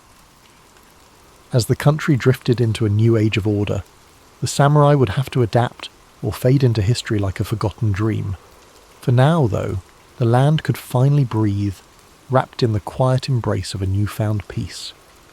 With Tokugawa Ieyasu's victory at Sekigahara in 1600 and his formal appointment as shogun in 1603, Japan entered a new era of stability, one that would last for more than 250 years. After centuries of chaos, the land could finally sleep. But this peace came at a cost. The Tokugawa shogunate established a system so controlled, so rigid, that it locked the entire country into a state of stillness, like a dream where time no longer moved forward. Ieyasu and his descendants implemented strict policies to prevent any future wars, ensuring that power remained in the hands of the Tokugawa family. The Bakuhan system divided governance between the central shogunate and the regional daimyo, but all power ultimately rested in Edo, modern-day Tokyo, where the shogunate ruled with an iron grip. To prevent rebellions, the shogunate imposed sankinkotai, a policy that forced all daimyo to spend every other year in Edo, while their families remained there as hostages. This ensured that no warlord could gather enough strength to challenge Tokugawa rule. Samurai, once fierce warriors who had lived and died by the sword, found themselves trapped in an existence of bureaucratic duty, their blades more symbols of rank than tools of war. The class system was strictly enforced. At the top were the samurai, followed by peasants, artisans, and merchants at the bottom. No one could change their place in society. The structure was unshakable, like the walls of Edo Castle itself.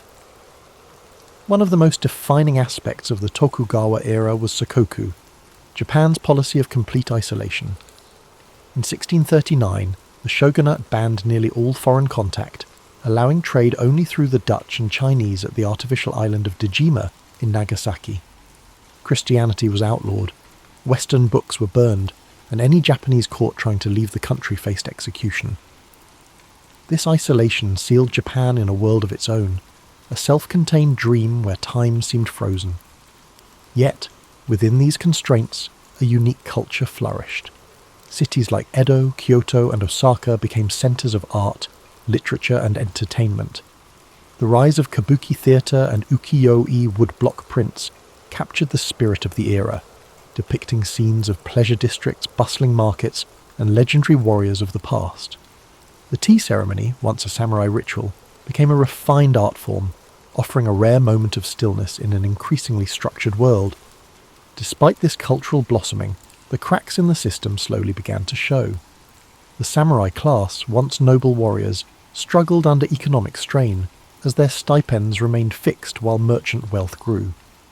The once lowly merchants, despite their social status, accumulated great fortunes, funding theatres, art, and literature. With no wars to fight, many samurai fell into debt, forced to marry into merchant families or take up menial bureaucratic work to survive. Meanwhile, the peasantry, burdened with heavy taxes, faced famine and unrest. Though the Tokugawa rule was firm, beneath its surface, dissatisfaction simmered, like a restless sleeper waiting to wake. By the mid-19th century, foreign ships began appearing on Japan's shores, their presence an omen of change. The stillness of the Edo period could not last forever. Like the dawn breaking after a long and dream-filled night, a new era was approaching, one that would shake Japan from its slumber and thrust it into the modern world. For more than 250 years, Japan existed in a state of carefully maintained stillness, as if wrapped in an unbroken dream. The Tokugawa shogunate had built a fortress of peace, isolating the country from foreign influence and keeping strict order within its borders. But no dream lasts forever. By the mid-19th century, change loomed on the horizon as black ships appeared in Japanese waters, ominous and foreign, like shadows breaking through the quiet of night. These were the vessels of Commodore Matthew Perry, an American naval officer who arrived in 1853 with demands that Japan open its ports to trade. The shogunate, so accustomed to control, found itself powerless against the superior firepower and technology of the Western world. The illusion of stability began to crack. In 1854, under pressure from Perry's fleet, the shogunate signed the Treaty of Kanagawa, officially ending Japan's policy of sakoku. For the first time in over 2 centuries, foreign influence poured in, bringing modern weapons, new technologies, and unfamiliar ideas. Japan's people, once lulled into the predictability of Tokugawa rule, suddenly found themselves in an unfamiliar landscape. Western-style clothing and steamships appeared in the harbours. Telegraphs and railways disrupted the old rhythms of life. The samurai, once the unquestioned rulers of the land, now found themselves staring into an uncertain future, their way of life becoming obsolete. The cracks turned into fractures as discontent spread across the nation. The shogunate's inability to resist foreign pressure angered many, including powerful daimyo and young samurai who longed for a return to Japan's former strength. 2 factions emerged, those who wished to reform the shogunate and those who sought to restore the emperor as the true ruler. The conflict escalated into the Boshin War, 1868 to 1869, a final struggle between the forces of the Tokugawa and the imperial loyalists. At the Battle of Toba-Fushimi, the modernized imperial army, armed with rifles and Western artillery, overwhelmed the traditional samurai warriors, proving that the age of the sword had come to an end. In 1868, the victorious imperial forces declared the Meiji Restoration, and with it, the fall of the Tokugawa shogunate. The emperor was reinstated as the central figure of government, but this was no return to the past. Japan rapidly modernized, adopting Western-style governance, industry, and military tactics. In 1876, one of the final blows came, a law banning samurai from carrying swords in public, a symbol of their fading status.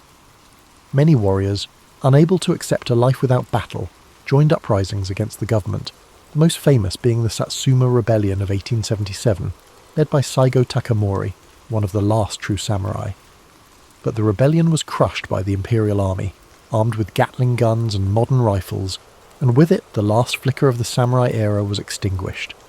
Though the samurai as a warrior class had disappeared, their spirit remained woven into Japan's identity. Bushido, the samurai code of honor and discipline, influenced Japan's military and cultural values well into the 20th century. Their legacy lived on in literature, cinema, and philosophy, a reminder of a time when honor was currency and the sword was law. The great warriors who once shaped Japan had become legends, their names whispered in history, much like distant echoes of a dream that fades with the morning light. This concludes tonight's journey through the rise and fall of the samurai, but there are more stories to come. The mythological birth of Japan, from the gods to the first emperors. Before the first samurai drew their blades, and before the great shoguns ruled from their castles, Japan was a land of mystery, its origins veiled in legend. The story of Japan's creation begins not with humans but with gods, the kami, divine spirits who shaped the very essence of the islands. According to the Kojiki and Nihon Shoki, the oldest chronicles of Japan, two celestial beings, Izanagi and Izanami, stood upon the floating bridge of heaven, gazing down at a formless world. They dipped a jewelled spear into the sea, and as the droplets fell, they solidified into land. Thus, the Japanese archipelago was born. The gods descended, walking upon their creation, bringing forth mountains, rivers, and forests. Yet their divine union was not without sorrow. In giving birth to the fire god, Izanami perished, descending into the underworld, leaving Izanagi stricken with grief. His journey to reclaim her ended in horror, as he fled from the decayed form of his beloved, purifying himself in a sacred river. From this act of purification emerged three powerful deities: Amaterasu, the sun goddess, Tsukuyomi, the moon god, and Susanoo, the storm god, the very forces that would shape Japan's destiny.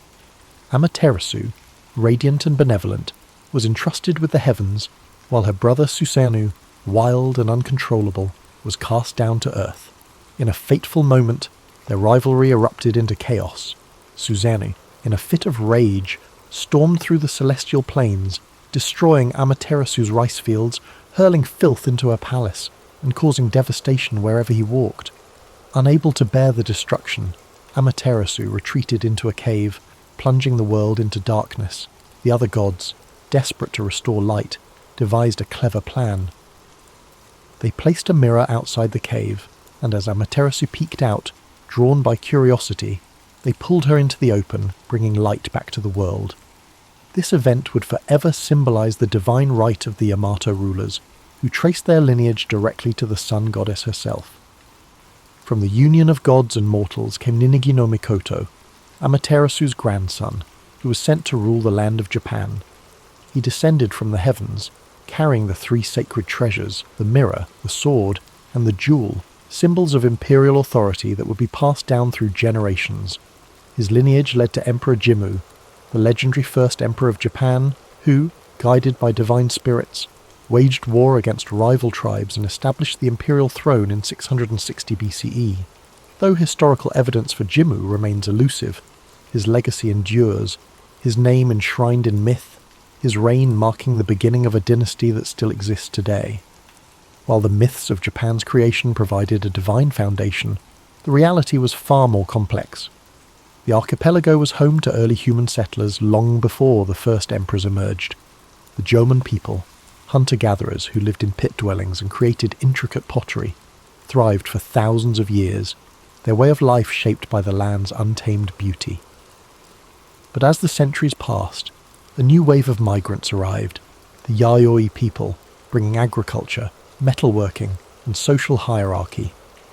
Their arrival marked a turning point, as small tribal groups evolved into structured communities, laying the groundwork for the powerful clans that would one day shape Japan's destiny. Thus, the origins of Japan exist in two worlds, the realm of gods and the realm of men. One speaks of divine will, celestial battles, and the blessings of Amaterasu. The other tells of migration, adaptation, and the forging of society. Both intertwine to form the foundation of Japan's history, where mythology and reality stand side by side, their echoes still felt in the rituals, shrines, and traditions of the modern nation. The role of Shinto and the worship of the kami. In the earliest days of Japan's history, long before the samurai and shoguns, the land was shaped not just by rulers, but by the unseen forces of the kami, the spirits and deities that resided in every aspect of nature. Shinto, Japan's indigenous belief system, was not a structured religion with sacred texts and doctrines. Rather, it was an intricate tapestry of myths, rituals, and spiritual connections between the people and the natural world. Unlike the faiths of the West, Shinto had no singular founder or strict commandments. Instead, it was an evolving tradition woven into the daily lives of the Japanese people. Every mountain, river, tree, and shrine was believed to house a kami, and maintaining harmony with these spirits was essential for both individual well-being and the prosperity of the land. The imperial family, tracing its lineage to Amaterasu, used Shinto mythology to justify its divine rule. reinforcing the idea that Japan itself was a sacred land. The emperor was not merely a political leader, but a living bridge between the gods and humanity, performing rituals to maintain spiritual balance. Throughout the Yamato period and beyond, elaborate ceremonies were held at the Izgrand Shrine, the most sacred site dedicated to Amaterasu, where only the highest members of the imperial line could serve as priestesses. These rituals were believed to ensure bountiful harvests, military victories, and protection from disasters. Over time, this divine connection was institutionalized, shaping the way Japan's government functioned. Political power was not only a matter of might, but also of spiritual legitimacy.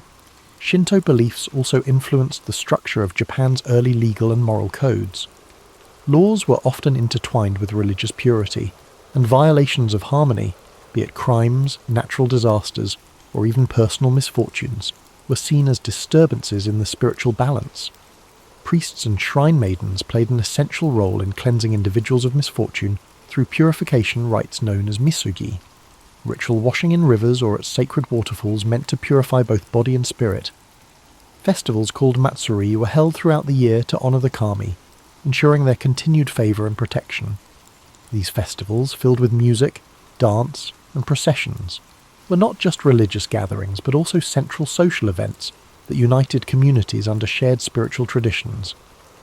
Beyond the imperial court, local clans and villages had their own kami, unique to their land and lineage. These local deities were believed to protect the crops, guide warriors into battle, and watch over the homes of their followers. Some kami were benevolent, offering blessings of health and fortune, while others were vengeful spirits requiring offerings and careful rituals to prevent their wrath. The concept of tsukumogami, objects that, after 100 years, gained spirits of their own, was rooted in the belief that the unseen world was constantly interacting with human life. Farmers prayed to Inari, the kami of rice and fertility, often represented by foxes, while warriors sought favour from Hachiman, the kami of war and divine protector of Japan. As Buddhism arrived from China and Korea in the 6th century, it did not replace Shinto but rather merged with it, forming the unique syncretic religious identity that would define Japan for centuries. Buddhist temples were built next to Shinto shrines, and many kami were identified as manifestations of Buddhist deities, ensuring that the new religion did not erase Japan's indigenous traditions but instead intertwined with them. This seamless blending of spiritual practices reflected the deep-rooted belief that all forces, gods, spirits, ancestors, and natural elements were interconnected in an ever-flowing cycle. Shinto was not merely a religion, it was a way of life, shaping everything from governance to warfare, from agriculture to art. It provided the framework through which Japan's early leaders justified their rule, the means by which communities found unity, and the spiritual force that connected the people to their land. Even in modern Japan, where Shinto no longer dictates the laws of the land, its echoes remain, in the towering torii gates that stand at shrine entrances, in the festivals that still mark the changing seasons, and in the quiet reverence for nature that lingers in the heart of the nation. Sacred sites, rituals, and the power of purification. In ancient Japan, where the natural world and the spiritual world intertwined, sacred sites were more than places of worship. They were living connections between humans and the kami. The most revered among them was the Izigran Shrine, dedicated to Amaterasu, the sun goddess and divine ancestor of Japan's emperors. Nestled deep in the forests of Mie Prefecture, the shrine was rebuilt every 20 years in a centuries-old tradition, symbolizing renewal and the impermanence of all things. Only the imperial family and the highest-ranking priests were permitted to conduct rituals within its sacred grounds, ensuring that the emperor's divine link to the gods remained unbroken. Other major shrines, such as Izumo Taisha, dedicated to the storm god Okuninushi, and Fushimi Inari Taisha, home to the fox spirits of Inari, became centers of devotion, pilgrimage, and seasonal festivals that shaped the rhythm of life across Japan. At the heart of Shinto practice was the idea of purification, the belief that humans accumulated spiritual impurities through daily life and interaction with the physical world. To cleanse themselves, individuals performed misogi, ritual washing in rivers, waterfalls, or the sea. Warriors, before battle, would stand beneath rushing water, clearing their minds and bodies of impurity, believing that a cleansed spirit would ensure victory. In everyday life, purification took place through temizuya, stone basins found at the entrances of shrines, where worshippers would rinse their hands and mouths before praying. This act was not simply about physical cleanliness, but about restoring spiritual harmony, aligning oneself with the natural flow of energy that bound all things together. Beyond personal purification, entire communities participated in grand rituals to appease the kami and ensure their continued blessings. Shinto priests dressed in flowing white robes performed ceremonies filled with ancient chants, rhythmic drumming, and offerings of rice, sake, and salt. Kagura, a sacred form of dance, was performed to entertain the kami and invite their presence. During times of drought, priests led processions to summon rain. During harvest festivals, people gathered to give thanks for the rice that sustained them. These seasonal rituals became the heartbeat of Japan's agricultural society, marking the passage of time through sacred observances. Perhaps one of the most enduring traditions was the Shikinen Sengu, the complete rebuilding of major shrines like Ise Grand Shrine. Every 20 years, the entire complex was reconstructed using carefully chosen cypress wood, following the exact design of the previous structure. This practice, dating back over 1,300 years, reflected the Shinto belief in impermanence and renewal, the idea that nothing is permanent, yet through careful preservation, continuity can be maintained. The wood from the old shrine was repurposed in smaller shrines across Japan, ensuring that the divine essence remained within the land. Among the most feared spiritual disturbances were yokai and vengeful spirits, believed to emerge when proper rituals were not observed or when great injustices were left unresolved. The restless spirits of fallen warriors, betrayed lovers, or those who died with strong lingering emotions could transform into onryo, ghosts capable of cursing entire regions. To prevent such supernatural turmoil, elaborate exorcism rituals were conducted by priests to pacify these spirits and restore balance. Stories of these vengeful beings spread across Japan, reminding people of the importance of living in harmony with both the seen and unseen worlds. From the towering torii gates marking the entrance to sacred grounds, to the whispering forests where the kami were said to reside, the rituals and traditions of Shinto defined the spiritual landscape of Japan. Though centuries have passed, these sacred practices remain deeply embedded in Japanese culture, a quiet undercurrent in daily life, guiding festivals, ceremonies, and moments of quiet reverence. Whether through the flickering of lanterns at a shrine, the ringing of a bell before a prayer, or the flowing waters of purification, the ancient connection between humans and the divine endures, like a dream carried through time. The divine mandate. How mythology shaped Japan's rulers and warriors. In the world of ancient Japan, power was not simply taken, it was bestowed by the kami. The legitimacy of rulers was tied to their divine ancestry, their right to govern reinforced by sacred myths and Shinto traditions.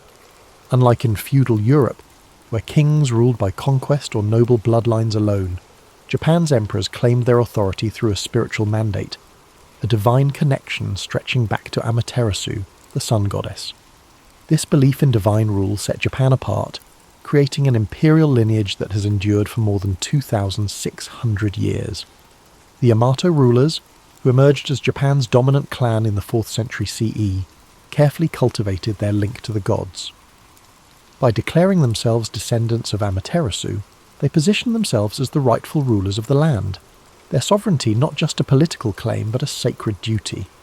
This divine lineage was reinforced through elaborate Shinto rituals at the imperial court, ensuring that each emperor was seen not only as a mortal ruler, but as a living conduit between the human world and the celestial realm. Even as military governments later seized control, the emperor remained a spiritual figurehead, his authority unbroken by time. But the imperial family was not the only class to draw strength from the divine. Samurai warriors, whose rise in the Heian and Kamakura periods reshaped Japan's social order, also found their legitimacy through mythology. Many powerful samurai clans traced their lineage to legendary gods or heroes, using these connections to justify their rule over provinces and armies. The Minamoto clan, for example, claimed descent from Emperor Seiwa, reinforcing their authority as rightful military leaders. Others, such as the Taira and Hojo, aligned themselves with powerful kami like Hachiman, the god of war, whose favour was believed to grant victory in battle. Before heading into war, samurai would visit shrines, undergo purification rituals, and offer prayers to their ancestral deities, believing that divine protection could mean the difference between life and death. This sacred connection between warriors and gods was embodied in the concept of Bushido, the way of the warrior. More than just a code of conduct, Bushido was rooted in Shinto and Buddhist philosophy, emphasizing loyalty, duty, and spiritual discipline. A samurai was expected to live with honor and purity, maintaining an unshakable spirit much like the stillness of a shrine. Ritual suicide, seppuku, was considered an act of purification, a way to cleanse one's dishonor and restore balance to the world. The spiritual nature of the samurai ethos transformed warfare into something more than a struggle for land and power. It became a test of divine will, where victory was seen as a sign of celestial favor. Shinto mythology also shaped the way warlords justified their conquests.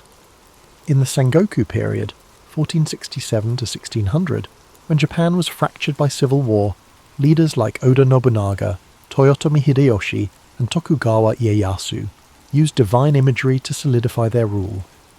Nobunaga, in particular, saw himself as a force of destiny, invoking the idea that he was chosen to bring order to a chaotic world. Hideyoshi, though born a peasant, carefully crafted an image of divine favour, associating himself with the sun and even constructing grand temples to cement his legacy. Tokugawa Ieyasu, the most patient of the three, aligned himself with the ancestral spirits of the Minamoto clan, ensuring that his shogunate was seen not just as a political institution, but as the rightful continuation of Japan's divine rule. Even as modernity swept through Japan, the belief in divine legitimacy never truly faded. During the Meiji Restoration in 1868, when Japan sought to modernize while preserving its traditions, the emperor's divine status was re-emphasized to unify the nation. The idea that Japan was a sacred land chosen by the gods remained deeply ingrained in the national identity, shaping everything from politics to the arts. Thus, mythology was not simply a collection of ancient stories, it was a foundation of power, a force that shaped Japan's rulers, warriors, and vision of itself as a nation. Whether through the sun goddess's blessings upon the imperial family or the war gods guiding samurai into battle, the echoes of these beliefs carried through the ages, weaving the past into the present like an unbroken thread in the fabric of time. The symbolism of nature, mountains, rivers, and the sacred landscape. In ancient Japan, the land itself was alive with spiritual significance. Every mountain peak, flowing river, and dense forest was believed to house the spirits of the kami, divine forces that shaped the world and guided human destiny. Unlike in other civilizations where deities ruled from distant heavens, Japan's gods lived within the earth, woven into the very fabric of the natural landscape. To the people of early Japan, the land was not just a resource, it was sacred, a place where the divine and mortal worlds intertwined. Among the most revered places in Japan were its mountains. Towering above the land, they were seen as bridges between the heavens and the human world, where gods descended and spirits dwelled. None was more sacred than Mount Fuji, the iconic volcano that became a symbol of purity, beauty, and spiritual enlightenment.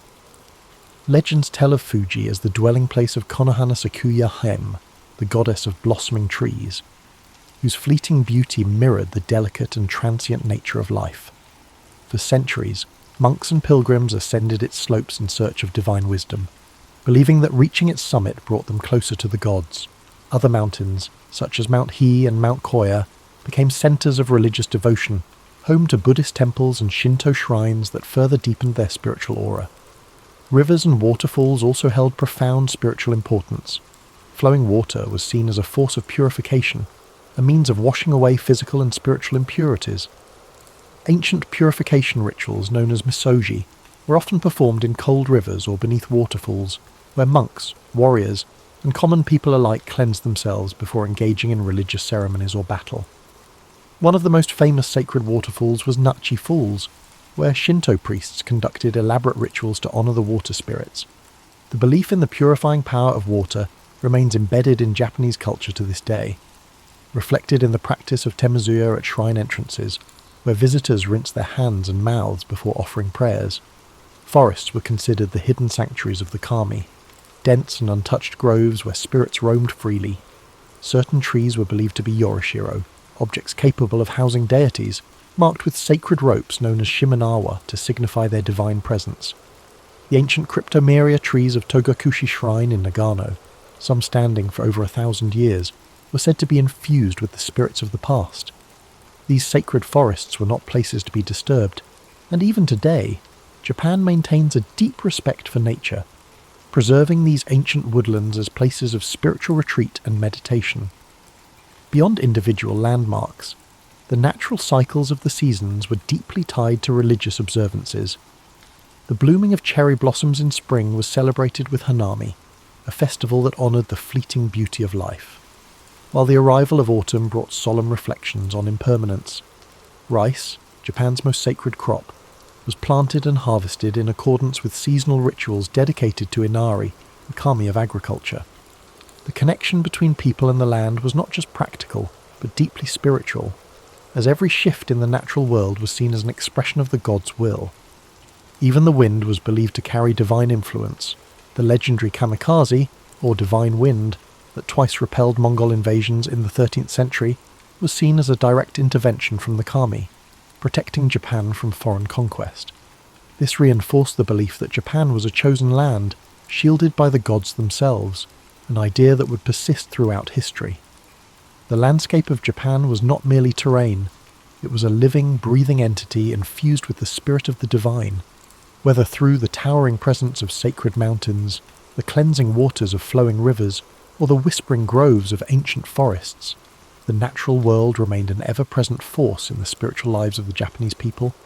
This reverence for nature continues even today. The shrines and temples remain nestled in the quiet embrace of mountains, rivers, and trees, reminders of a time when the world itself was seen as sacred. The eternal influence of mythology, how ancient beliefs shape Japan today. Though centuries have passed since the first emperors claimed divine ancestry and the first warriors sought the favour of the kami, the echoes of Japan's mythological past continue to shape its culture, traditions, and national identity. The stories of Izanagi and Izanami, Amaterasu, and Susanoo are not simply relics of ancient belief. They remain woven into the daily lives of the Japanese people, influencing everything from spiritual practices to modern governance. Even in an era of technological advancement, Shinto rituals persist. Torii gates still stand as silent guardians of the sacred, and the belief in unseen forces continues to influence Japan's cultural landscape. One of the most striking ways mythology endures is through the imperial family. Despite the fall of shogunates, military governments, and the rise of democracy, the Japanese emperor still holds a unique position as a symbol of national unity. Though his political power has faded, his role as the spiritual descendant of Amaterasu remains a fundamental aspect of Japanese identity. Even modern enthronement ceremonies involve ancient Shinto rites, where the emperor offers prayers to the kami and affirms his role as a divine mediator between the gods and the people. The continuity of the imperial line, from the legendary Emperor Jimmu to the present day, reinforces the idea that Japan itself is a sacred land chosen by the gods. Beyond the imperial family, Shinto practices remain deeply embedded in Japanese society. Festivals celebrating the kami, known as Matsuri, continue to draw millions of participants each year. During New Year's celebrations, Hatsumoda, people visit Shinto shrines to pray for good fortune, tossing coins into offering boxes and purchasing protective talismans. The Obon festival, dedicated to honouring the spirits of ancestors, mirrors the ancient belief that the dead never truly leave, but instead watch over their descendants. These customs have endured for over 1,000 years, adapting to modern life while maintaining their spiritual significance. The belief in supernatural forces also thrives in Japan's folklore and popular culture. The presence of yokai, spirits and creatures of myth, remains strong in art, literature, and entertainment. From the mischievous kitsune, fox spirits, to the vengeful onryo, ghosts, these beings still inspire countless films, novels, and anime. Even technological advancements have not diminished the influence of mythology. Modern video games, films, and books frequently draw upon ancient legends, ensuring that the tales of Japan's mythic past continue to captivate new generations. Japan's deep reverence for nature and purification rituals is also a direct inheritance from its mythological roots. The custom of cleansing oneself before entering sacred spaces persists, not just in shrines, but in everyday life. Whether through bathing culture in onsen, hot springs, or the symbolic washing of hands before meals, the idea that nature is sacred continues to influence conservation efforts, reflected in carefully preserved forests around shrines and the nation's commitment to protecting natural landscapes. Even Japan's approach to urban design maintains a sense of harmony with the environment, with traditional Zen gardens and temple grounds serving as places of quiet reflection amidst modern cityscapes. Perhaps most importantly, the spirit of Japan's mythology lives on in its people, the deep-seated sense of honour, perseverance, and connection to the past. The philosophy of mono no aware, the appreciation of impermanence, stems from Shinto and Buddhist influences, reminding people to embrace the fleeting beauty of life. The respect for ancestral wisdom and the idea of duty to one's community reflect values passed down from ancient times, shaping everything from family traditions to workplace ethics. Even as the world changes, the myths of Japan remain, flowing through the nation like an unseen current, shaping its identity in ways both subtle and profound. The spirits of the past are never far, still honoured in whispered prayers at shrines, still present in the towering trees of sacred groves, still guiding the land and its people as they have for millennia. This concludes tonight's journey into Japan's divine origins.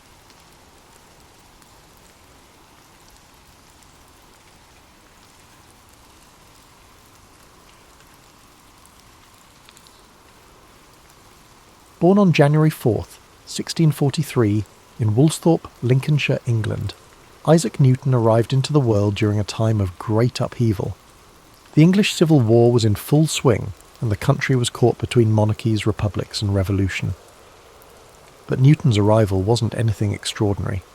He was born prematurely and was so small and fragile that his mother reportedly said he could have fit inside a small mug. In fact, it's said that Newton was not expected to survive his early days, yet he defied those odds, growing up to become one of the most influential figures in science and mathematics. As a child, Newton's family life was complicated. His father, also named Isaac Newton, passed away 3 months before he was born, leaving his mother, Hannah Ayscough, to raise him alone. Hannah remarried when Newton was 3 years old, and he was sent to live with his maternal grandmother, while his mother moved away with her new husband. This early separation from his mother would have a lasting impact on Newton's emotional development, leading to periods of intense loneliness throughout his life. Despite his emotional struggles, Newton's intellectual gifts began to shine early on. As a young boy, he attended the King's School in Grantham, where he was known for being solitary and deeply engrossed in his studies. In fact, he was not much of a socializer, preferring to read and experiment on his own. It was during these early school years that Newton began to show an aptitude for invention. One of his most famous childhood experiments was creating a small water clock using a round-bottomed flask, which was one of the earliest signs of his curiosity about the physical world. At the age of 12, Newton's mother brought him back to live with her and her new husband in Woolsthorpe. It was at this time that he began his education at Cambridge University, enrolling at Trinity College in 1661. Cambridge was a world away from the rural life Newton had known, but it would serve as the place where he began his extraordinary journey in the world of science. In the first few years at Cambridge, Newton was fascinated by the works of the great scholars of the time, particularly René Descartes, Galileo Galilei, and Johannes Kepler. These men had made groundbreaking contributions to mathematics, physics, and astronomy, and Newton was eager to learn from their ideas. He was particularly drawn to the study of mathematics and soon became obsessed with solving problems in geometry, algebra, and calculus. However, Newton's journey wasn't without its challenges. The world was entering a tumultuous period during Newton's years at Cambridge. The Great Plague of 1665 struck London, causing the university to close temporarily. Newton, like many others, returned home to Woolsthorpe. It was during this time away from Cambridge, in the isolation of the countryside, that Newton's mind truly began to flourish. This period, known as his Annus Mirabilis, or Year of Wonders, was when Newton made some of his most groundbreaking discoveries.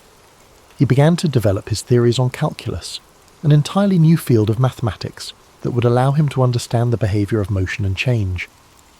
The concepts that would later shape his laws of motion and universal gravitation were born during these isolated months. He also worked on optics, conducting experiments with light and prisms, leading to his discovery that white light could be split into the colours of the rainbow. But perhaps the most famous story from this period is the one about the falling apple. According to legend, Newton was sitting in his garden in Woolsthorpe when he saw an apple fall from a tree. This simple observation sparked a profound question in his mind. Why did the apple fall straight down, rather than sideways or in some other direction? This moment of curiosity would lead him to formulate his law of universal gravitation, which states that every mass attracts every other mass in the universe with a force proportional to the product of their masses and inversely proportional to the square of the distance between them. Returning to Cambridge in 1667, Newton's reputation as a mathematician and physicist began to grow. He soon became a fellow at Trinity College, and over the next several years he began to refine his ideas.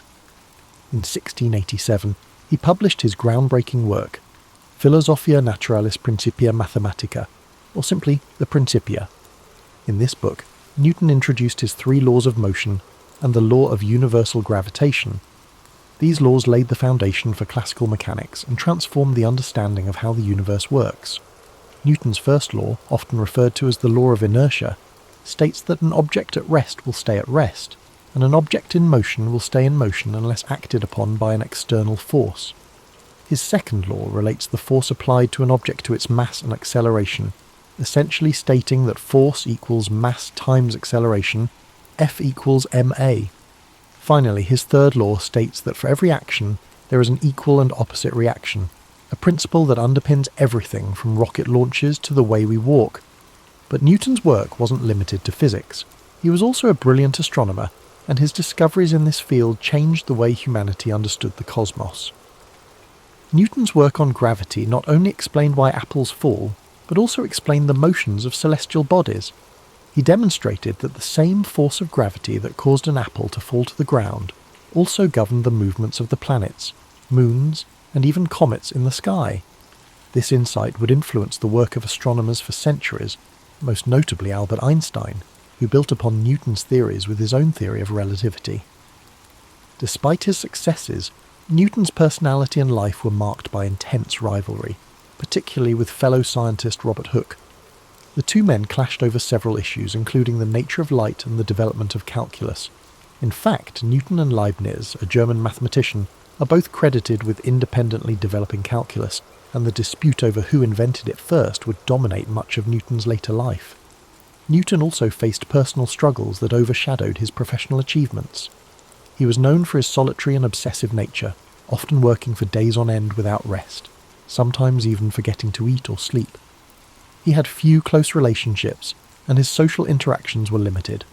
He also struggled with periods of paranoia, especially concerning his rivals. Despite all his success, it's said that Newton didn't feel truly content in his later years. As he aged, Newton also grew increasingly involved in the administrative aspects of science. He served as the president of the Royal Society and was a member of Parliament for a time, though he rarely spoke during his time in government. In his final years, Newton turned his attention to alchemy and religious studies, subjects that are less well known but were still important to him.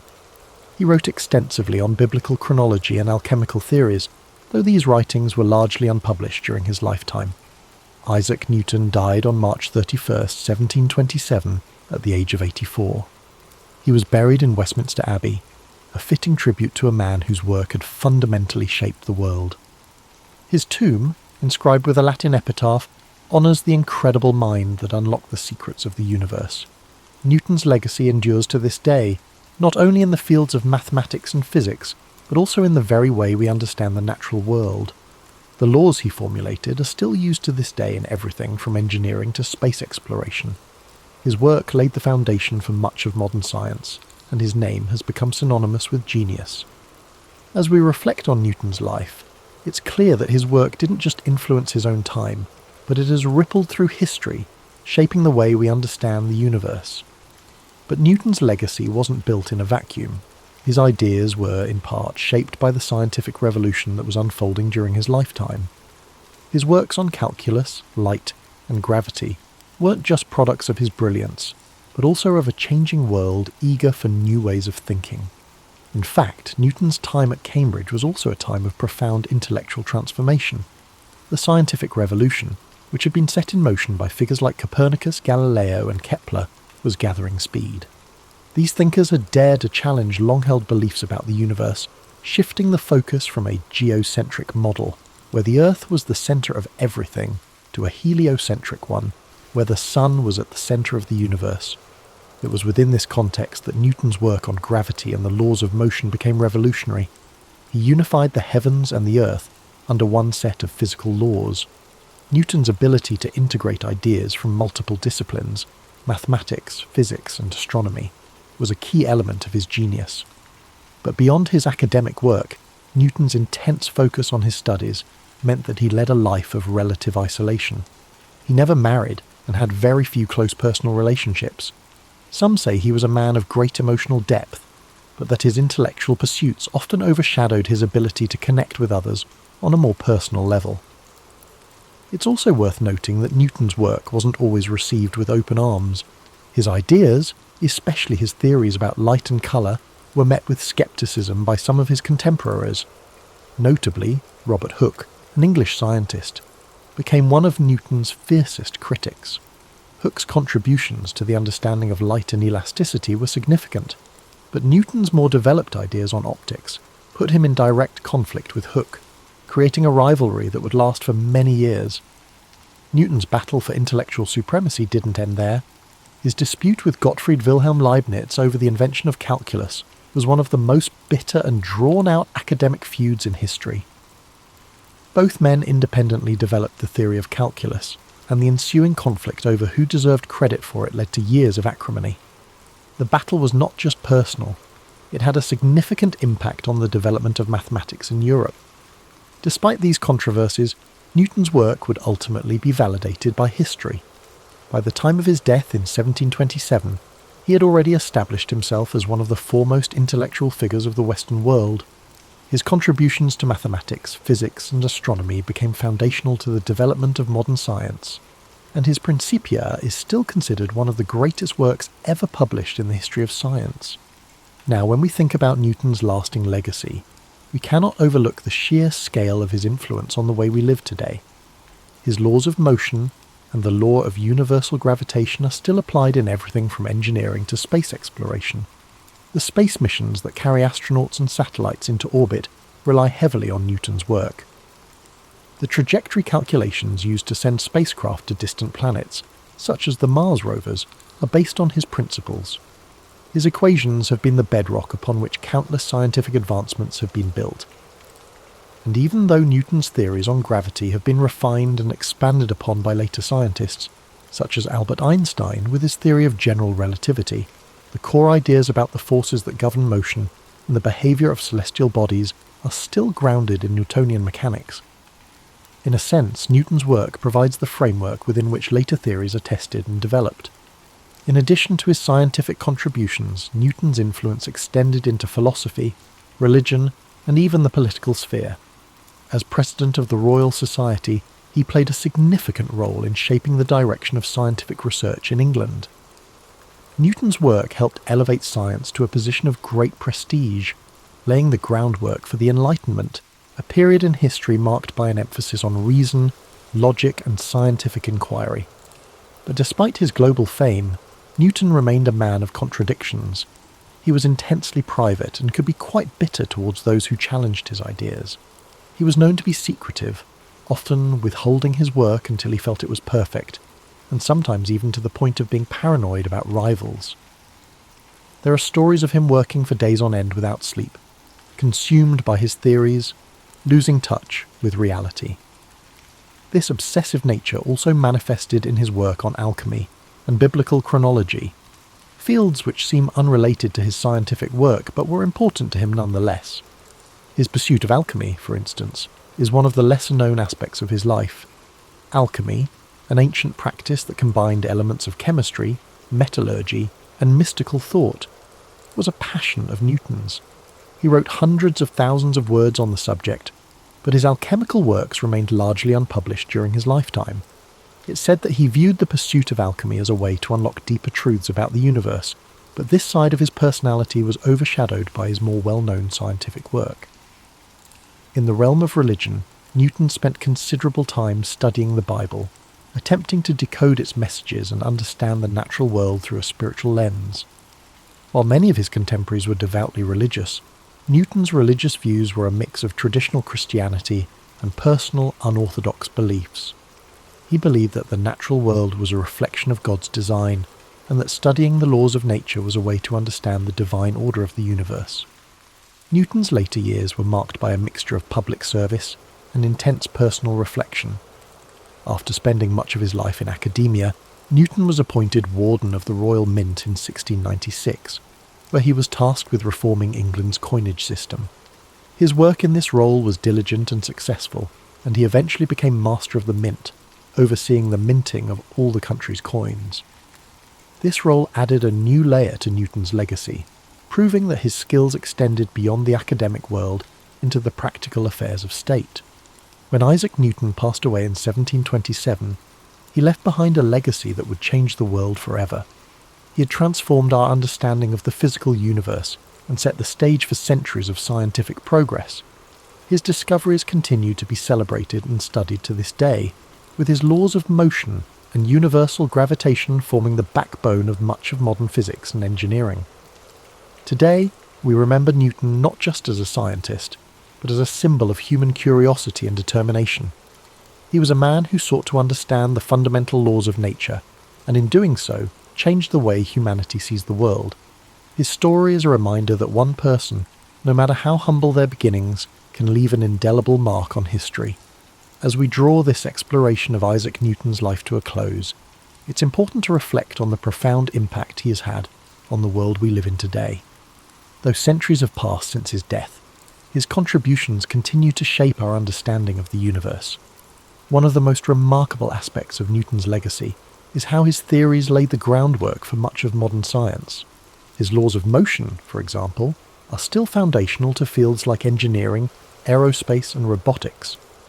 Every time a rocket is launched into space, scientists and engineers rely on Newton's understanding of forces and motion to chart its course.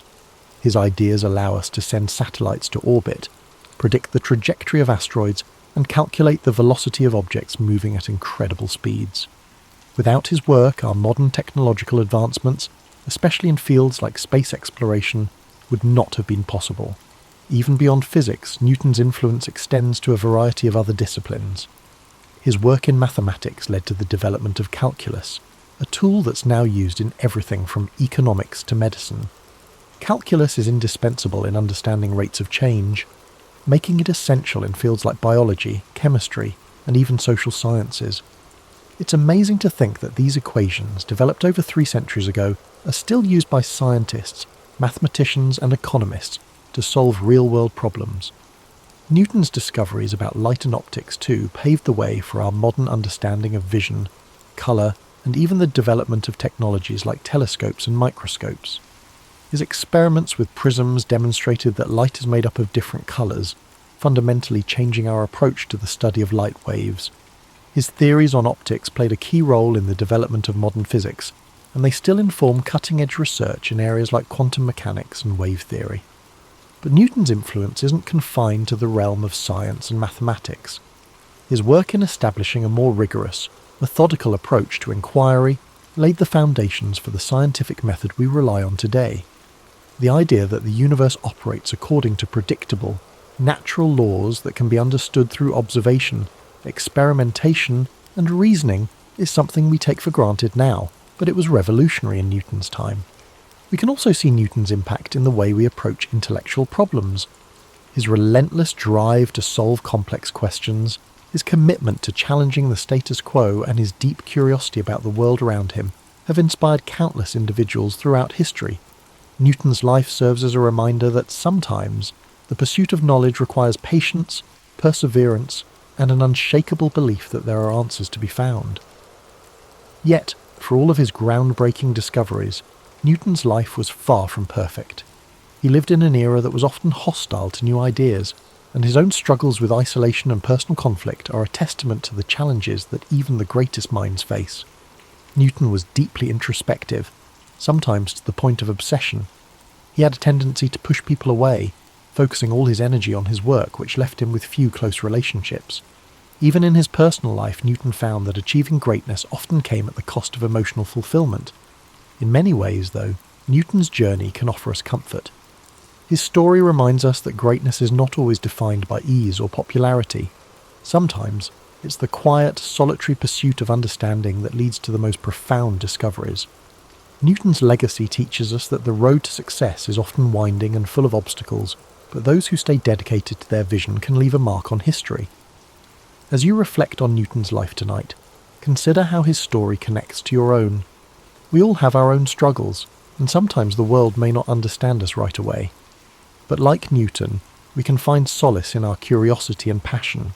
We may not discover the laws of motion or unlock the secrets of the cosmos, but we all have something to contribute to the world in our own unique way. And just like Newton, we must embrace the process of discovery, whether it's scientific, personal, or emotional. Every question we ask, every challenge we face, is part of a larger journey, one that connects us to the great minds who have shaped history and the ones who will come after us. As the 16th century dawned, Italy stood as one of the most vibrant and culturally rich regions in Europe. It was the heart of the Renaissance, its cities alive with art, science, and intellectual thought. Yet beneath this brilliance lay a fragmented political landscape that would spark decades of turmoil. Unlike the unified kingdoms of France and Spain, Italy was a collection of fiercely independent city-states and kingdoms, each vying for dominance. From the maritime might of Venice to the artistic hub of Florence, from the papal states wielding both spiritual and temporal authority to the militarized Duchy of Milan, the Italian peninsula was a patchwork of ambition and rivalry. This division made Italy uniquely vulnerable. The city-states frequently clashed over territory and trade routes, expending resources and forming unstable alliances. Instead of uniting against external threats, they often sought outside powers as allies in their internal disputes. France, Spain, and the Holy Roman Empire, each with their eyes on Italy's wealth and strategic importance, were quick to exploit these divisions. To them, Italy was not just a cultural treasure trove, it was a gateway to greater influence in Europe and the Mediterranean. Adding to this complex web of politics was the immense power of the papacy. Popes of this era were not merely religious leaders, but political figures deeply involved in Italy's affairs. They negotiated alliances, raised armies, and often pursued personal and familial ambitions under the guise of defending Christendom. The Church's wealth and land holdings made it a significant player in the power struggles that shaped the region. Popes like Alexander VI and Julius II used their positions to influence the balance of power, turning Rome into both a battleground and a prize. The Renaissance further heightened the stakes. Italian cities were not only politically and economically important, they were also cultural beacons. The competition among states to sponsor the greatest artists, thinkers and architects added another layer of rivalry. Florence became synonymous with innovation, Venice dominated trade, and Milan built its reputation on military strength and strategic alliances. These states, despite their brilliance, often overestimated their ability to control the forces they unleashed when inviting foreign powers to intervene in their disputes. The spark that ignited the Italian wars came in 1494, when Charles VIII of France, claiming a dynastic right to the Kingdom of Naples, marched his army across the Alps. His invasion was the result of years of political manoeuvring and alliances gone awry. Florence, Naples and Milan had all played roles in drawing France into Italian affairs, hoping to use Charles's ambitions to their advantage. Instead, they unleashed a force far greater than they anticipated. The French army, with its modern artillery and disciplined soldiers, overwhelmed local defences, setting off a chain reaction that drew in Spain, the Holy Roman Empire, and eventually even the Ottoman Empire. The Italian wars were not a single conflict, but a series of battles and campaigns lasting over 6 decades. They were fought not just for territorial control, but for dominance over Europe itself. Italy became the battleground where the ambitions of France, Spain, and the Holy Roman Empire clashed, with Italian city-states caught in the middle. The fragmented nature of the Italian peninsula, once a source of cultural diversity and wealth, now became its greatest vulnerability. As you reflect on this intricate political landscape, Imagine the bustling cities of Renaissance Italy, filled with life and brilliance, yet shadowed by uncertainty. Picture the delicate balance of power, like a fine thread stretched too tightly, waiting to unravel. Let the rhythm of this story settle over you, its complexity and beauty easing your mind as you relax further into a state of calm.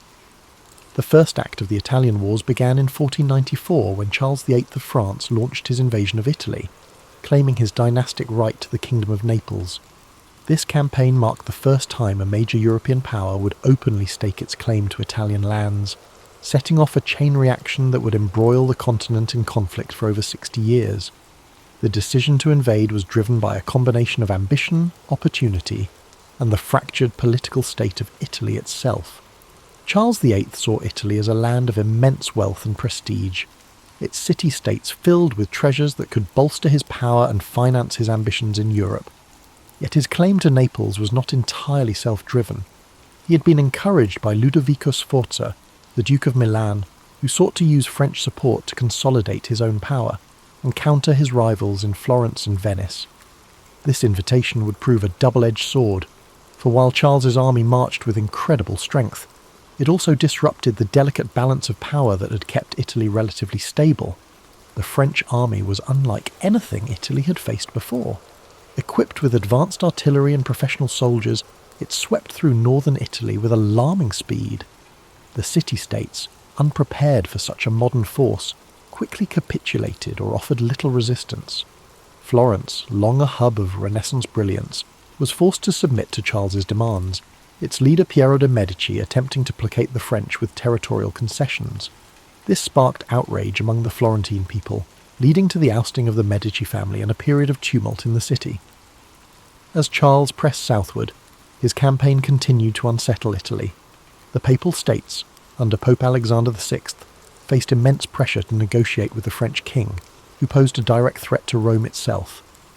Ultimately, Alexander chose diplomacy over confrontation, allowing Charles to pass unimpeded. The French army reached Naples in 1495, capturing the city with relative ease, yet the ease of their victories belied the challenges that lay ahead. The rapid success of the French invasion alarmed the rest of Europe. Ferdinand II of Aragon, whose Spanish crown had claims to Naples, saw the French presence as a direct threat to his interests.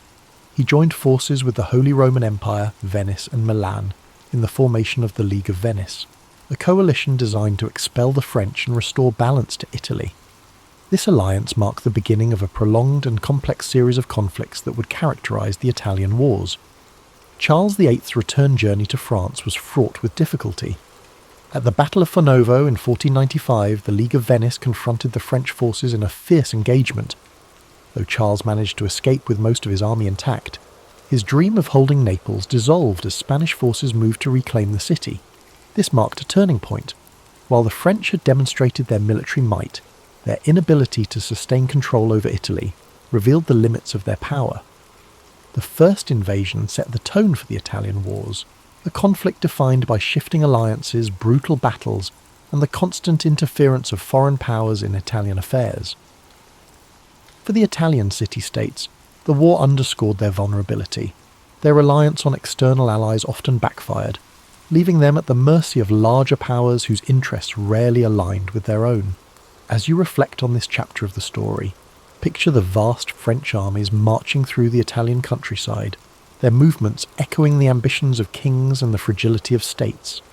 Imagine the Renaissance cities, so full of life and beauty, now shadowed by the weight of war. Let the rhythm of these thoughts guide you into deeper relaxation, the flow of history calming your mind and easing your spirit.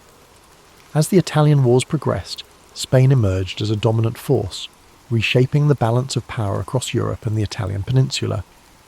Following Charles VIII's retreat, Ferdinand II of Aragon sought to strengthen Spain's influence, focusing on reclaiming Naples, a key prize in the struggle for Italian supremacy. Spain's military, under the leadership of Gonzalo Fernández de Córdoba, revered as the Great Captain, introduced innovative battlefield strategies. The Spanish tercios, disciplined formations combining pikemen and arquebusiers, proved revolutionary. Their effectiveness surpassed that of the traditional heavy cavalry favoured by France. In a series of decisive battles, including Cerignola and Garigliano in 1503, Spanish forces secured Naples. Their victories demonstrated superior tactics and organisation. With Naples under Spanish control, Ferdinand established Spain as a key power in southern Italy, solidifying its influence and preparing for further engagements with France. Yet the French were far from deterred. In 1515, Francis I ascended to the French throne and reignited his nation's ambitions. His forces achieved a major victory at the Battle of Marignano, reclaiming Milan and briefly restoring French dominance in northern Italy. This resurgence set the stage for an intense rivalry between Francis III and Charles V of the Habsburg dynasty. Charles, inheriting a vast empire that included Spain, the Holy Roman Empire, and territories in the Americas, wielded immense resources. His ambitions extended far beyond Italy, but the peninsula became a crucial theatre of war. The pivotal Battle of Pavia in 1525 marked a turning point.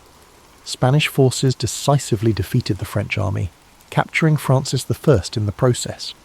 This victory shattered French momentum and solidified Spanish Habsburg dominance in Italy.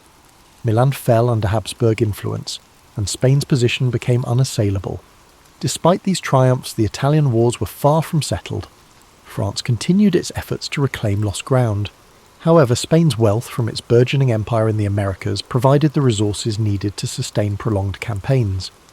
This economic advantage, combined with strategic alliances and military innovation, ensured Spain's supremacy. Italian city-states such as Venice, Florence, and the Papal States became entangled in this larger conflict. Their independence increasingly compromised as foreign powers dictated the region's fate. The conflict reshaped Italy, turning it into the epicenter of European power struggles. Its vibrant cities and cultural landmarks endured cycles of war and occupation. Yet through it all, the resilience of its people shone. They continued to create art, foster innovation, and maintain their identity even amid turmoil, while you drift further in sleep. Picture the rolling hills of Italy and the bustling cities of the Renaissance, their beauty and complexity undiminished despite the shadow of war. Imagine the measured rhythm of history, the ebb and flow of ambition and resilience, and let the cadence of these thoughts guide you toward peace.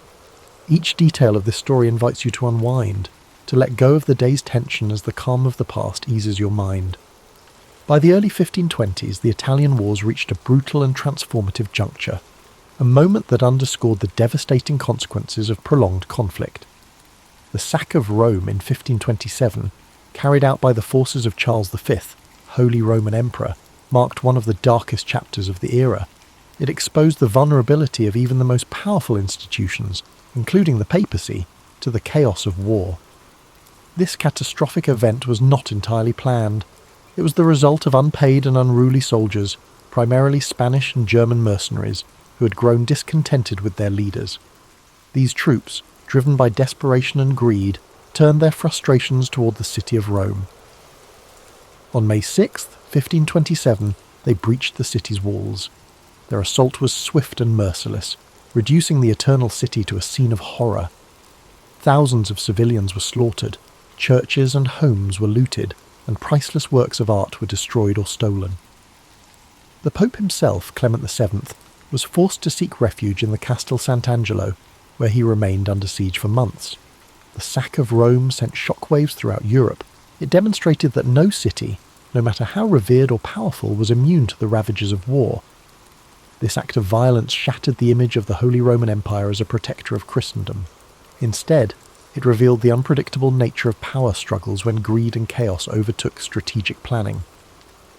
The symbolic heart of Catholicism had been desecrated, leaving a lasting scar on the Italian wars and a sobering reminder of the stakes involved. The fallout from this event led to a re-evaluation of alliances and power dynamics. The Pope, who had previously aligned with France and other anti-Habsburg factions, was forced to reconcile with Charles V. This uneasy alliance reshaped the political landscape of Italy, placing the papacy firmly under Habsburg influence. For the French, the sack represented another setback in their ambitions to dominate Italy. The devastation of Rome weakened their potential ally, leaving them increasingly isolated in the conflict. As the dust settled, the sack of Rome came to symbolize the broader toll of the Italian wars. The conflict had begun as a battle for territorial control, but it had evolved into a far-reaching struggle that disrupted the cultural, economic and political fabric of Italy. The Renaissance ideals of beauty, innovation and humanism were overshadowed by the relentless march of armies and the ambitions of rulers. Even amid this devastation, Italy's resilience persisted. The people of Rome began to rebuild their city, reclaiming their identity and striving to restore its former glory. Artists, writers and thinkers carried forward the flame of the Renaissance, their works a testament to the enduring spirit of a land caught in the crossfire of history. As you look back on this pivotal moment, imagine the quiet streets of Rome after the storm, the strength of its people as they turned chaos into renewal. Let these thoughts ease your mind, and the flow of history soothe your spirit as you drift into deeper relaxation. The story of the sack of Rome reminds us that even in the darkest times, recovery and renewal are possible. The Italian Wars, though technically concluded with various treaties and shifting allegiances, left Italy deeply fragmented and politically unstable. By the late 16th century, the city-states that once flourished during the Renaissance had been absorbed by the larger European powers or reduced to minor players in the geopolitical theatre.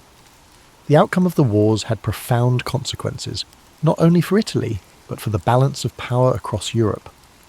After the sack of Rome in 1527, the political situation in Italy grew more complicated. The papacy, weakened and diminished in prestige, was now firmly under Habsburg influence. Pope Clement VII, despite his earlier resistance, was forced to sign a peace treaty with Emperor Charles V, marking the start of a period of Habsburg dominance in Italy. The French, now dealing with internal turmoil and an empire stretched thin, were no longer able to exert as much influence over Italian affairs. Milan, once a powerful independent duchy, had fallen under Habsburg control following the French defeat at Pavia and the subsequent Treaty of Madrid. Similarly, Naples and other southern Italian regions were now under Spanish rule.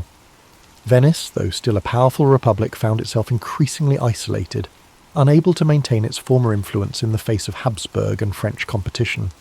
Florence, once the heart of the Renaissance, experienced a dramatic shift in power. The Medici family, exiled during the wars, were restored to power with the help of the papacy and the Habsburgs. Under their rule, Florence became a duchy, ending its Republican era and cementing Medici control. This marked the end of an era for the city, which had once been a beacon of artistic and political independence. The fragmentation of Italy was not only political but cultural. The wars had disrupted the flow of ideas and artistic movements that had flourished during the Renaissance. Many of Italy's greatest artists, including Leonardo da Vinci and Raphael, had already passed, and those who remained found themselves working under foreign rulers who had little interest in maintaining the cultural vibrancy that had once defined the peninsula. The wars also set the stage for future conflicts. The power vacuum left in Italy, coupled with the continuing rivalry between France and Spain, ensured that Italy would remain a battleground for European ambitions well into the 17th century. The Italian states, once autonomous and rich in their diversity, had been transformed into pawns in a larger game of European politics. Yet, even in the aftermath of destruction and division, Italy's identity remained intact. The Renaissance had planted seeds of intellectual, artistic and scientific achievement that would continue to influence the world long after the wars had ended. Italy's cities, though scarred by years of warfare, would eventually rise again, fueled by the legacy of those who had once shaped the course of history. As you reflect on this final phase of the Italian wars, picture Italy, its cities, landscapes and people, rebuilding in the wake of centuries of conflict. Let these thoughts soothe your mind, the quiet endurance of a nation marked by the passage of time. Feel the ebb and flow of history calm your spirit as the struggles of the past slowly fade into the background, leaving only peace. As we bring this story to a close, it's important to summarise the deep legacy left behind by the Italian wars.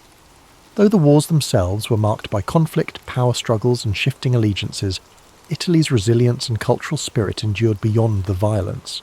The wars may have fragmented the peninsula politically. However, the intellectual, artistic and cultural achievements that flourished during the Renaissance would continue to shape the world for generations to come. The devastating toll of the wars, especially the sack of Rome and the subsequent political upheavals, left visible scars on Italy's landscape.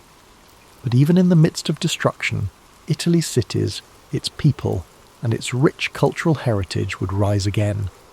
Florence, Venice, Rome, and Milan, though under foreign rule, maintained the essence of their identity, always connected to their storied past, and each continuing to contribute to the broader European narrative. As you lie back and reflect on this powerful chapter in history, allow yourself to feel the weight of time, the rise and fall of empires, the rebuilding of cities, and the ever-present determination of the people. Imagine the sun setting gently over the Italian hills, the soft whisper of the wind as it sweeps over the ancient streets, a reminder of both struggle and renewal.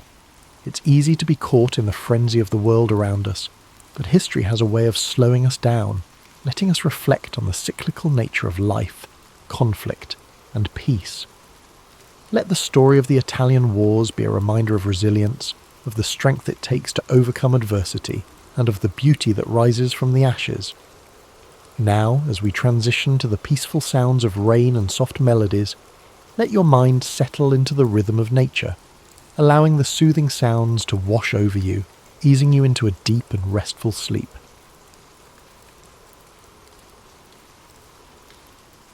In the year 896 CE, in the heart of Baghdad's intellectual quarter, Al-Hussein bin Qasim brushed desert dust from the folds of his linen robe. Unaware of the storms that fate would soon unleash upon him, he studied the myriad scholarly gatherings outside the House of Wisdom. Voices blended into a layered chorus. Mathematicians debated geometric proofs, poets recited verses on ephemeral beauty, and astronomers charted celestial mysteries. The call of knowledge was unstoppable, and its echoes hinted at new horizons beyond the city's walls. Although he hailed from a modest family of date merchants, Al-Hussein possessed an innate curiosity that surpassed every constraint of status. Weeks earlier, he had been approached by the renowned translator Yunus al-Kindi, who recognized promise in his approach to ancient texts. Yunus had whispered rumors of a manuscript stored in a distant library along the Red Sea coast, a codex said to hold fragments from vanished civilizations. For Al-Hussein, the prospect of unearthing lost secrets eclipsed all thought of comfort or security. On that mild autumn morning, the city's horizon shimmered with trade caravans and the swirl of travellers from every corner of the known world. Greek philosophers, Persian scholars, and Indian mathematicians crowded the thoroughfares, exchanging theories and goods under the caliph's tolerant gaze. Their House of Wisdom had become a magnet for knowledge, a beacon that drew in talents as diverse as the spices sold in Baghdad's markets. Under this atmospheric mosaic, Al-Hussein felt keenly that his destiny extended beyond these storied streets. Yunus al-Kindi had given him a letter of passage, sealed with the translator's distinctive monogram, allowing safe conduct through the desert routes. The cryptic list of questions about that ancient codex, queries no one else could decipher, loomed large. Al-Hussein grasped the significance. If the manuscript existed, it might reveal the lost methodologies of a civilization rumoured to have harnessed knowledge of geometry, astronomy and medicine far beyond the current era. Discovery meant prestige, but also the possibility of rewriting entire chapters of known history. Pressing the letter against his chest, Al-Hussein reflected on his father's tales. The desert, unpredictable and capricious, consumed unprepared wanderers without mercy. Tales of caravans lost in sandstorms or raided by marauders haunted the nightly gatherings in local tea houses. Still, the lure of revelation eclipsed any fear, and he resolved to depart at dawn the following day. Engaging a caravan of spice traders, he planned to share provisions and glean from their survival knowledge, forging alliances in an environment where trust was currency. Sunrise found him at the city gates, where camels groaned beneath woven saddlebags stuffed with exotic goods. Saffron from Persia, frankincense from Oman, and turquoise from far-off lands. The caravan leader, an experienced merchant named Maryam bint Sa'id, cast an eye over Al-Hussein. She was known for her leadership and her capacity to navigate shifting alliances among tribal factions. Though suspicious of scholars who ventured out of libraries, she recognized the advantage of travelling under the banner of the prestigious House of Wisdom. As the gates of Baghdad shrank behind them, the caravan merged with the vast desert's hush. Dawn's golden light outlined distant dunes that seemed both majestic and forbidding. Al-Hussein observed Maryam directing her charges to form a staggered line, minimizing exposure to roving bandits. Occasionally the wind carried the bray of donkeys or the low murmur of traders discussing profit margins. For Al-Hussein, the emptiness was a blank canvas waiting for stories etched by the footprints of those audacious enough to cross it. At midday, the caravan paused for a respite. While others took shelter from the heat, Al-Hussein found himself marvelling at ancient rock carvings etched into a nearby cliff. Figures of hunters and astronomers hinted at a lineage of knowledge older and more mysterious than any library's scrolls. He gently traced the outlines with a practiced fingertip, sensing a kinship with those lost voices that once tried to record their world. If even in these remote corners human curiosity thrived, what wonders awaited him further ahead?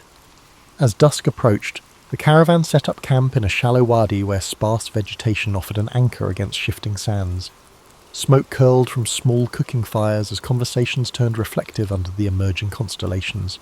Al-Hussein unravelled a worn scrap of parchment, Eunice's instructions, and studied the cryptic glyphs he would eventually need to identify. An undercurrent of excitement within him, tempered by the realization that he was crossing into unknown domains.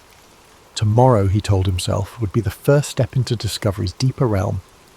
In the early dawn, the caravan pressed eastward toward a series of desert oases, whispered about in old merchant journals. Each oasis served as a precarious lifeline against the relentless, punishing heat, and Mariam's leadership ensured their small group navigated meticulously. She brokered safe passage with tribal patrols, offering tokens of trade in return for unimpeded travel.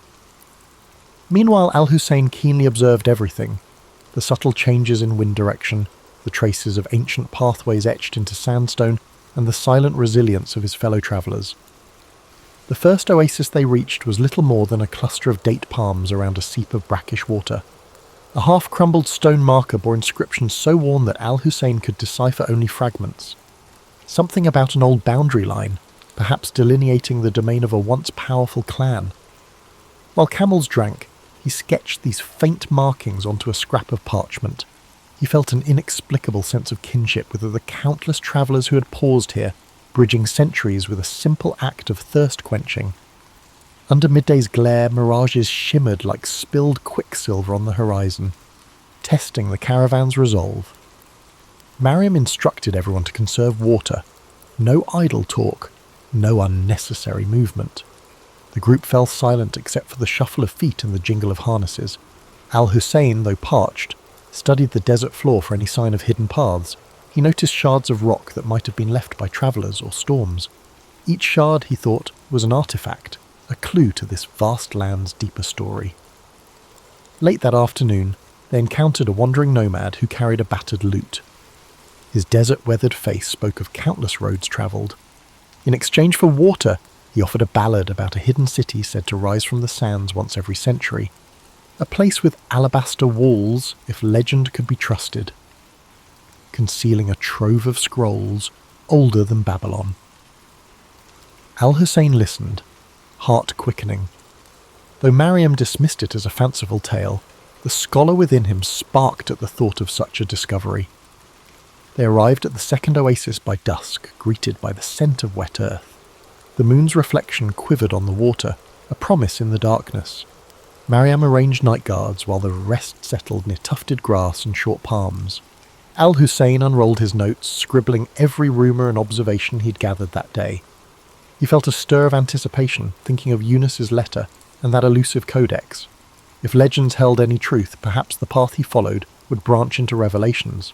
Before sleep, the caravan huddled for a supper of flatbread and dried figs.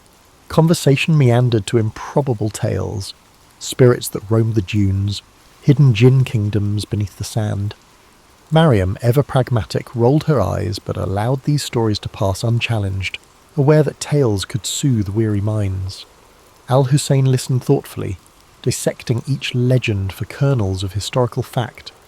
He sensed how desert myths blended with real events, forging a tapestry of belief. Each story, he realized, held a reflection of human longing. Sleep came fitfully. Between ragged gusts of wind that rattled the palms, Al-Hussein dreamed of an endless corridor lined with doors of sandstone. Behind one door lay the hidden city the nomad described. Behind another, the Red Sea Library. He awoke to the howling of a jackal, unsure if the dream was an omen or mere fantasy. Still his conviction remained firm. He would continue chasing knowledge across these shifting landscapes, trusting that destiny might reveal itself within the margins of the unknown. By morning, a layer of sand dusted every surface, and the caravan resumed its cautious advance. The air felt thick with unspoken tensions. They reached a rocky pass where looming sandstone pillars resembled silent sentinels. Mariam signalled a halt, sensing something amiss.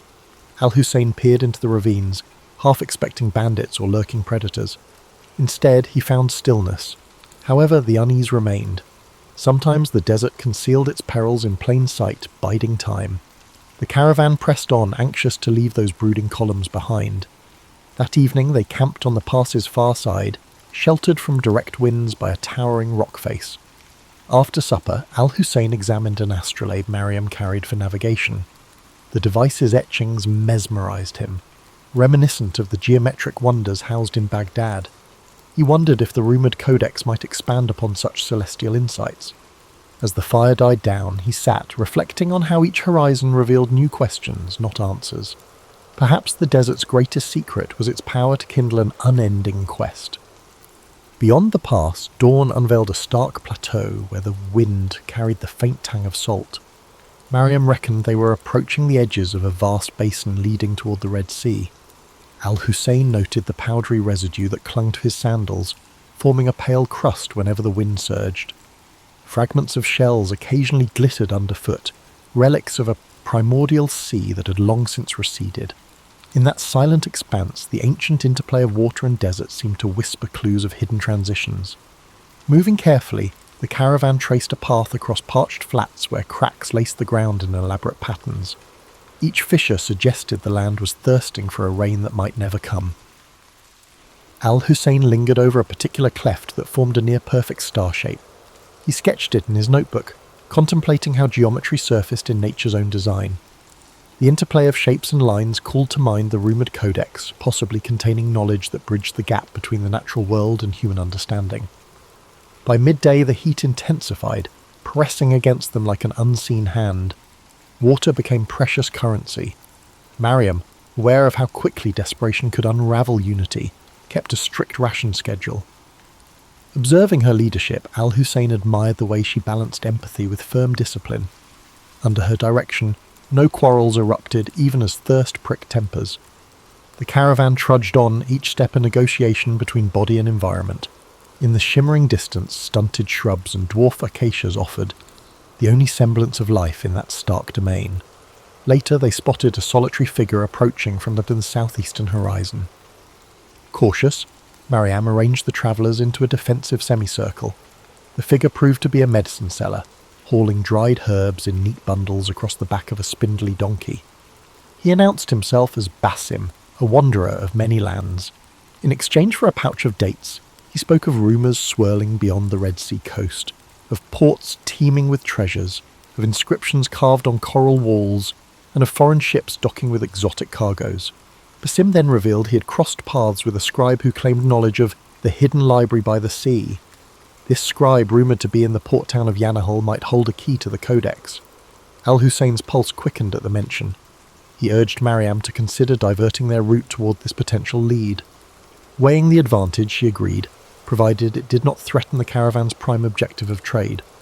Reorienting their compass, they set out with renewed purpose, heading south by southeast. The change in direction led them to an abandoned way station of mud brick walls caked with salt. Its courtyard lay choked with sand drifts, but a broken well hinted at what had once been a vital rest stop. Al-Hussein wandered among the ruins, spotting faint inscriptions along the wall, names, dates, fragments of prayers. Each carving was a testament to fleeting presence. Here stood proof that even the harshest wilderness could not stifle the human urge to leave a trace. Yet the desert had really reclaimed so much. That evening they made camp under a sandstone ridge carved into rippling curves by ancient winds. The last rays of sunlight played across the layered patterns, revealing colour bands that ranged from ochre to rose. Al-Hussein felt a distinct awe for the land's subtle artistry. He understood how easily travellers might spin legends from these austere shapes. Perhaps behind every myth there lay a kernel of truth about wonder. Perhaps the rumoured hidden city or the library derived from real glimpses of grandeur swallowed by time. As the night grew cool, Mariam permitted a small fire. Conversations ran softer now, with a thread of expectancy woven into each word. Basim spoke of trade centres bustling with sailors from distant empires, Zanj, Gujarat, even the far-flung kingdoms beyond the Indian Ocean. He also mentioned the region's swirl of local legends, a half-buried temple near the coast, the rumoured tomb of a prophet whose name had slipped from memory. Al-Hussein took careful notes, determined to sift the improbable from the verifiable. Before sleep, Al-Hussein pulled out Eunice's cryptic questions, scanning the faded script by firelight. They referred to instruments that measured the angles of stars from improbable vantage points, formulas that predated known treatises. Could the Red Sea Library truly hold such ancient feats of intellect?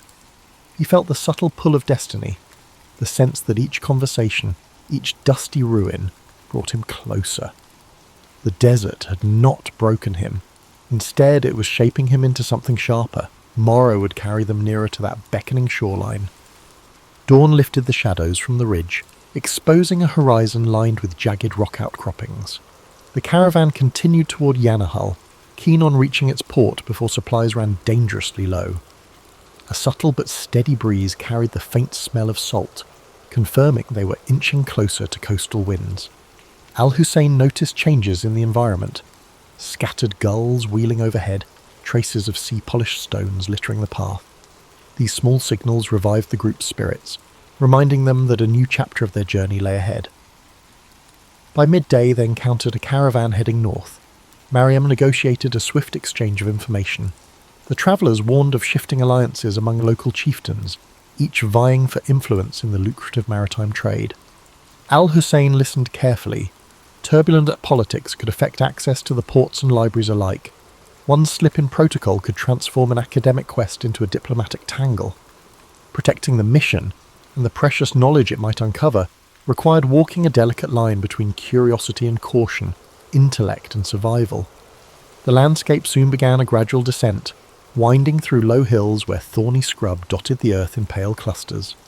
At times, the caravan skirted salt marshes, each step producing a hushed crunch underfoot. Tiny crabs scuttled in shallow brine pools, and the occasional heron soared overhead, a pale sentinel against the shimmering sky.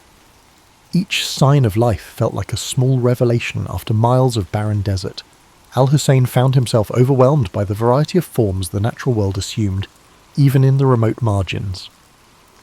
Late that afternoon, they spotted Yanahal in the distance, a sprawl of mud-brick dwellings with roofs of thatch or tiled clay, punctuated by the taller silhouettes of warehouses near the docks. Thin pillars of smoke curled upward, and the distant clang of metal suggested blacksmiths plying their trade. Seabirds circled the bustling harbour, where dhows and small cargo vessels bobbed in the tide. For Al-Hussein, the sights and sounds of a place so different from Baghdad were a vivid reminder of the region's fluid tapestry of cultures. Mariam led the caravan through the town's outskirts, seeking a trustworthy local factor who could arrange secure storage for their goods. Children peered out from doorways, intrigued by the unusual mix of travellers. The air smelled of fish, spice, and damp rope, all woven together into a briny perfume. Al-Hussein scanned every detail, from the chipped walls covered with old maritime symbols to the lively banter between dock workers. He made mental notes of how commerce thrived here, bridging deserts and oceans in a single breath. With arrangements in place, the group settled at a modest inn near the wharf. Basim quietly vanished among the waterfront stalls, murmuring about errands to run. Al-Hussein felt a twinge of concern, but was too eager about the library rumour to dwell on it. He quickly asked around for any mention of the scribe. Locals offered conflicting accounts. Some shrugged, while others claimed they had glimpsed a reclusive scholar searching for archaic port records. One old fisherman insisted the scribe left for the Coralstone Quarter.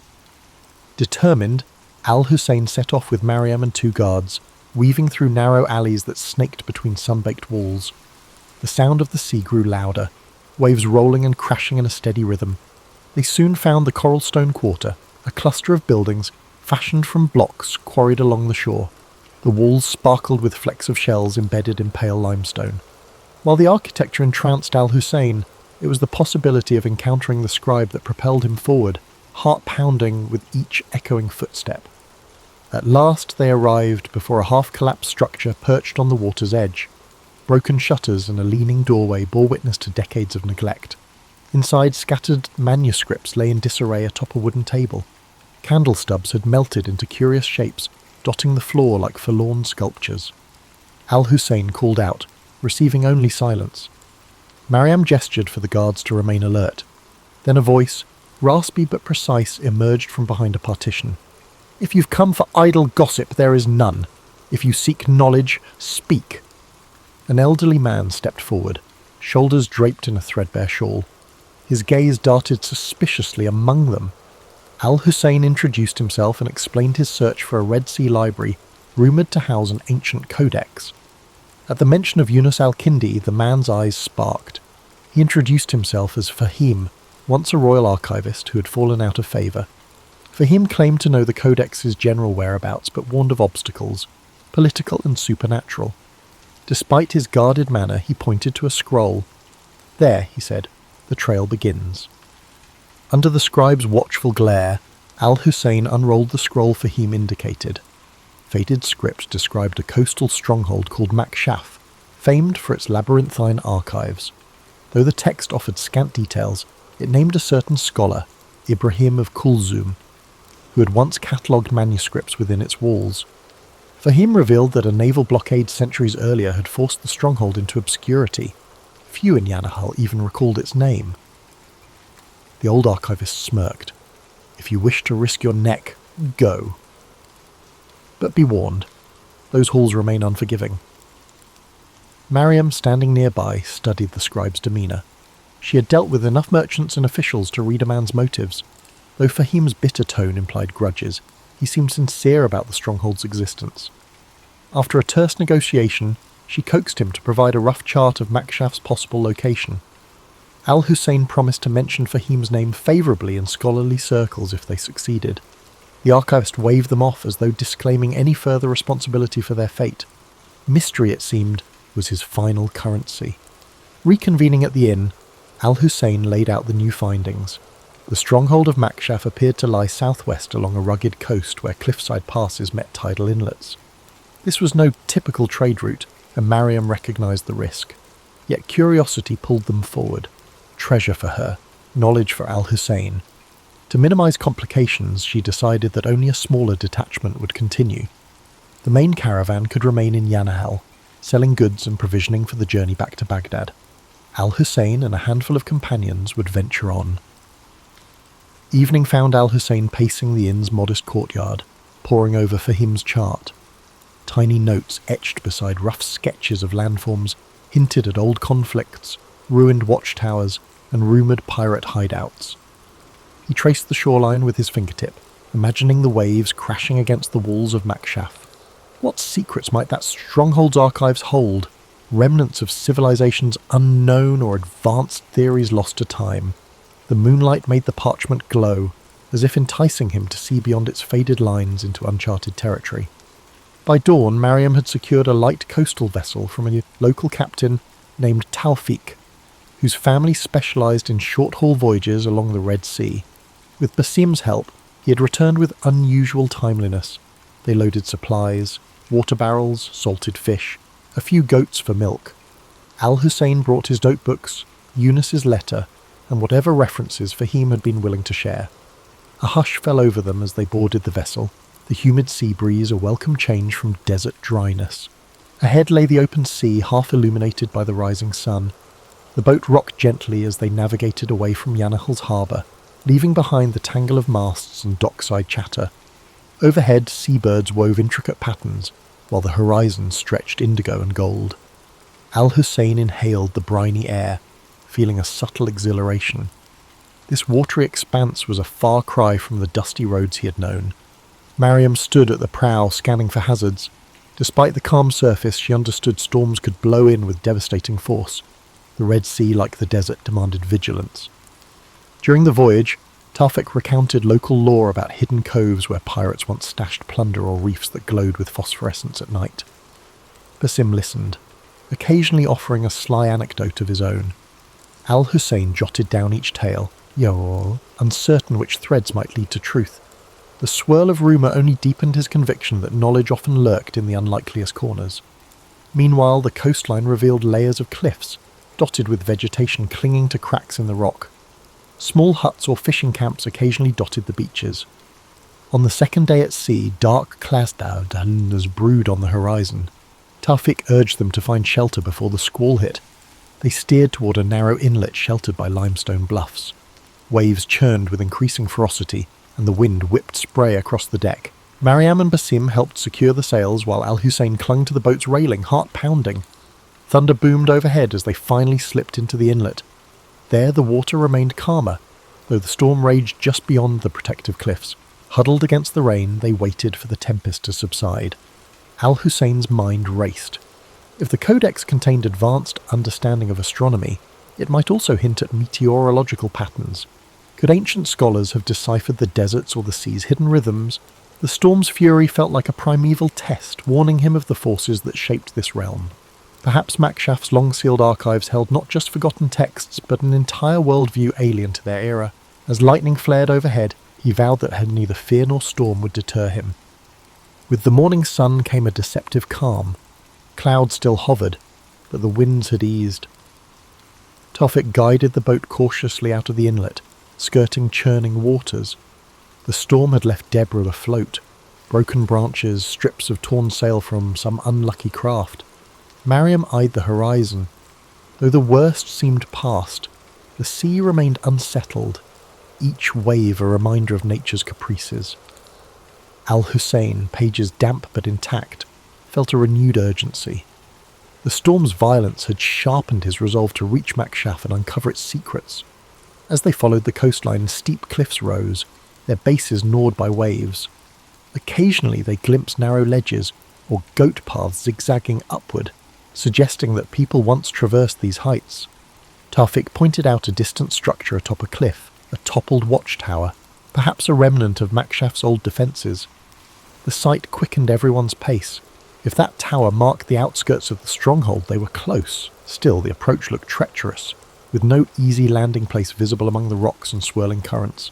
They eventually located a craggy beach where erosion had carved out a small pebbled cove. Unloading the vessel was a precarious dance of timing each wave's retreat. Mariam directed the transfer of provisions while Taufik secured the boat to a natural cleft in the rock.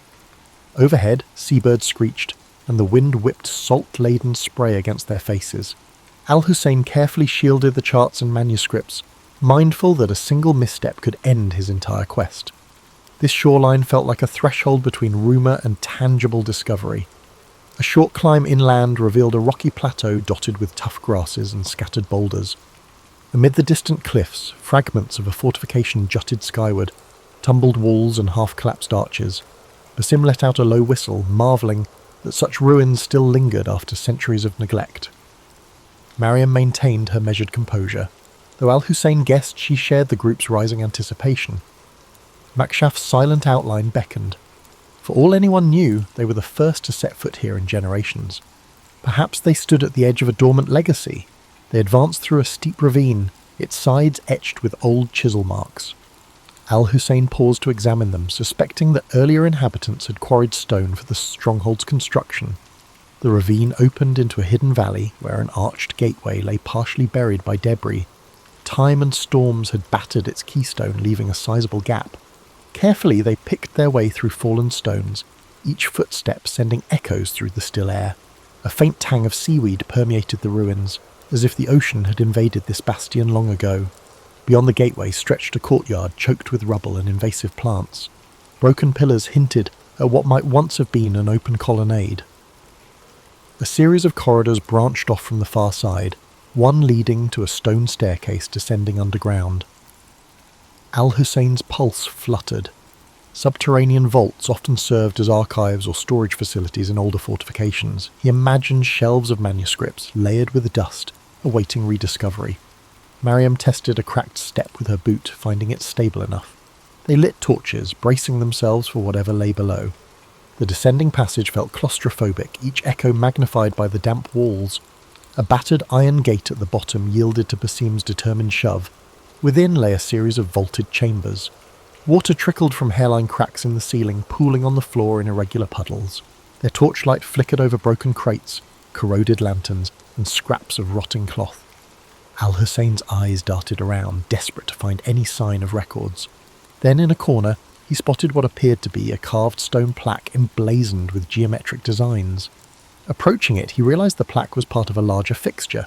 A sealed doorway, intricate lines fanned outward from a central motif, echoing the patterns in Eunice's cryptic notes. Could this be a hidden archive within the stronghold? Eagerly, Al-Hussein traced the grooves with a fingertip. Mariam hovered, scanning for potential threats. Basim ran his hand along the wall's perimeter, eventually finding the faint outline of a release mechanism. When he pressed it, the plaque shuddered, revealing a narrow gap.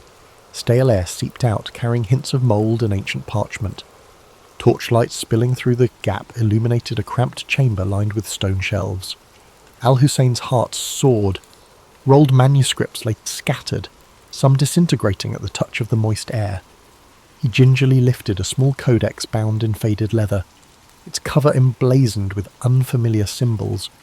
Though the text was partially illegible, diagrams of star charts and geometric constructs were visible, aware that he was crossing into the realm of legends made real. With mounting excitement, Al-Hussein and Mariam inspected the shelves, hoping for a more complete find. Many manuscripts had succumbed to rot or water damage, leaving illegible stains where words once lived. Still, glimpses of diagrams, star maps, and cryptic notations sparked Al-Hussein's imagination. Each surviving scrap offered a puzzle, references to advanced mathematics, mentions of distant lands, and hints of medical treatises. The codex Eunice had mentioned might lie deeper within or be scattered among these fragile scrolls that teetered on the brink of disintegration. Basim, less enthralled by the written page, explored adjacent chambers in search of anything valuable, coins, jewellery, or historical artefacts that might fetch a price. He returned empty-handed, muttering about collapsed tunnels and corridors blocked by a rubble. From one corridor, a trickle of brackish water flowed, implying that parts of the stronghold might be submerged or entirely inaccessible. The group decided to work methodically, prioritizing the drier sections first. Mariam posted a guard outside, aware that local pirates or treasure hunters could still pose a threat. Hour after hour, Al-Hussein catalogued each fragment they could salvage. He recognized partial translations from Greek, Coptic, and even Sanskrit.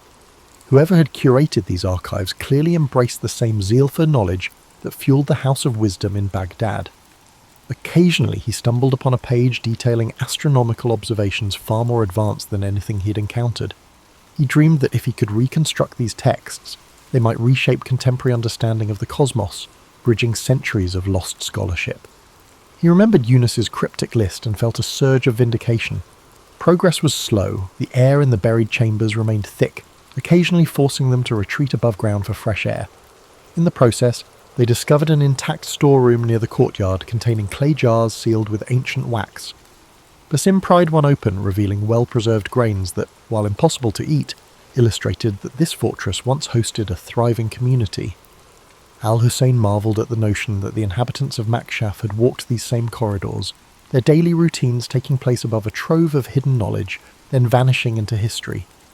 On the second evening, Mariam insisted they organise a secure campsite in the courtyard. Setting up canvas tarps where partial walls offered shelter from ocean winds, they established a routine, nights spent guarding the perimeter, days spent rummaging the archives. The only sounds were the distant roar of the sea and the shuffle of footsteps echoing in stone halls. At times, the place felt haunted by old aspirations and new ones colliding. Al-Hussein often caught himself wishing they had more time, better resources, or just a few extra hands to preserve these fragile legacies. At last, amid a heap of decaying scrolls in a far corner of the sealed chamber, Al-Hussein found it. A manuscript carefully wrapped in oiled cloth, protected from the worst dampness. Its cover bore a pattern, identical to the sketches in Eunice's instructions. Heart-hammering, he peeled back the cloth. Inside, pages of surprisingly durable parchment were covered in scripts that merged geometric diagrams with flowing text. Marginal notes in a secondary hand suggested commentary, possibly added by later scholars. This had to be the codex. A quick survey revealed passages on astronomical alignments, references to mathematical proofs that predated known treatises, and arcane symbols that defied immediate interpretation. One section even described medical herbs rumoured to thrive in remote regions. Al-Hussein felt as though he were holding an entire lost epoch in his hands. Mariam, seeing his awe, asked if this was truly what they had risked so much to find. He nodded, tears brimming unbidden. The codex might reshape fields of learning, if only it could be safely transported and studied. Next came the dilemma of extraction. The codex was too precious to leave behind, but the path back was fraught with uncertainty. The sea journey, the threat of storms, and the watchful eyes of potential bandits all loomed large. Mariam proposed packing the codex in multiple layers of protective cloth and assigning it round-the-clock guards. Basim chimed in with a plan to mask their departure by spreading rumours of a fruitless search, hoping to deter opportunists. Al-Hussein agreed, recognising that knowledge could be as dangerous a treasure as gold. With their plans set, they gathered what manuscripts they could carry, focusing on the codex and a few other promising relics. Standing at the fortress threshold, Al-Hussein took one last reverent look at the silent corridors.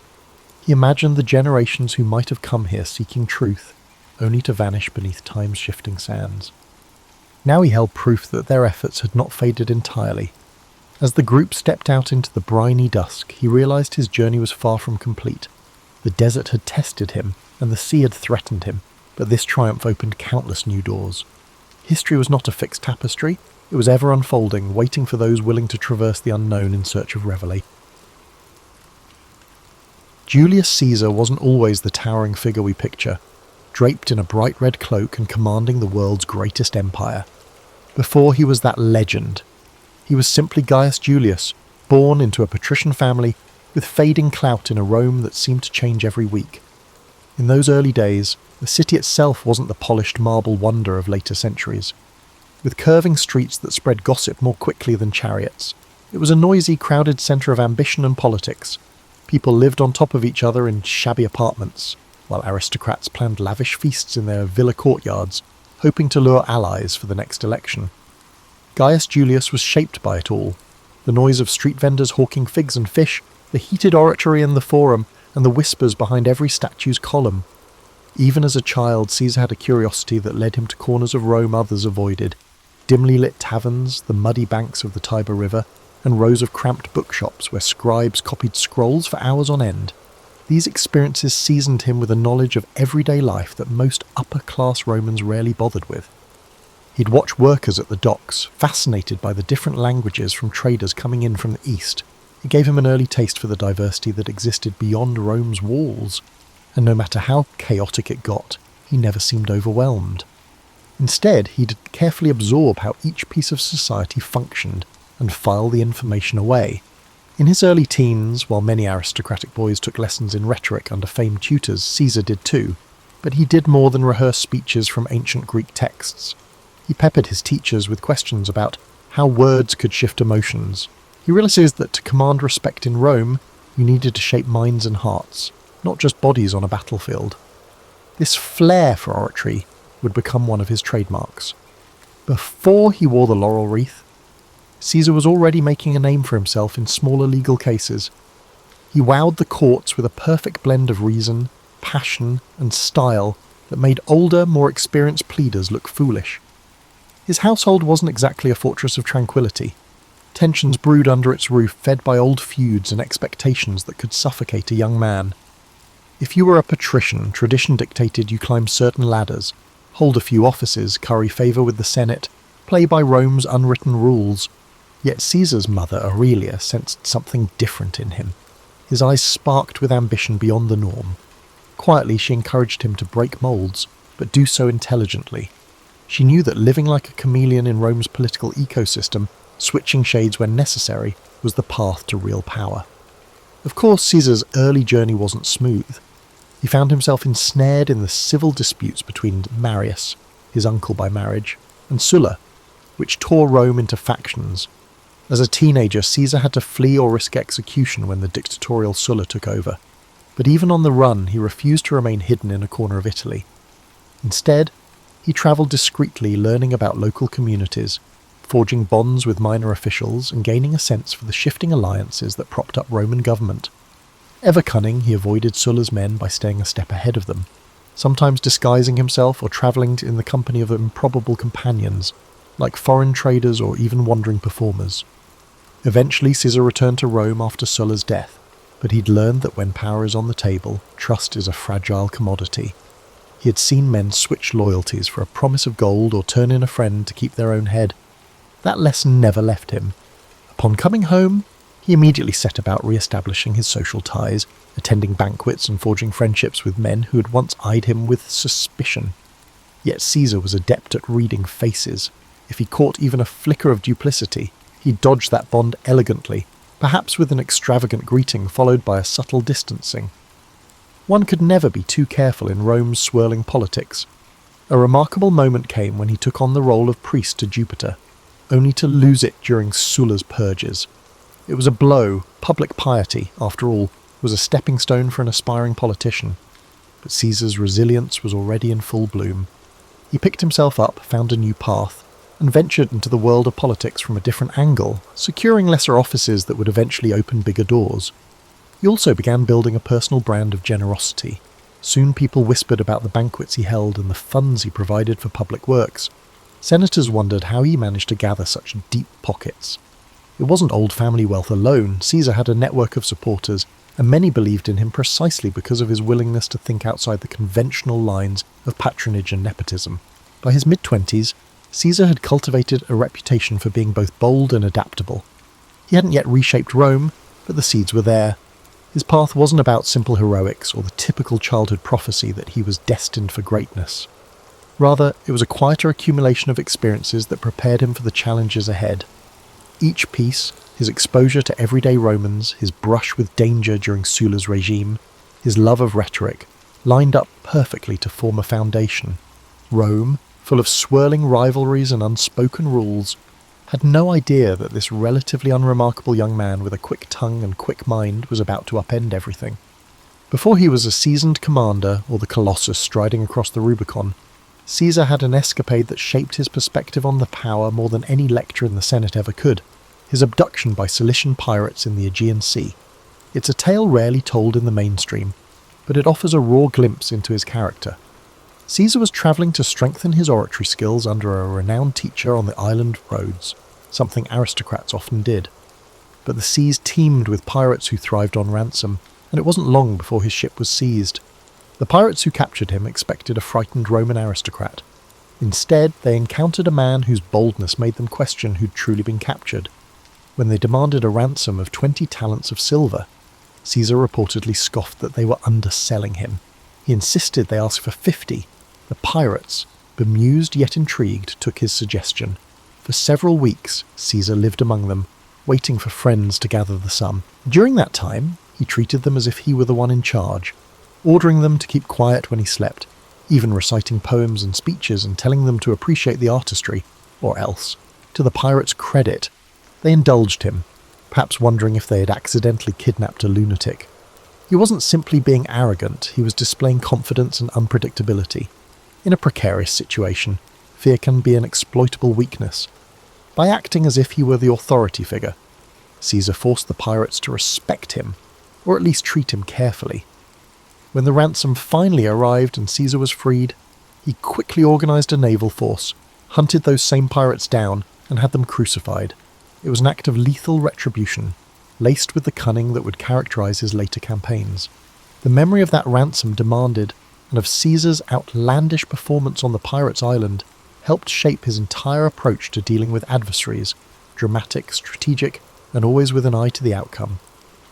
Back in Rome, Caesar resumed his climb, yet he carried a certain swagger now, a sense that his life was fated for something extraordinary. After all, how many young Roman nobles had stared down pirates and lived to spin the tale? At political gatherings, people whispered behind their cups of wine, speculating on whether that story was just Caesar's brand of theatrics or pure truth.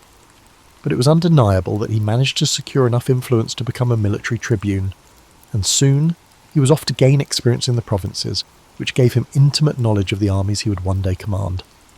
The politics he left in Rome were no less complicated. He forged a delicate pact with Pompey and Don Crassus, later known as the First Triumvirate. This was not a formal institution, but rather a private handshake that united three men with distinct strengths: Pompey's military prestige, Caesar's wealth, and Caesar's political cunning. People often assume Caesar just lucked into that arrangement, but it was actually the culmination of countless dinners, private agreements, and carefully bartered favours. Caesar knew that if he wanted to climb higher, he needed to bring Rome's big players into his corner, at least temporarily. If that meant moderating his own ambitions in the short run to secure Pompey's trust, he'd do it without blinking. With their support, Caesar aimed for a new goal, a position that would not only confer prestige, but also provide him with the chance to broaden his network and bolster his army with devoted soldiers. The governorship of Hispania Ulterior or Gaul, where fortunes could be made and reputation cemented, seemed ideal. Not only would it allow him to command armies, it would offer a stage to showcase his genius in both administration and warfare. In time, he secured the proconsulship of Gaul. Gaul was vast, populated by diverse tribes, each with its own traditions, alliances and grudges. Where lesser men might see only a frontier to exploit, Caesar saw a chessboard with dozens of moving pieces. He relished the challenge. This was, after all, the man who once calmly dined with kidnappers. Gathering legions known for their discipline and grit, he departed north, determined to do more than just play caretaker. He wanted to knit those tribes into Rome's sphere of influence, forging new roads and alliances while showcasing Roman supremacy. Before he launched significant campaigns, Caesar did his homework. He arranged meetings with tribal chiefs, listening carefully to their rivalries and hearing their pleas for Roman protection. Was it genuine concern or a ploy? Caesar would weigh each statement, reading not just the words but the shifts in tone and eye contact. If he sensed an opportunity, like a tribe longing for revenge on its neighbour, he'd promise support, extracting pledges of loyalty. In many ways, his tactics mirrored the hush-hush political dealings he'd honed back in Rome, only now the stakes were measured in thousands of soldiers and entire territories. Yet, throughout these manoeuvres, Caesar never lost sight of the persona he'd cultivated. He was no mere bureaucrat. He was that daring aristocrat who'd outwitted pirates, the dynamic orator who electrified the courts, and the cunning negotiator who'd found common ground with Pompey and Caesar. Each success in Gaul was reported back to Rome via sensational dispatches, commentarii, so written with clarity and flair. People in the city devoured them as if they were tabloid headlines. He dramatized his victories just enough to capture the public's imagination. The Senate, reading the official versions, found themselves both impressed and wary. Caesar was quickly becoming too big to ignore. These initial steps in Gaul, some alliances struck, some small skirmishes won, emboldened him. He sensed that if he could bring all of Gaul under Roman control, he'd move from being just another ambitious politician to a legendary conqueror. That knowledge spurred him on. Caesar might have left behind the pirates who once threatened him, but the memory of that captivity fueled his hunger for absolute control. If he had his way, no one, be they a tribal chief or a Roman senator, would ever have the power to hold him captive again. The Gallic Wars, as Caesar's campaigns would come to be called, weren't just about marching legions across fields and building wooden palisades. They were about psychological warfare, diplomacy, and the cunning exploitation of intertribal rivalries. Rome's dominance always hung on its ability to divide and conquer. With Caesar at the helm, that strategy took on fresh nuance. In the early phases, Caesar consolidated Roman gains by constructing a network of roads and fortifications. This was hardly glamorous labour. Roman soldiers would spend weeks hacking through forests and bogs to erect outposts, sometimes under the threat of ambush. Yet each new Roman-style fort, complete with straight lines and carefully measured intervals, sent a message of permanence. These weren't just makeshift garrisons, they were statements that Rome had come to stay. People often remember Caesar's brilliance on the battlefield, but his true strength lay in methodical organisation. He considered logistics as vital as sword and shield. The various Gallic tribes watched uneasily, some rushing to Caesar's side, others forming alliances against him. Caesar capitalised on the smallest of division. If one tribe feuded with another, he'd arrive as a peace broker, offering Roman friendship and military aid against a rival. Soon enough, the tribe would find itself bound to Caesar by mutual benefit and shackled by Roman expectations. The brilliance lay in making it seem as if the tribe had chosen this path freely. Not that Caesar's campaign was devoid of bloodshed. Certain tribes resisted fiercely, resentful of foreign occupation. The Belgae in the north, for instance, marshalled huge forces that tested Roman discipline. Caesar, never squeamish, deployed tactics to crush resistance decisively, destroying crops, capturing strategic points, and sometimes resorting to brutal reprisals that sent a chill through neighbouring tribes. He didn't revel in cruelty for its own sake, but he understood the Roman tradition of deterrence. Ferocious display could prevent a drawn-out rebellion. This approach, while effective, also laid the seeds for future animosity, especially among fierce defenders of Gallic independence like Vercingetorix. Vercingetorix was an Arvernian chieftain who recognised that the Gallic tribes needed unity more than ever. He wasn't some hot-headed bandit chief. He was methodical, charismatic, and had a strategic mind that could rival Caesar's. While Caesar was off campaigning on another front, Vercingetorix rallied disparate tribes under the banner of Gallic pride. When Caesar got wind of this resistance, he recognised at once that Vercingetorix was no ordinary adversary. The typical trick of exploiting old rivalries might not work here. The confrontation between Caesar and Vercingetorix escalated into one of the defining struggles of the Gallic Wars. Vercingetorix adopted a scorched earth policy, instructing villagers to destroy their own supplies and towns to starve the Roman legions of resources. It was a grim strategy, burning fields and uprooting harvests, but it slowed Caesar's advance, creating logistical nightmares for Roman soldiers accustomed to living off the land. For a man who prided himself on controlling every variable, Caesar found himself confronting the unpredictable factor of a charismatic local leader who matched him in cunning. Still, Caesar was a master of adaptation. Recognizing the challenge, he consolidated his troops and chose to besiege key Gallic strongholds. Most famously, he surrounded the fortress town of Alesia, where Vercingetorix had taken refuge with tens of thousands of warriors. The siege of Alesia would become a testament to Caesar's ability to think in layers. He constructed a ring of fortifications around the city to starve out Vercingetorix's forces, and, anticipating a Gallic relief army, he built another ring facing outwards to protect his legions from an attack from outside. This double fortification was an audacious engineering project, involving miles of ditches, ramparts, and watchtowers, enough to give any modern city planner pause. The days wore on under a relentless sun.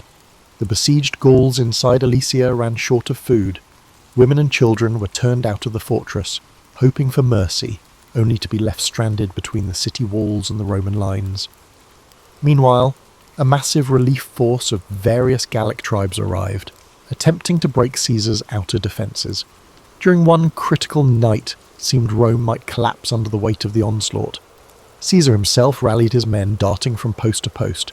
He knew if Alesia was relieved, Gaul could unite behind Vercingetorix, and Caesar's entire campaign might unravel. Against formidable odds, the Roman lines held. Exhausted from repeated attacks and lacking a coherent strategy, the relief force finally broke. Inside Alesia, with supplies gone, inns and morale shattered, Vercingetorix surrendered. The sight of this defiant Gallic chieftain handing over his weapons underscored the turning point. Rome had asserted its dominance, and Caesar stood at the pinnacle of victory. Yet for all the glory, the end of the siege left many Gauls embittered. Caesar might have pacified the region, but a smouldering resentment would eventually lurk beneath the official peace treaties. When Caesar returned to Rome, he was hailed as a hero. His campaigns in Gaul had quadrupled Rome's domain and filled the Republic's coffers with wealth from newly conquered territories. The Senate awarded him grand triumphs, parades where caged prisoners walked in chains, and the crowd roared with delight. In these processions, Caesar's name became synonymous with military genius and Roman might. Yet the very success that elevated him threatened to unbalance the precarious political framework in Rome. Men like Pompey and Crassus, once his allies, couldn't help but feel overshadowed by the sheer magnitude of Caesar's achievements. The old guard in the Senate grew uneasy. They murmured that Caesar's ambition was too large for the Republic. Even allies wondered if they could remain relevant while Caesar soaked up the glory. Caesar, for his part, believed he had only just begun. His vision extended beyond the spoils of Gaul. He wanted to transform Rome itself, to carve out a position where no single factional rival could stifle him again. This set the stage for an inevitable clash. Caesar's manoeuvres in Gaul, while triumphant, had also sown suspicion and envy. And suspicion and envy in Rome often led to civil war, assassinations, and chaos. But if Caesar was worried, he hardly showed it. Fresh from the greatest victory of his career, he was welcomed like a conquering hero. He stepped onto the marble streets of Rome with a confidence forged in the crucible of countless battles, the final. The uneasy alliance of Pompey, Crassus, and Caesar, often called the First Triumvirate, had always been a marriage of convenience. Each man saw it as a tool to secure power, but once Caesar's Gallic conquests made him the darling of the masses, resentment began to simmer. Pompey, Rome's previous superstar general, noticed public attention drifting from him to Caesar. Crassus, meanwhile, met a tragic end in an ill-advised campaign against the Parthians, leaving Caesar and Pompey as the two principal contenders for the heart of Rome. An undercurrent of tension now pulsed through the city. Senators whispered in corridors, choosing sides. Pompey cozied up to conservative factions in the Senate who viewed Caesar as a threat to the old republican system. Caesar, still away in Gaul, understood he would need to solidify his position back home soon. The term of his governorship was drawing to a close, and if he returned to Rome merely as a private citizen, his enemies could bring him to trial for various alleged misdeeds and effectively end his political career. His solution? He demanded to run for consul in absentia, seeking an extension of the immunity and power he held as proconsul. The Senate refused, with Pompey supporting that refusal. This was the point of no return. Caesar stood at the banks of the Rubicon River, the boundary beyond which lay Italy proper. Roman law was crystal clear. No general was allowed to bring his army into Italy. To do so amounted to a declaration of war. On a winter's night in 49 BCE, Caesar made his choice. He marched across the Rubicon, uttering the phrase, "Alea iacta est," the die is cast, if the anecdotes hold any truth. Overnight, Rome's system of alliances shattered. The civil war had begun. Pompey and many senators fled Rome to gather forces in the east, confident they'd muster armies far greater than Caesar's. They had the backing of traditional elites, wealthy provinces, and, they believed, time on their side. Caesar, however, wasn't known for cautious delay. He pressed forward at breakneck speed. Towns and cities along the way opened their gates, some out of admiration for Caesar, others out of fear. The unstoppable momentum took Pompey by surprise, forcing him to evacuate Italy altogether. Caesar entered Rome unopposed. But taking Rome was just the beginning. The real challenge was confronting Pompey's legions, which were regrouping in Greece. Caesar, leaving a minimal garrison behind, sailed across the Adriatic to chase down his rival. It was a frantic race, both men vying for resources and key strategic points. Caesar's forces were often outnumbered. Pompey's alliances spanned vast portions of the Republic. Yet Caesar leveraged speed, surprise, and the loyalty he'd earned from legions who'd fought alongside him in Gaul. Battles erupted across multiple theatres, Spain, Africa, and ultimately the plains of Pharsalus in Greece. The Battle of Pharsalus in 48 BCE became a defining moment. Pompey, confident in his superior numbers, formed a traditional line, anticipating a swift victory. Caesar, outmanned, arranged a reserve line of cohorts behind his cavalry on the right flank, anticipating Pompey's horsemen would try to envelop him. When the cavalry clash began, Caesar's hidden cohorts surged forward, routing Pompey's cavalry. This triggered a domino effect. Pompey's infantry, once they saw the cavalry in flight, lost cohesion. Caesar's legions, hardened by years of frontier warfare, exploited every gap. It was a massacre. Pompey escaped, but the psychological damage was done. Men who had once sworn loyalty to Pompey began to slip away or switch sides, sensing the tides of fate had turned. Pompey fled to Egypt, hoping to regroup, but the Ptolemaic officials, keen to appease Caesar, betrayed him. On his arrival, Pompey was assassinated. His head presented to Caesar as a perverse gift. Caesar was horrified. Despite their rivalry, Pompey had once been his son-in-law. Caesar's daughter Julia had been married to Pompey. Caesar publicly wept at the sight of Pompey's severed head, then ordered the execution of the men responsible for the betrayal. This act conveyed a message. Caesar might be ruthless, but he upheld the dignity of Roman nobility and detested dishonour. Egypt, however, offered its own labyrinth of politics. Cleopatra and her brother Ptolemy were locked in a power struggle.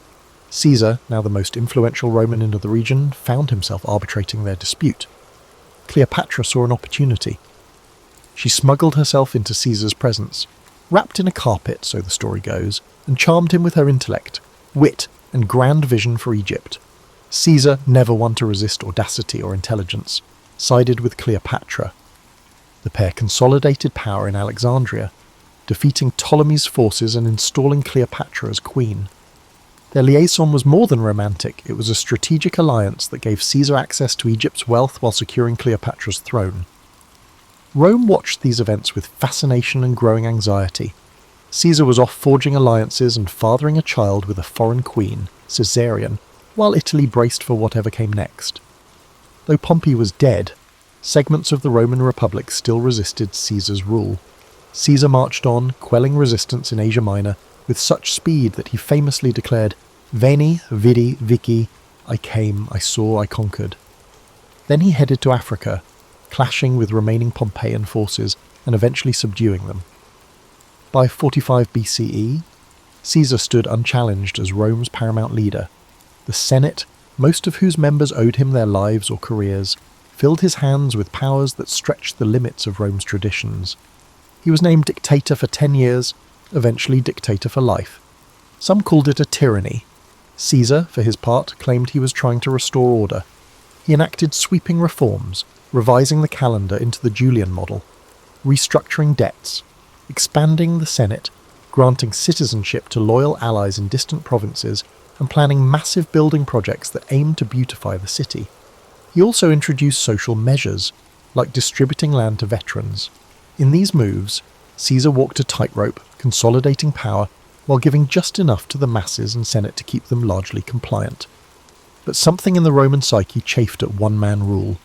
Rome prided itself on hating kings. Their entire identity was built around a republic, even if that republic was often manipulated by the powerful. Caesar's acceptance of lavish honours and his centralisation of power made some worry that he sought to crown himself. Others found him dangerously modern, someone who might change Rome beyond recognition. And behind Caesar's unstoppable force lay a silent question. Was the Republic just a stage for one man's ambition, or could it endure? When Caesar finally returned to Rome in triumph, the city was abuzz with rumours and festivals. Though war still simmered in the distant corners of the Republic, Caesar's personal magnetism and the promise of stability temporarily silenced most discontent. He orchestrated spectacular public games and feasts, showering the populace with free grain. Statues and monuments sprang up in his honour. Yet beneath the gleaming facade, the core of Roman tradition, those unwritten rules guarding the Republic from monarchy, felt under siege. One example of Caesar's larger-than-life persona was his attempt to reshape the calendar, which was no small matter in Rome. The old lunar calendar had become hopelessly misaligned with the seasons, creating confusion in festivals and civic life. Caesar, advised by astronomers including Sosigenes of Alexandria, introduced the Julian calendar, a solar-based system with a leap year cycle. This was a major administrative reform that didn't just tidy up dates. It demonstrated Caesar's willingness to override centuries of practice if he believed he had a better way. People marvelled at the clarity the new calendar offered, but they also sensed that if Caesar could reorder time itself, what else might he feel entitled to reorder? He poured money into construction. Under Caesar's direction, new buildings, temples, and public spaces sprouted, symbolising a Rome reborn.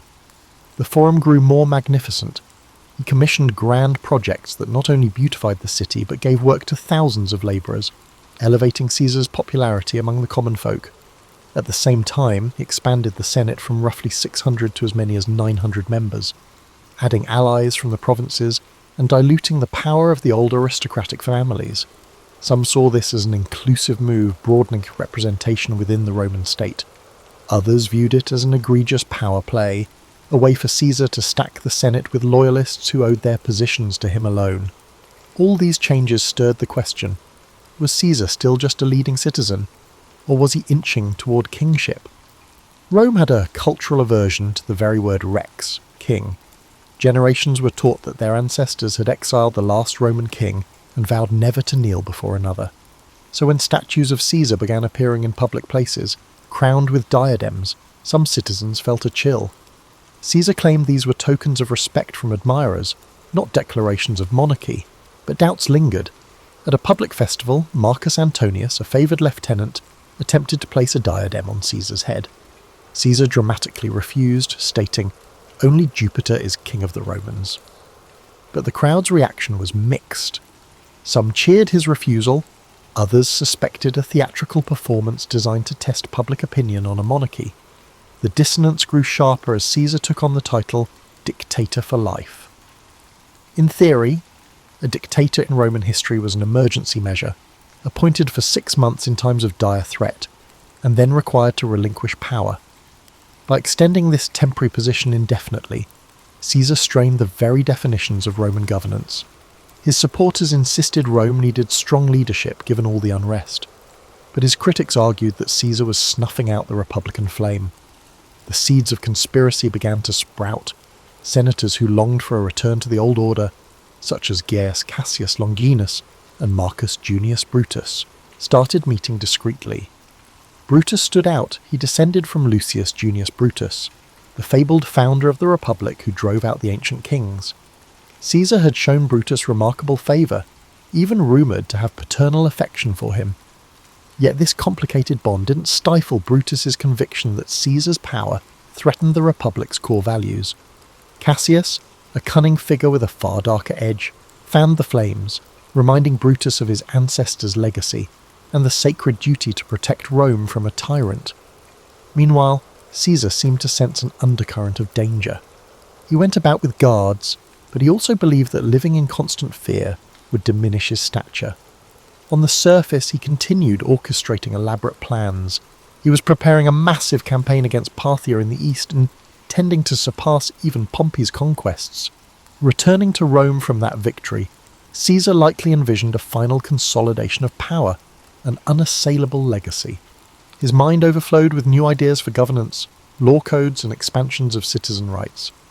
He confided in close allies that his rule would transform Rome into a cohesive empire rather than a loose confederation of territories. Yet those grand visions collided with the simmering resentment of the senatorial class. Many of them had gone along with Caesar out of pragmatism, biding their time, waiting for a chance to assert the old ways. They resented how Caesar's reforms undermined their prestige, how his populist measures made the people less reliant on senatorial patrons. Some conspirators hoped to reinstate a pure republic with limited terms of office and carefully balanced powers. Others simply wanted Caesar gone, viewing him as an existential threat to their personal standing. So as Caesar walked the marble floors of the Curia, conferring with senators, not all who greeted him warmly were true allies. The facade of unity was just that, a facade. Whispers circulated about the Ides of March, a date the conspirators had marked as pivotal. Caesar, distracted by preparations for upcoming campaigns, either dismissed or downplayed the signs of looming treachery. He was, after all, Julius Caesar, the man who escaped pirates, conquered Gaul, and overcame Pompey. To him, fear was a cage he refused to live in. To the conspirators, his confidence was both an insult and an opportunity. The stage was set, and all of Rome felt the tension in the air. The days leading up to the Ides of March had a strange energy in Rome.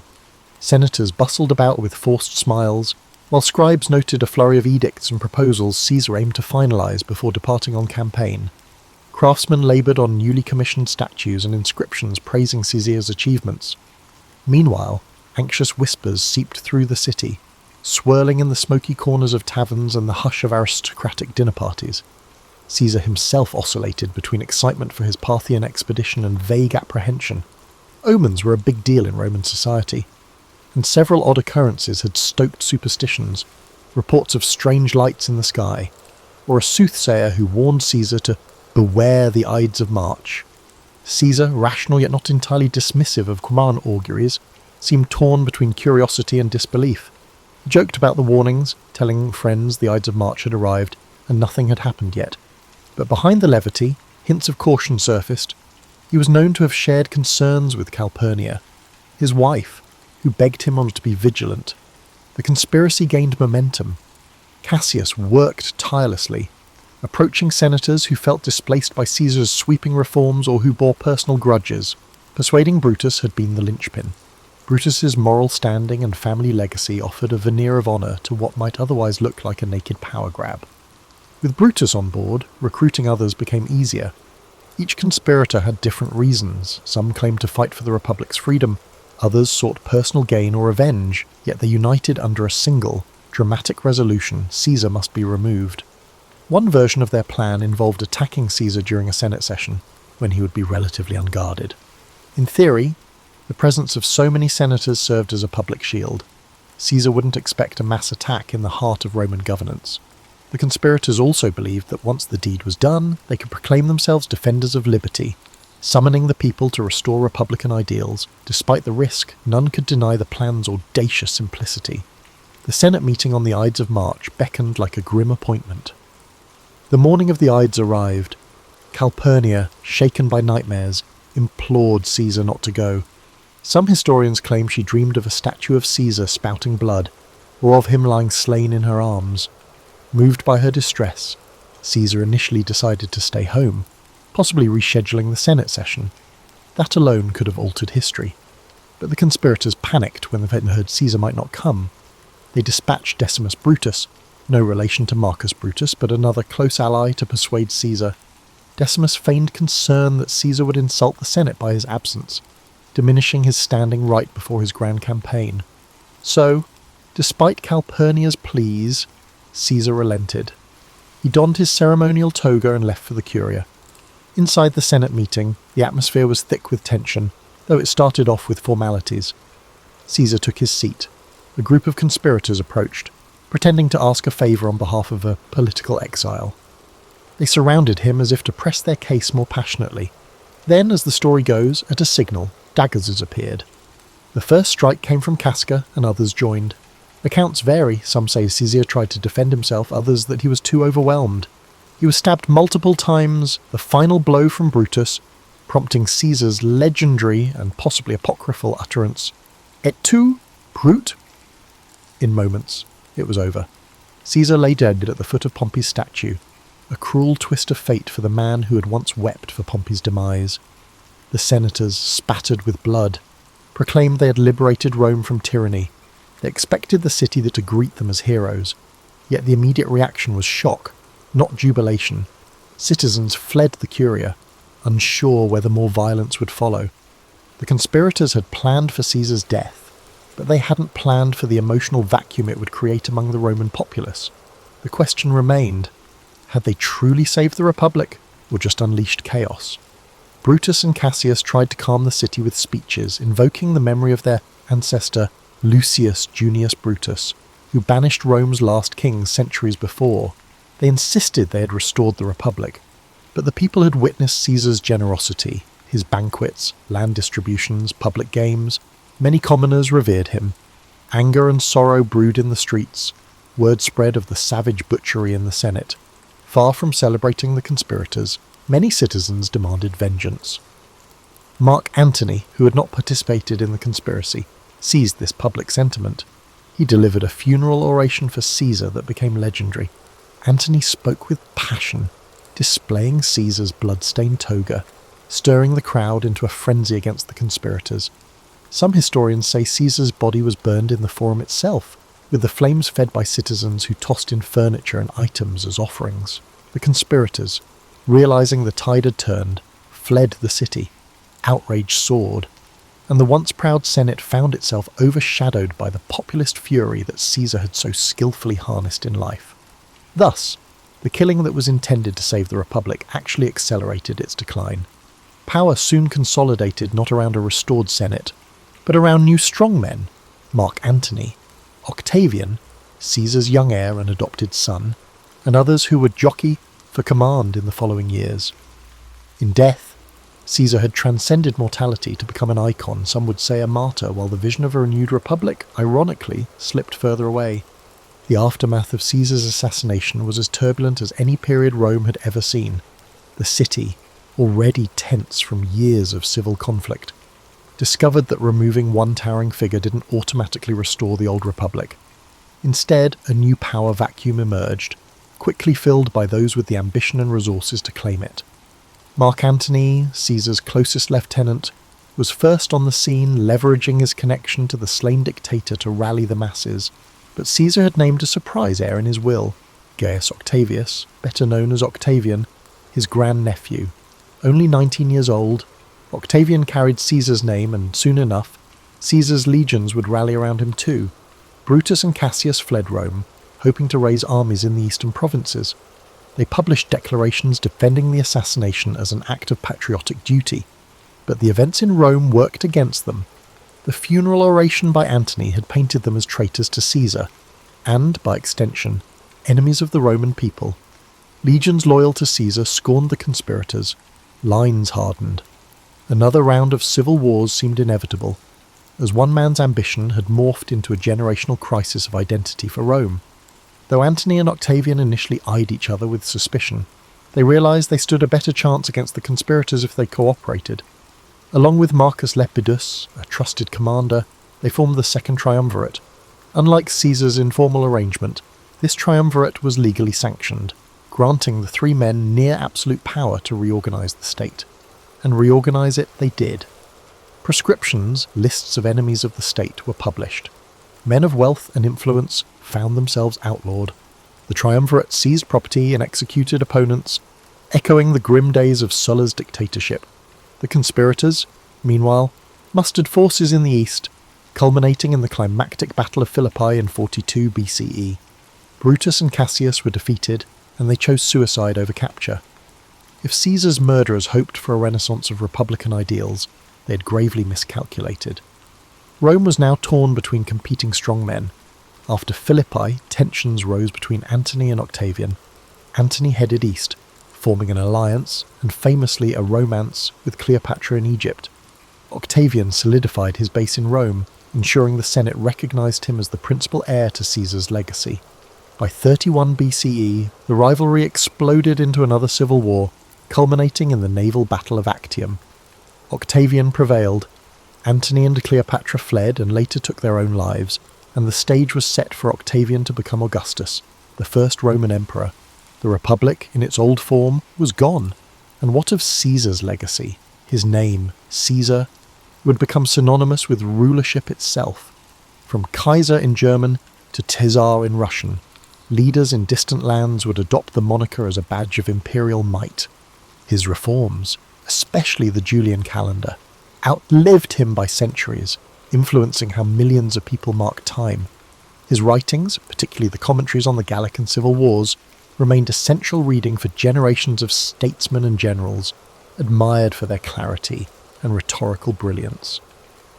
In a strange twist, the Senate that once feared him voted to deify Caesar after his death, proclaiming him Divus Iulius. Shrines and temples to the divine Julius sprang up, turning him into a figure of worship. This posthumous deification gave Octavian an added aura of legitimacy. He was now Divi Filius, the son of a god. One might argue it was the final irony. The same institution that bristled at his ambition now raised him to divine status. This transformation reflected the contradictory nature of Roman politics, practical to the core, yet steeped in superstition and reverence for signs and wonders. Public memory of Caesar remained divided. Many admired him for championing the lower classes, taking decisive action to end Rome's internal strife, and extending Roman influence abroad. Others condemned him as the man who shattered the Republic's checks and balances, making a single-man rule inevitable. Over time, historians, playwrights, and orators distilled his story into dramatic beats. The brilliant general, the cunning politician, the betrayed friend. Those wanting a moral lesson found ample material.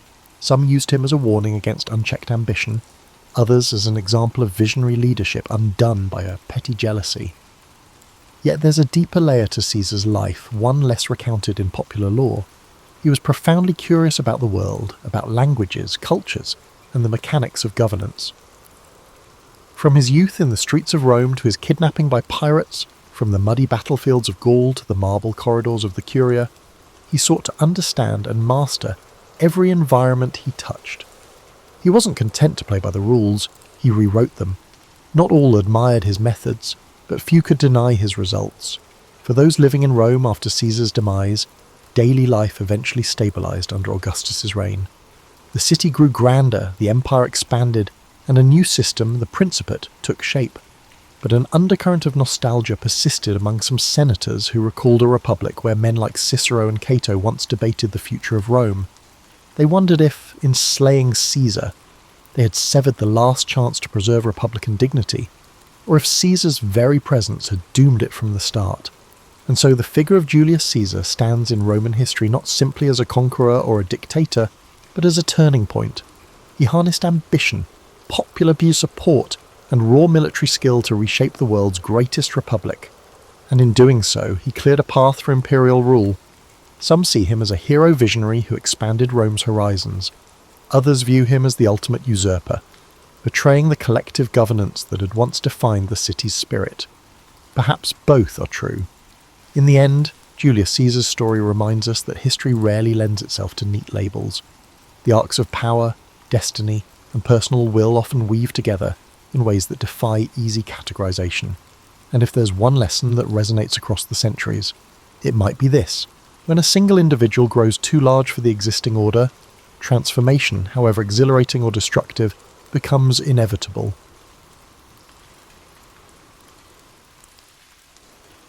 Over 2,000 years ago, in 469 BCE, Socrates was born in Athens, Greece.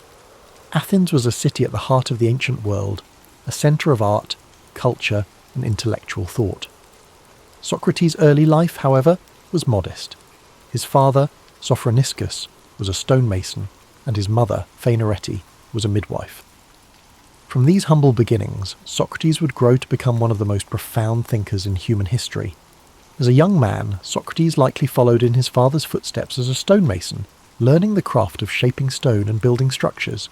Yet, even then, his curiosity about the world and human nature set him apart.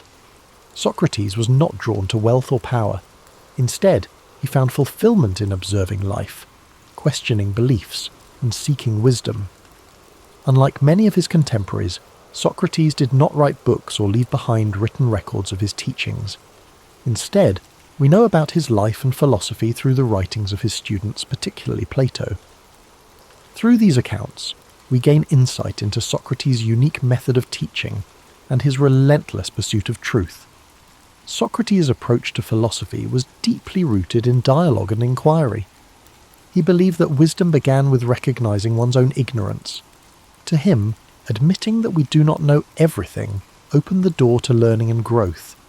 This idea became the foundation of the Socratic method, a process of asking and answering questions to stimulate critical thinking and uncover underlying truths. Socrates spent much of his life walking the streets of Athens, engaging in conversations with people from all walks of life. He would approach artisans, politicians, and everyday citizens, asking probing questions that challenged their assumptions and beliefs. These discussions were not meant to humiliate or demean, but to encourage reflection and deeper understanding.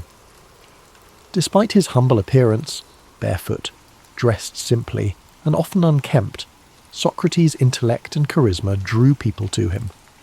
Many young Athenians admired his wisdom and became his students, eager to learn from his insights. However, his habit of questioning authority and exposing contradictions in people's beliefs also earned him powerful enemies. Socrates believed that a life worth living was one dedicated to virtue and the pursuit of truth. He often spoke of the importance of the soul and the need to care for it through ethical living. To Socrates, material wealth and social status were insignificant compared to the value of living a just and honourable life. Athens, during Socrates' lifetime, was a city in flux. It faced political turmoil, military conflicts, and shifting cultural values. Socrates' teachings, which encouraged critical thinking and challenged traditional norms, were seen by some as a threat to the stability of society. His questioning of the status quo made him a controversial figure, admired by many but also viewed with suspicion and hostility by others.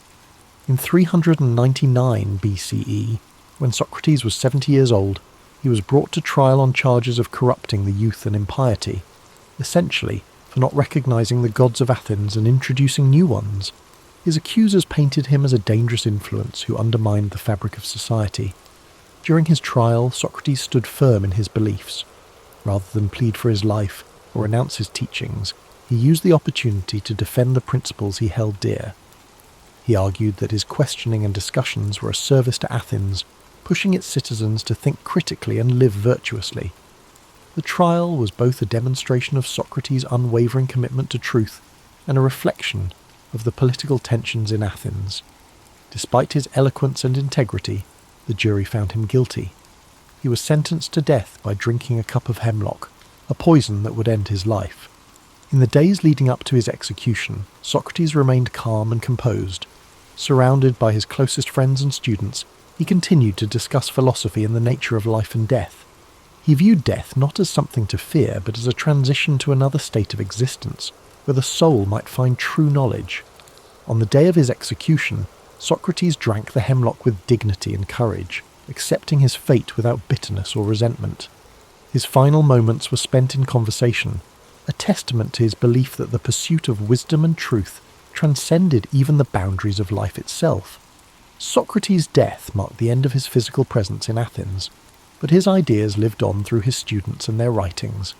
Plato in particular dedicated much of his work to preserving and expanding upon Socrates' teachings, ensuring that his philosophy would endure for generations to come. Today, Socrates is remembered as the father of Western philosophy, a thinker whose commitment to truth and virtue continues to inspire. His life teaches us the importance of questioning, of seeking knowledge, and of living with integrity. As you reflect on Socrates' journey, let his story guide you into a state of relaxation and peace. His dedication to wisdom reminds us that the pursuit of understanding is a lifelong journey, one that brings meaning and purpose to our lives. Imagine the streets of ancient Athens, the soft light of the setting sun casting long shadows on the stone buildings. Hear the murmur of conversations as Socrates walks among the people, his questions sparking thought and introspection. Let this image fill your mind with a sense of calm and wonder. As you drift into sleep, let the wisdom of Socrates' life inspire your dreams. His legacy reminds us that even in the face of adversity, the pursuit of truth and the care of the soul are endeavours worth striving for. Let the story of Socrates settle gently in your mind as you relax deeper into rest. His life, though lived so many centuries ago, carries timeless lessons that resonate in every moment of reflection and inquiry. Socrates reminds us that the simplest question can lead to the most profound discoveries, and that truth, even when difficult, is worth pursuing.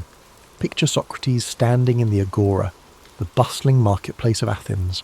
The air hums with activity, merchants calling out their wares, philosophers debating ideas, and citizens discussing the affairs of the city. Amid this lively scene, Socrates stands calmly, engaging those around him with his thoughtful questions. His unassuming presence and sharp intellect captivate those who stop to listen, drawing them into conversations that challenge their deepest beliefs. As the sun sets over Athens, the city quiets, and Socrates continues his discussions under the glow of oil lamps.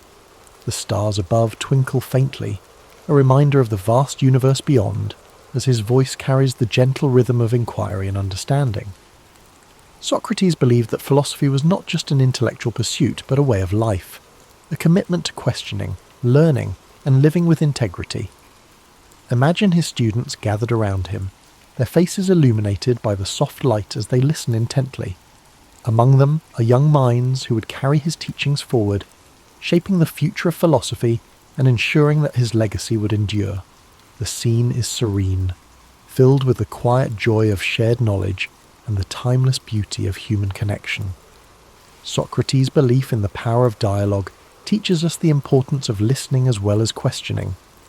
In a world often filled with noise and haste, his approach encourages us to slow down, to reflect, and to seek clarity in our thoughts and interactions. His humility, his willingness to admit his own ignorance, and his tireless pursuit of understanding are qualities that inspire us to approach life with openness and curiosity. Now, as you drift closer to sleep, picture Socrates walking along the quiet shores of ancient Greece, the waves gently lapping at the sand. The moon casts a silver light over the sea, and the cool breeze carries the scent of salt and earth. Socrates walks slowly, his thoughts as calm and steady as the rhythm of the waves. In this peaceful moment, his dedication to truth and wisdom feels as vast and eternal as the ocean itself. Feel the serenity of this image envelop you as you rest. Socrates' life reminds us that even in moments of uncertainty, the search for meaning and understanding brings us closer to the essence of who we are. His courage to stand by his principles, even in the face of great adversity, is a gentle reminder to live with integrity and purpose. As you relax further, imagine the soft sound of sandals on stone as Socrates ascends the steps of a temple, the sky painted with the warm hues of dawn. The first rays of sunlight illuminate the ancient city, a symbol of renewal and the endless possibilities that come with each new day. Let this image fill you with a sense of hope and calm, a quiet reassurance that the pursuit of truth is always worth the effort. As you drift into a deep and restful sleep, carry with you the wisdom and spirit of Socrates. His life teaches us that even the simplest questions can open the door to profound insights, and that the search for understanding is a journey without end. As the gentle rhythm of Socrates' life story echoes in your mind, allow yourself to relax even further. His life, dedicated to the pursuit of wisdom and the betterment of the human soul, is a profound reminder that every question we ask is a step toward understanding the world and ourselves. Socrates believed that knowledge was not about having answers, but about the courage to ask and to seek. Picture the calm stillness of ancient Athens at night, the soft glow of lanterns lining narrow streets. Socrates, with his simple cloak draped over his shoulders, moves quietly among the people, his presence as humble as it is impactful. Each conversation he sparks is a journey into thought, a reminder to those around him that wisdom begins with wonder. Socrates' approach to life was marked by an unshakable commitment to virtue. He often spoke of the importance of living a life in harmony with one's values, of aligning actions with principles. To him, the care of the soul was the highest purpose, far more important than wealth, fame, or material success. This philosophy reminds us that true fulfillment comes not from external achievements, but from inner growth and ethical living. As you rest, let the wisdom of this teaching soothe your thoughts. The idea that our choices shape not just our lives, but the essence of who we are, encourages us to approach each moment with intention and care. Socrates' belief in the transformative power of self-reflection invites us to look inward, to nurture our inner lives with the same dedication and compassion we offer to others. Now imagine the gentle breeze of a spring morning in ancient Greece, the hills around Athens bathed in golden light. Socrates walks with his students along a quiet path, the sounds of birdsong and rustling leaves creating a peaceful symphony. Their conversation flows naturally, filled with questions and ideas that challenge and inspire. This idyllic scene captures the essence of Socrates' philosophy, a life lived in connection with nature, community, and the endless pursuit of knowledge. As you drift deeper into relaxation, think of Socrates' courage in facing the end of his life. His calm acceptance of his fate, his willingness to stand by his beliefs, even in the face of death, is a testament to the strength of his character. He taught his students not to fear death, but to view it as a natural part of existence. A transition that, like life itself, holds the potential for learning and growth. Feel the serenity of Socrates' perspective as it envelops you like a warm blanket. His unwavering faith in the value of a life well lived reminds us that even in moments of uncertainty, we can find peace by staying true to our values and seeking the truth within ourselves. His life, though marked by challenges, was ultimately one of profound purpose and enduring legacy. As the night deepens, imagine Socrates standing on a hill overlooking Athens, the city lights twinkling below like stars fallen to earth. The wind carries with it the faint sounds of laughter and conversation, the echoes of a city alive with thought and creativity. In this quiet moment, Socrates reflects on the beauty of a world filled with questions and possibilities. Let this image guide you into a deep, restful sleep. The story of Socrates reminds us that life's greatest journeys are not measured by distance, but by the depth of our exploration. His commitment to wisdom, his humility in the face of the unknown, and his courage to challenge convention inspire us to live with authenticity and purpose. As the soothing story of Socrates carries you further into relaxation, let the timelessness of his teachings resonate deeply within you. His belief in the transformative power of questioning and reflection is a reminder that growth begins when we dare to examine our lives. Socrates once said, "The unexamined life is not worth living," a sentiment that invites us to seek meaning and purpose in even the smallest moments. Picture the serene landscape of ancient Athens at dawn. The first light of the sun spills over the Acropolis, painting the marble temples in soft hues of pink and gold. Socrates stands with his students in the quiet morning air, his voice calm and steady as he shares his thoughts. The city begins to wake, its streets gradually filling with life, but in this tranquil moment, The exchange of ideas feels timeless, as if the wisdom being shared is as eternal as the sun's light. Socrates' method of teaching was not about providing answers, but about encouraging others to think for themselves.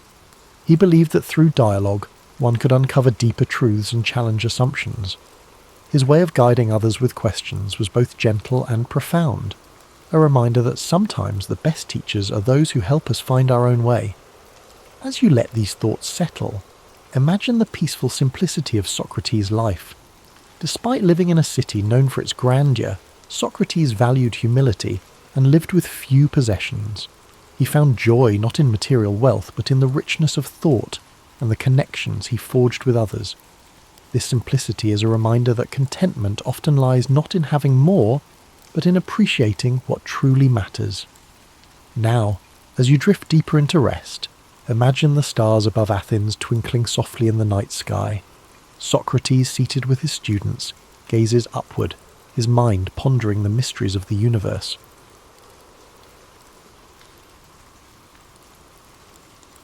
The Ninth Legion, known as Legio IX Hispana, was one of the most battle-hardened and feared units in the Roman army, its origins tracing back to the violent civil wars of the late Republic.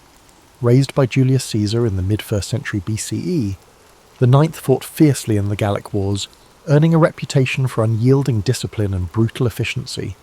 Over the decades, it became a cornerstone of Roman military power, participating in some of the empire's most pivotal campaigns. It battled in Spain, Germania, and across the vast landscapes of Britannia, Rome's most rebellious frontier. But for all its glory, the Ninth would become a ghost in history, vanishing from records as if erased by time itself. By the early 2nd century CE, the Ninth Legion had already seen centuries of bloodshed. Under the rule of Emperor Hadrian, Rome's grip on Britain was fragile. The island had been a thorn in the empire's side since the conquest began in 43 CE under Emperor Claudius. While the Romans had established towns and fortresses, they never fully tamed the wild, mist-covered north, lands inhabited by fierce tribes like the Caledonians and Picts, warriors who resisted Roman rule with unrelenting ferocity. Rome had built walls, roads, and forts to control Britannia, but their presence was never secure. The Ninth was stationed at Eburacum, modern-day York, tasked with enforcing order in an increasingly volatile land. Then, at some point between 108 CE and 120 CE, the Ninth Legion disappeared from history. Unlike other Roman legions, whose movements were meticulously documented, the Ninth simply vanished, its name never appearing in imperial records again. Historians have debated its fate for centuries. Was it annihilated in a catastrophic battle? Was it quietly disbanded? Did it march into the unknown, leaving only whispers behind? The most widely accepted theory is that the Ninth was sent north, into the uncharted highlands of Caledonia, on a mission that ended in disaster. Rome had suffered crushing defeats before, the infamous Teutoburg forest massacre of 9 CE, where 3 entire legions were wiped out by Germanic tribes, proved that even the mighty Roman war machine was not invincible. But unlike Teutoburg, where survivors lived to tell the tale, no known tomb accounts exist of what truly happened to the Ninth. One possibility is that the legion marched beyond Rome's frontier to subdue a rebellion and was ambushed by a force too large to repel. The Caledonians were masters of guerrilla warfare, using the dense forests and rugged terrain to launch swift, devastating attacks. If the Ninth was lured into an unfamiliar landscape, perhaps pursuing an enemy deeper into the highlands, it could have been surrounded and slaughtered to the last man, its survivors hunted down in the shadows of the mountains, no messengers, no escape, no trace, a complete and total obliteration. Another theory suggests an internal mutiny, that the Ninth soldiers, worn down by endless campaigns, harsh conditions and poor supplies, turned against their officers. If rebellion broke out within the ranks and the legion fragmented, it could explain why Rome never acknowledged its fate. A rogue legion was a dangerous thing, a stain upon the empire's reputation that Hadrian may have preferred to erase. The Ninth's disappearance coincides suspiciously with the emperor's decision to construct Hadrian's Wall, a vast stone barrier that cut Britannia in half, sealing Rome away from the unconquered north. Could this wall have been a silent admission that the Ninth's destruction proved Caledonia was beyond Rome's reach? Whatever happened, the Ninth was never reformed. Unlike other legions that suffered heavy losses but were later reconstituted, the ninth was erased from history as if it had never existed. No triumphal inscriptions were made in its honour. No poets sang of its bravery. A unit that had fought for over a century across 3 continents was simply gone, leaving only speculation in its wake. His disappearance remains one of Rome's greatest mysteries, a shadow in the Empire's annals, a silence where history should be. Did the ninth meet its end in one final savage battle in the mist-shrouded hills of the north? Or did it disappear for reasons Rome dared not reveal? The answers may forever remain buried beneath the earth of Britannia, lost in the echoes of time. Somewhere beyond the Roman frontier, deep in shadowy Caledonian highlands, lay the probable fate of the Ninth Legion. Contrary to the well-patrolled roads of southern Britannia, beyond Ibericum, known today as York, loomed an unforgiving wilderness of heavy forests, icy rivers, and endless hills perpetually shrouded in grey mist. An unyielding place, the Romans had previously suffered a couple of very critical defeats at the hands of local tribes. If it did, the Ninth Legion marched north for one last campaign, perhaps into the jaws of annihilation, never to return. One such theory says that around 117 CE, the Ninth was sent to put down an uprising in Caledonia. Roman historian Fronto mentioned severe losses suffered in Britain at about this time, hinting at unrest beyond the frontier. It is probable that the newly appointed governor of Britannia, Quintus Pompeius Falco, ordered the Ninth to strike north against rebellious tribes. The Romans, with their heavy armour and rectangular shields and disciplined formations, would have been an unstoppable force, but the Caledonians fought on their own terms in their own country, where the rigid tactics of Rome could be broken as easily as shattered stone. The Caledonians were past masters at ambush and in guerrilla warfare. They did not fight in formations, nor were they challenging the Romans in an open field, but they were using their acquaintanceship of the terrain best by striking out from the forest, cutting off isolated units to melt back in the mist again before the Roman could react. It is just as likely that the Ninth Legion was lured into some unrecorded valley or thick forest, out of which the entire force could be surrounded, attacked from all possible directions, and systematically wiped out before they could rally themselves. Whereas in other battles the Roman forces faced defeat but did not annihilate, and the soldiers left some message for those who stayed back, the Ninth left behind no messengers, no written records, no word of what happened.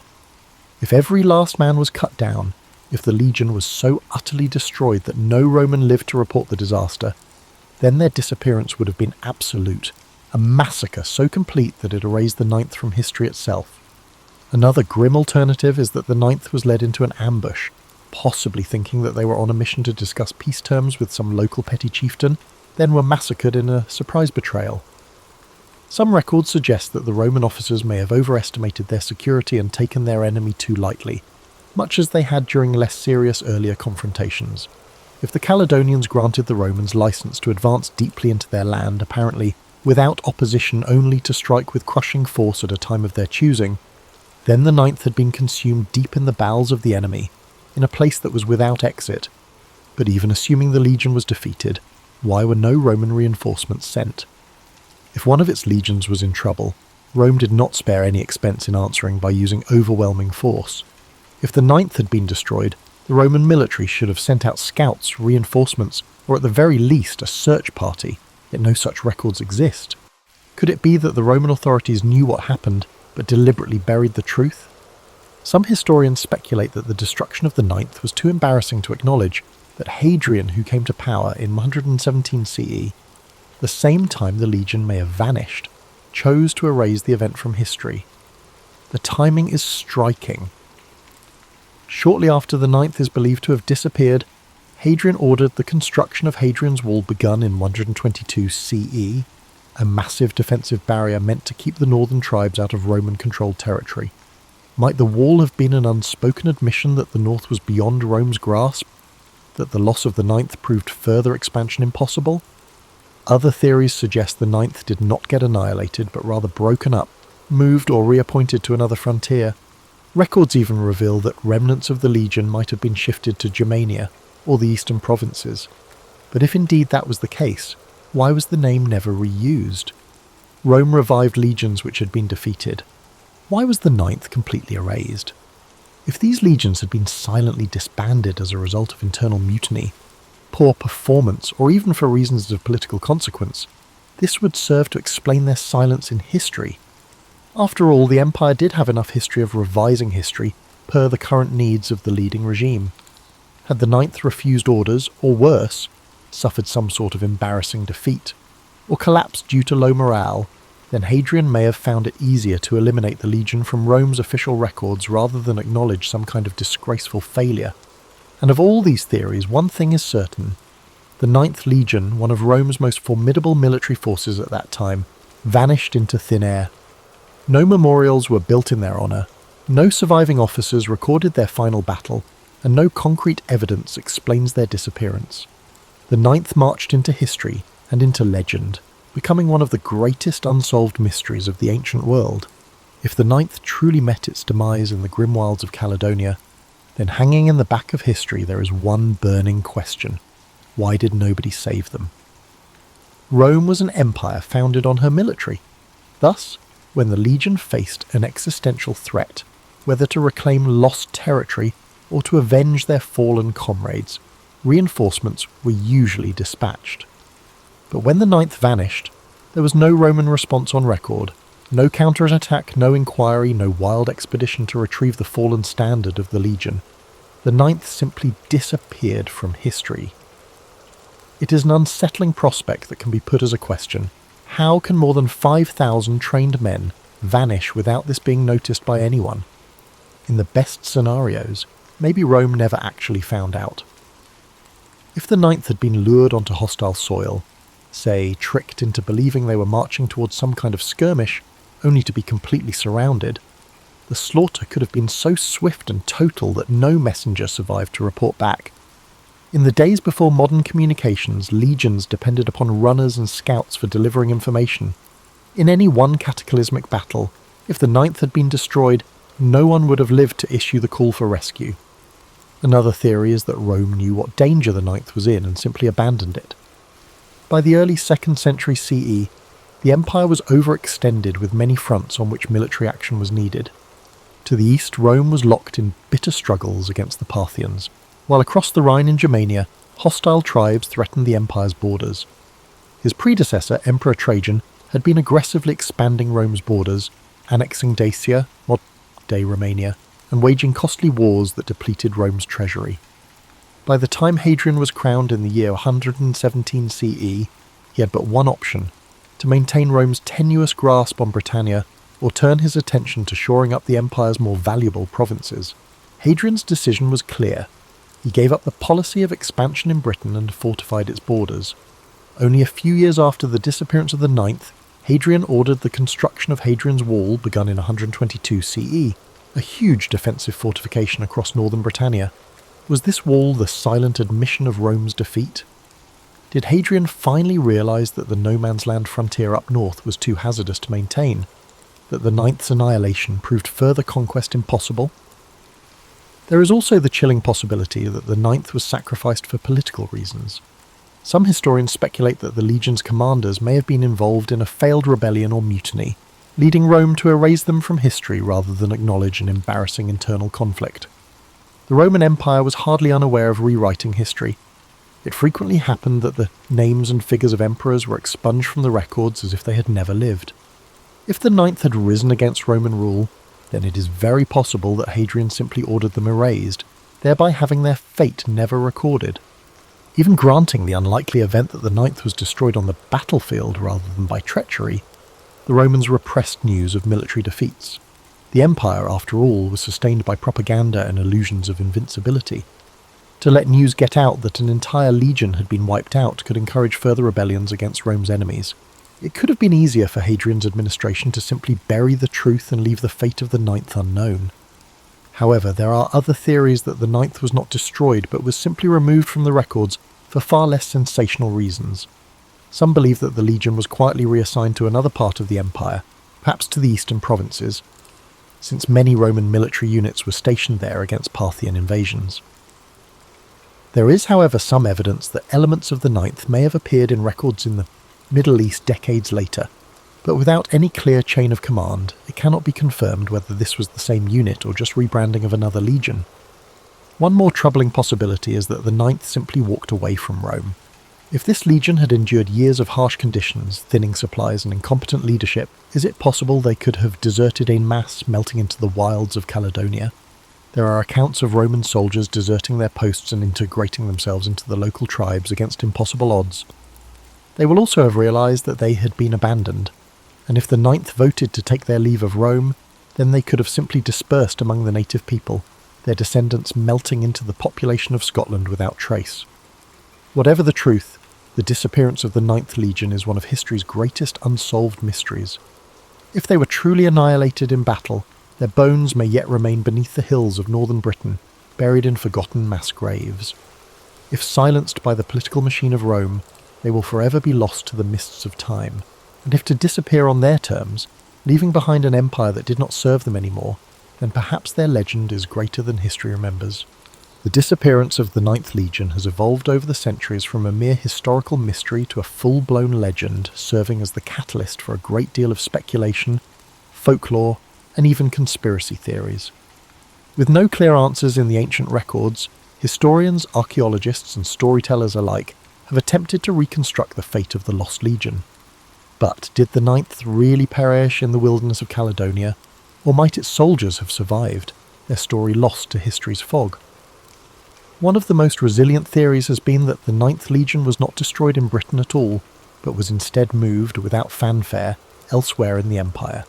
Indeed, scattered references tend to indicate the presence of parts of the Ninth in the eastern provinces, certainly in Judea or Cappadocia, many decades later than those in which the regiment is last heard of in Britain.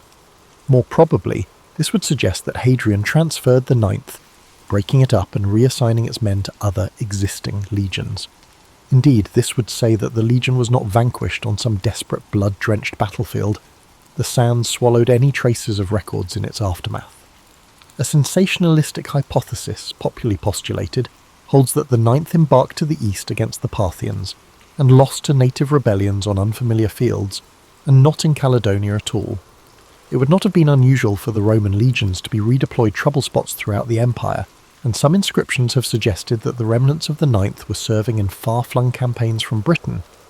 If so, their disappearance may have been due more to gradual attrition rather than a single destruction. As survivors over time were absorbed into other units, the identity of the Ninth may have become blurred, erased by bureaucracy not battle. But if this was so, why was the Ninth never reconstituted? It was customary for Rome to re-establish such legions which had suffered defeats, sometimes with the same number but with recruits. The very fact that it was never revived suggests that something more significant actually happened, something Rome wanted forgotten. Legends and folklore suggest more dramatic possibilities. One such is the legend that says the Ninth did not perish, but instead broke its oath its men, realising they'd been left high and dry by Rome, turned their backs on the empire, and melted into the wilderness. The interpretation is partially based on a fact. Roman deserters were known to join barbarian society, even leadership in some instances. But if the Ninth did desert, might they not have been subsumed by the Caledonian or Pictish tribes, their armaments and knowledge of Roman tactics giving the natives a decisive advantage in future conflicts? Indeed, some have gone so far as to speculate that descendants of those lost Roman soldiers continued to live among the northern tribes, their lineage surviving long after Rome itself had fallen.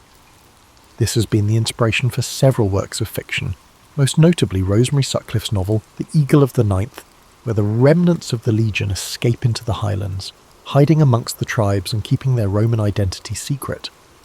Of course, it is highly speculative, but the idea of a Roman legion abandoning its empire and disappearing into the mist-covered hills is a tantalizing prospect, one that inflames the imagination as much as any historical theory.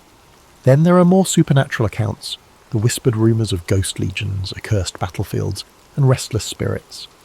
Various local legends say it never left Britain at all, but was instead wiped out in a battle so fierce that their spirits still haunt the land. For centuries, stories have been passed down of Roman ghosts that march along countryside roads in Scotland.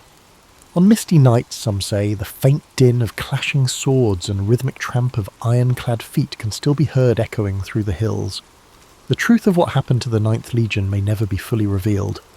Their bodies, if they were destroyed in battle, still lie buried beneath the earth of Scotland, awaiting archaeologists to find where they lie.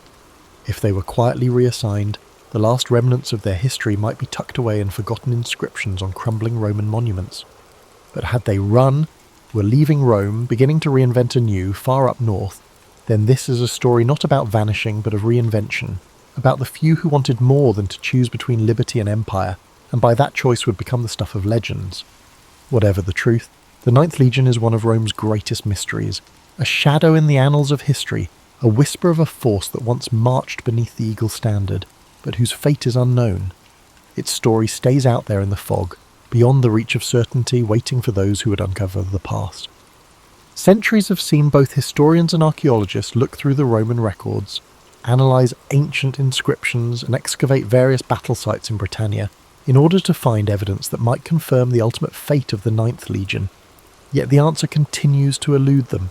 A piece in a game of jigsaw. A tale half buried beneath the earth. The first known history of the Ninth Legion dates back to the time of Julius Caesar, who had raised this very legion during his Gallic campaigns in the 1st century BCE. Over time, records trace its movements across the empire from Hispania to Germania and finally to Britannia, playing a major role in suppressing the revolts and defending Roman rule. Yet, after 117 CE, its trail goes abruptly missing from history. For many years, the prevailing theory among scholars was that the Ninth ended its days in Britain, most likely in a catastrophic defeat at the hands of the northern tribes. This view had been apparently substantiated by what seemed to be the most relevant piece of evidence, a stone inscription found in Eburacum, modern York, dated around 108 CE, recording the Ninth Instation in Britannia. This has been the last sure notice of the Legion on British soil, yet no Roman sources actually report its destruction, and that begs a question. If the Ninth was wiped out, why is there no written account of its defeat? Rome was not at all shy about recording the deaths of legions. When the Teutoburg forest disaster of 9 CE led to the destruction of 3 Roman legions, it was well documented. For the Ninth, there is only silence. This silence has engendered other theories in which the Ninth was not destroyed in Britain, but moved elsewhere within the empire. Some other scholars believe that this could have been transferred to the eastern provinces, probably Judea or Cappadocia, to assist in conflicts against the Parthians or Jewish revolts. One inscription found in Nijmegen in the Netherlands suggests that some remnants of the Ninth were indeed there around 20 CE, but whether this constituted a detached unit or survivors from a previous campaign, nobody can be certain. And yet there is no definitive proof that the entire legion was ever redeployed elsewhere. Archaeologists looking for the physical evidence for such a scenario, the destruction of the Ninth in Britain, have found no battlefield, no mass grave, no abandoned camp to verify this theory of annihilation. A few have pointed to Inch Tooth, an abandoned fort in Scotland, as one possible site of conflict. Others have looked to the area around Hadrian's Wall that was built only a few years after the Ninth vanished. Yet no evidence has turned up to prove it. No broken shields, no lost eagles, no bones of dead soldiers. If the legion was cut to pieces in a last great battle, where are the biddies? One theory is that the Ninth was destroyed piecemeal in a series of smaller battles. The Caledonians and Picts did not fight like the Roman legions. They were guerrillas, striking in hit-and-run raids and melting away into the landscape. If the Ninth was bled to death in some sort of long campaign, suffering ambush after ambush, then there may not be one battlefield where their bodies lie, but rather their deaths scattered across the wilds of Scotland, lost in the mists of time. Another theory is that Hadrian's Wall itself holds the key to the disappearance of the Ninth. Constructed between 122 and 128 CE, the wall made for a significant shift in Rome's strategy. Northern expansion was replaced by reinforcing the border. Some historians even feel this decision was based directly on the fate of the Ninth, as Hadrian himself realised that Caledonia was simply too dangerous to hold. Cut to pieces in some disastrous campaign, it may have provided that final warning that persuaded the Romans to draw back and dig in rather than advance. After decades of excavations, no concrete evidence has turned up so far that could explain what happened to the Ninth Legion, and the hunt goes on. Archaeologists continue to trawl Britain's landscape for Roman weapons, mass graves, or inscriptions that just might bring the story into the sharpest view yet. Advances in satellite imaging and ground-penetrating radar in recent years have given researchers an unprecedented capability to map the sites of ancient battles in great detail. and it now raises the tantalizing prospect that one day a long-buried Roman battlefield will finally give up its secrets. For now, the Ninth remains one of history's greatest enigmas, a vanished force whose fate may never be fully uncovered. Were they slaughtered in the cold highlands of Caledonia, their bodies buried beneath the heather? Were they reassigned and forgotten, their legacy erased by Rome's shifting priorities? Or did they desert their post, choosing to disappear into the north and abandon the empire that had left them behind? Whatever the truth, the Ninth Legion presses on through the mind of the historian, the archaeologist, and anyone intrigued with the enigmas of the past. Their story is a story of battle, betrayal, and the unknown. A whisper of steel and blood, lost in time, merely waiting for a voice that might tell it. The Ninth Legion's tale has largely been lost in the rear view of history. We don't actually know what happened to them. Their last journey is but a distant rumour nowadays. Nobody actually knows what happened. If they were wiped out in some murky battle, went missing in the uncharted regions of Caledonia, or simply dropped off the face of the earth for good, one thing's certain, they were never heard from again. You're familiar with that slow fog that rolls in over the hills in the morning? Yeah, their presence is sort of like that. Just fragments of stone, small memories, and those silent questions that just persist on through the centuries. When the world's all asleep beneath the stars, it's as if the ghostly echoes of the Ninth are stirring again. In the silence of the Scottish Highlands, where the wind moves like a faint breath through the glens, there are people who say the Legion marches on. There are stories, old, half-remembered myths, of ghostly soldiers spotted on empty roads, of the distant rhythmic sound, of iron-shod feet that appear to have no origin. Legends tell of how on certain nights, beneath a silver moon, the spirits of the Ninth emerge from the shadows, caught in a perpetual march across the land that devoured them. Perhaps they were separated in the chaos of combat, their shields broken, their armour cracked by the blow of an unseen enemy too late to avoid. Maybe they struggled through the wilderness, panting with fatigue, their path swallowed by the dense forests and winding rivers, to discover that no rescue would ever come. Or maybe they simply dissolved into history, their final battle so conclusive, so absolute, that Rome chose to forget them, to let them slip away like a dream slipping beyond memory. Yet even dreams leave a mark, as the Ninth has left its mark upon time itself. The silence of their vanishing is louder than any record, their absence taking up the space between the pages of history like the profound, soothing quiet before daybreak. Hadrian's Wall remains a silent witness to their disappearance, a wall built to exclude the untamed land that could have claimed them, a divide between the known and the unknown. It remains there, steadfast against the winds that blow through it, a testament to an age still hidden in mystery. Though the fate of the Ninth Legion can never be fully disclosed, their myth survives. Their names are recalled in books, in whispers, in the minds of those who are drawn to the mysteries of history. Up in the still hills, where you can truly scent the earth and rain, and the rivers glimmer like liquid silver in the moon's light, the Ninth could still be roving about, not physically, but in memory, always walking the shadows of the ages. This concludes tonight's quest into the mystery of the lost Ninth Legion. But the past is replete with even more stories just waiting to be unearthed.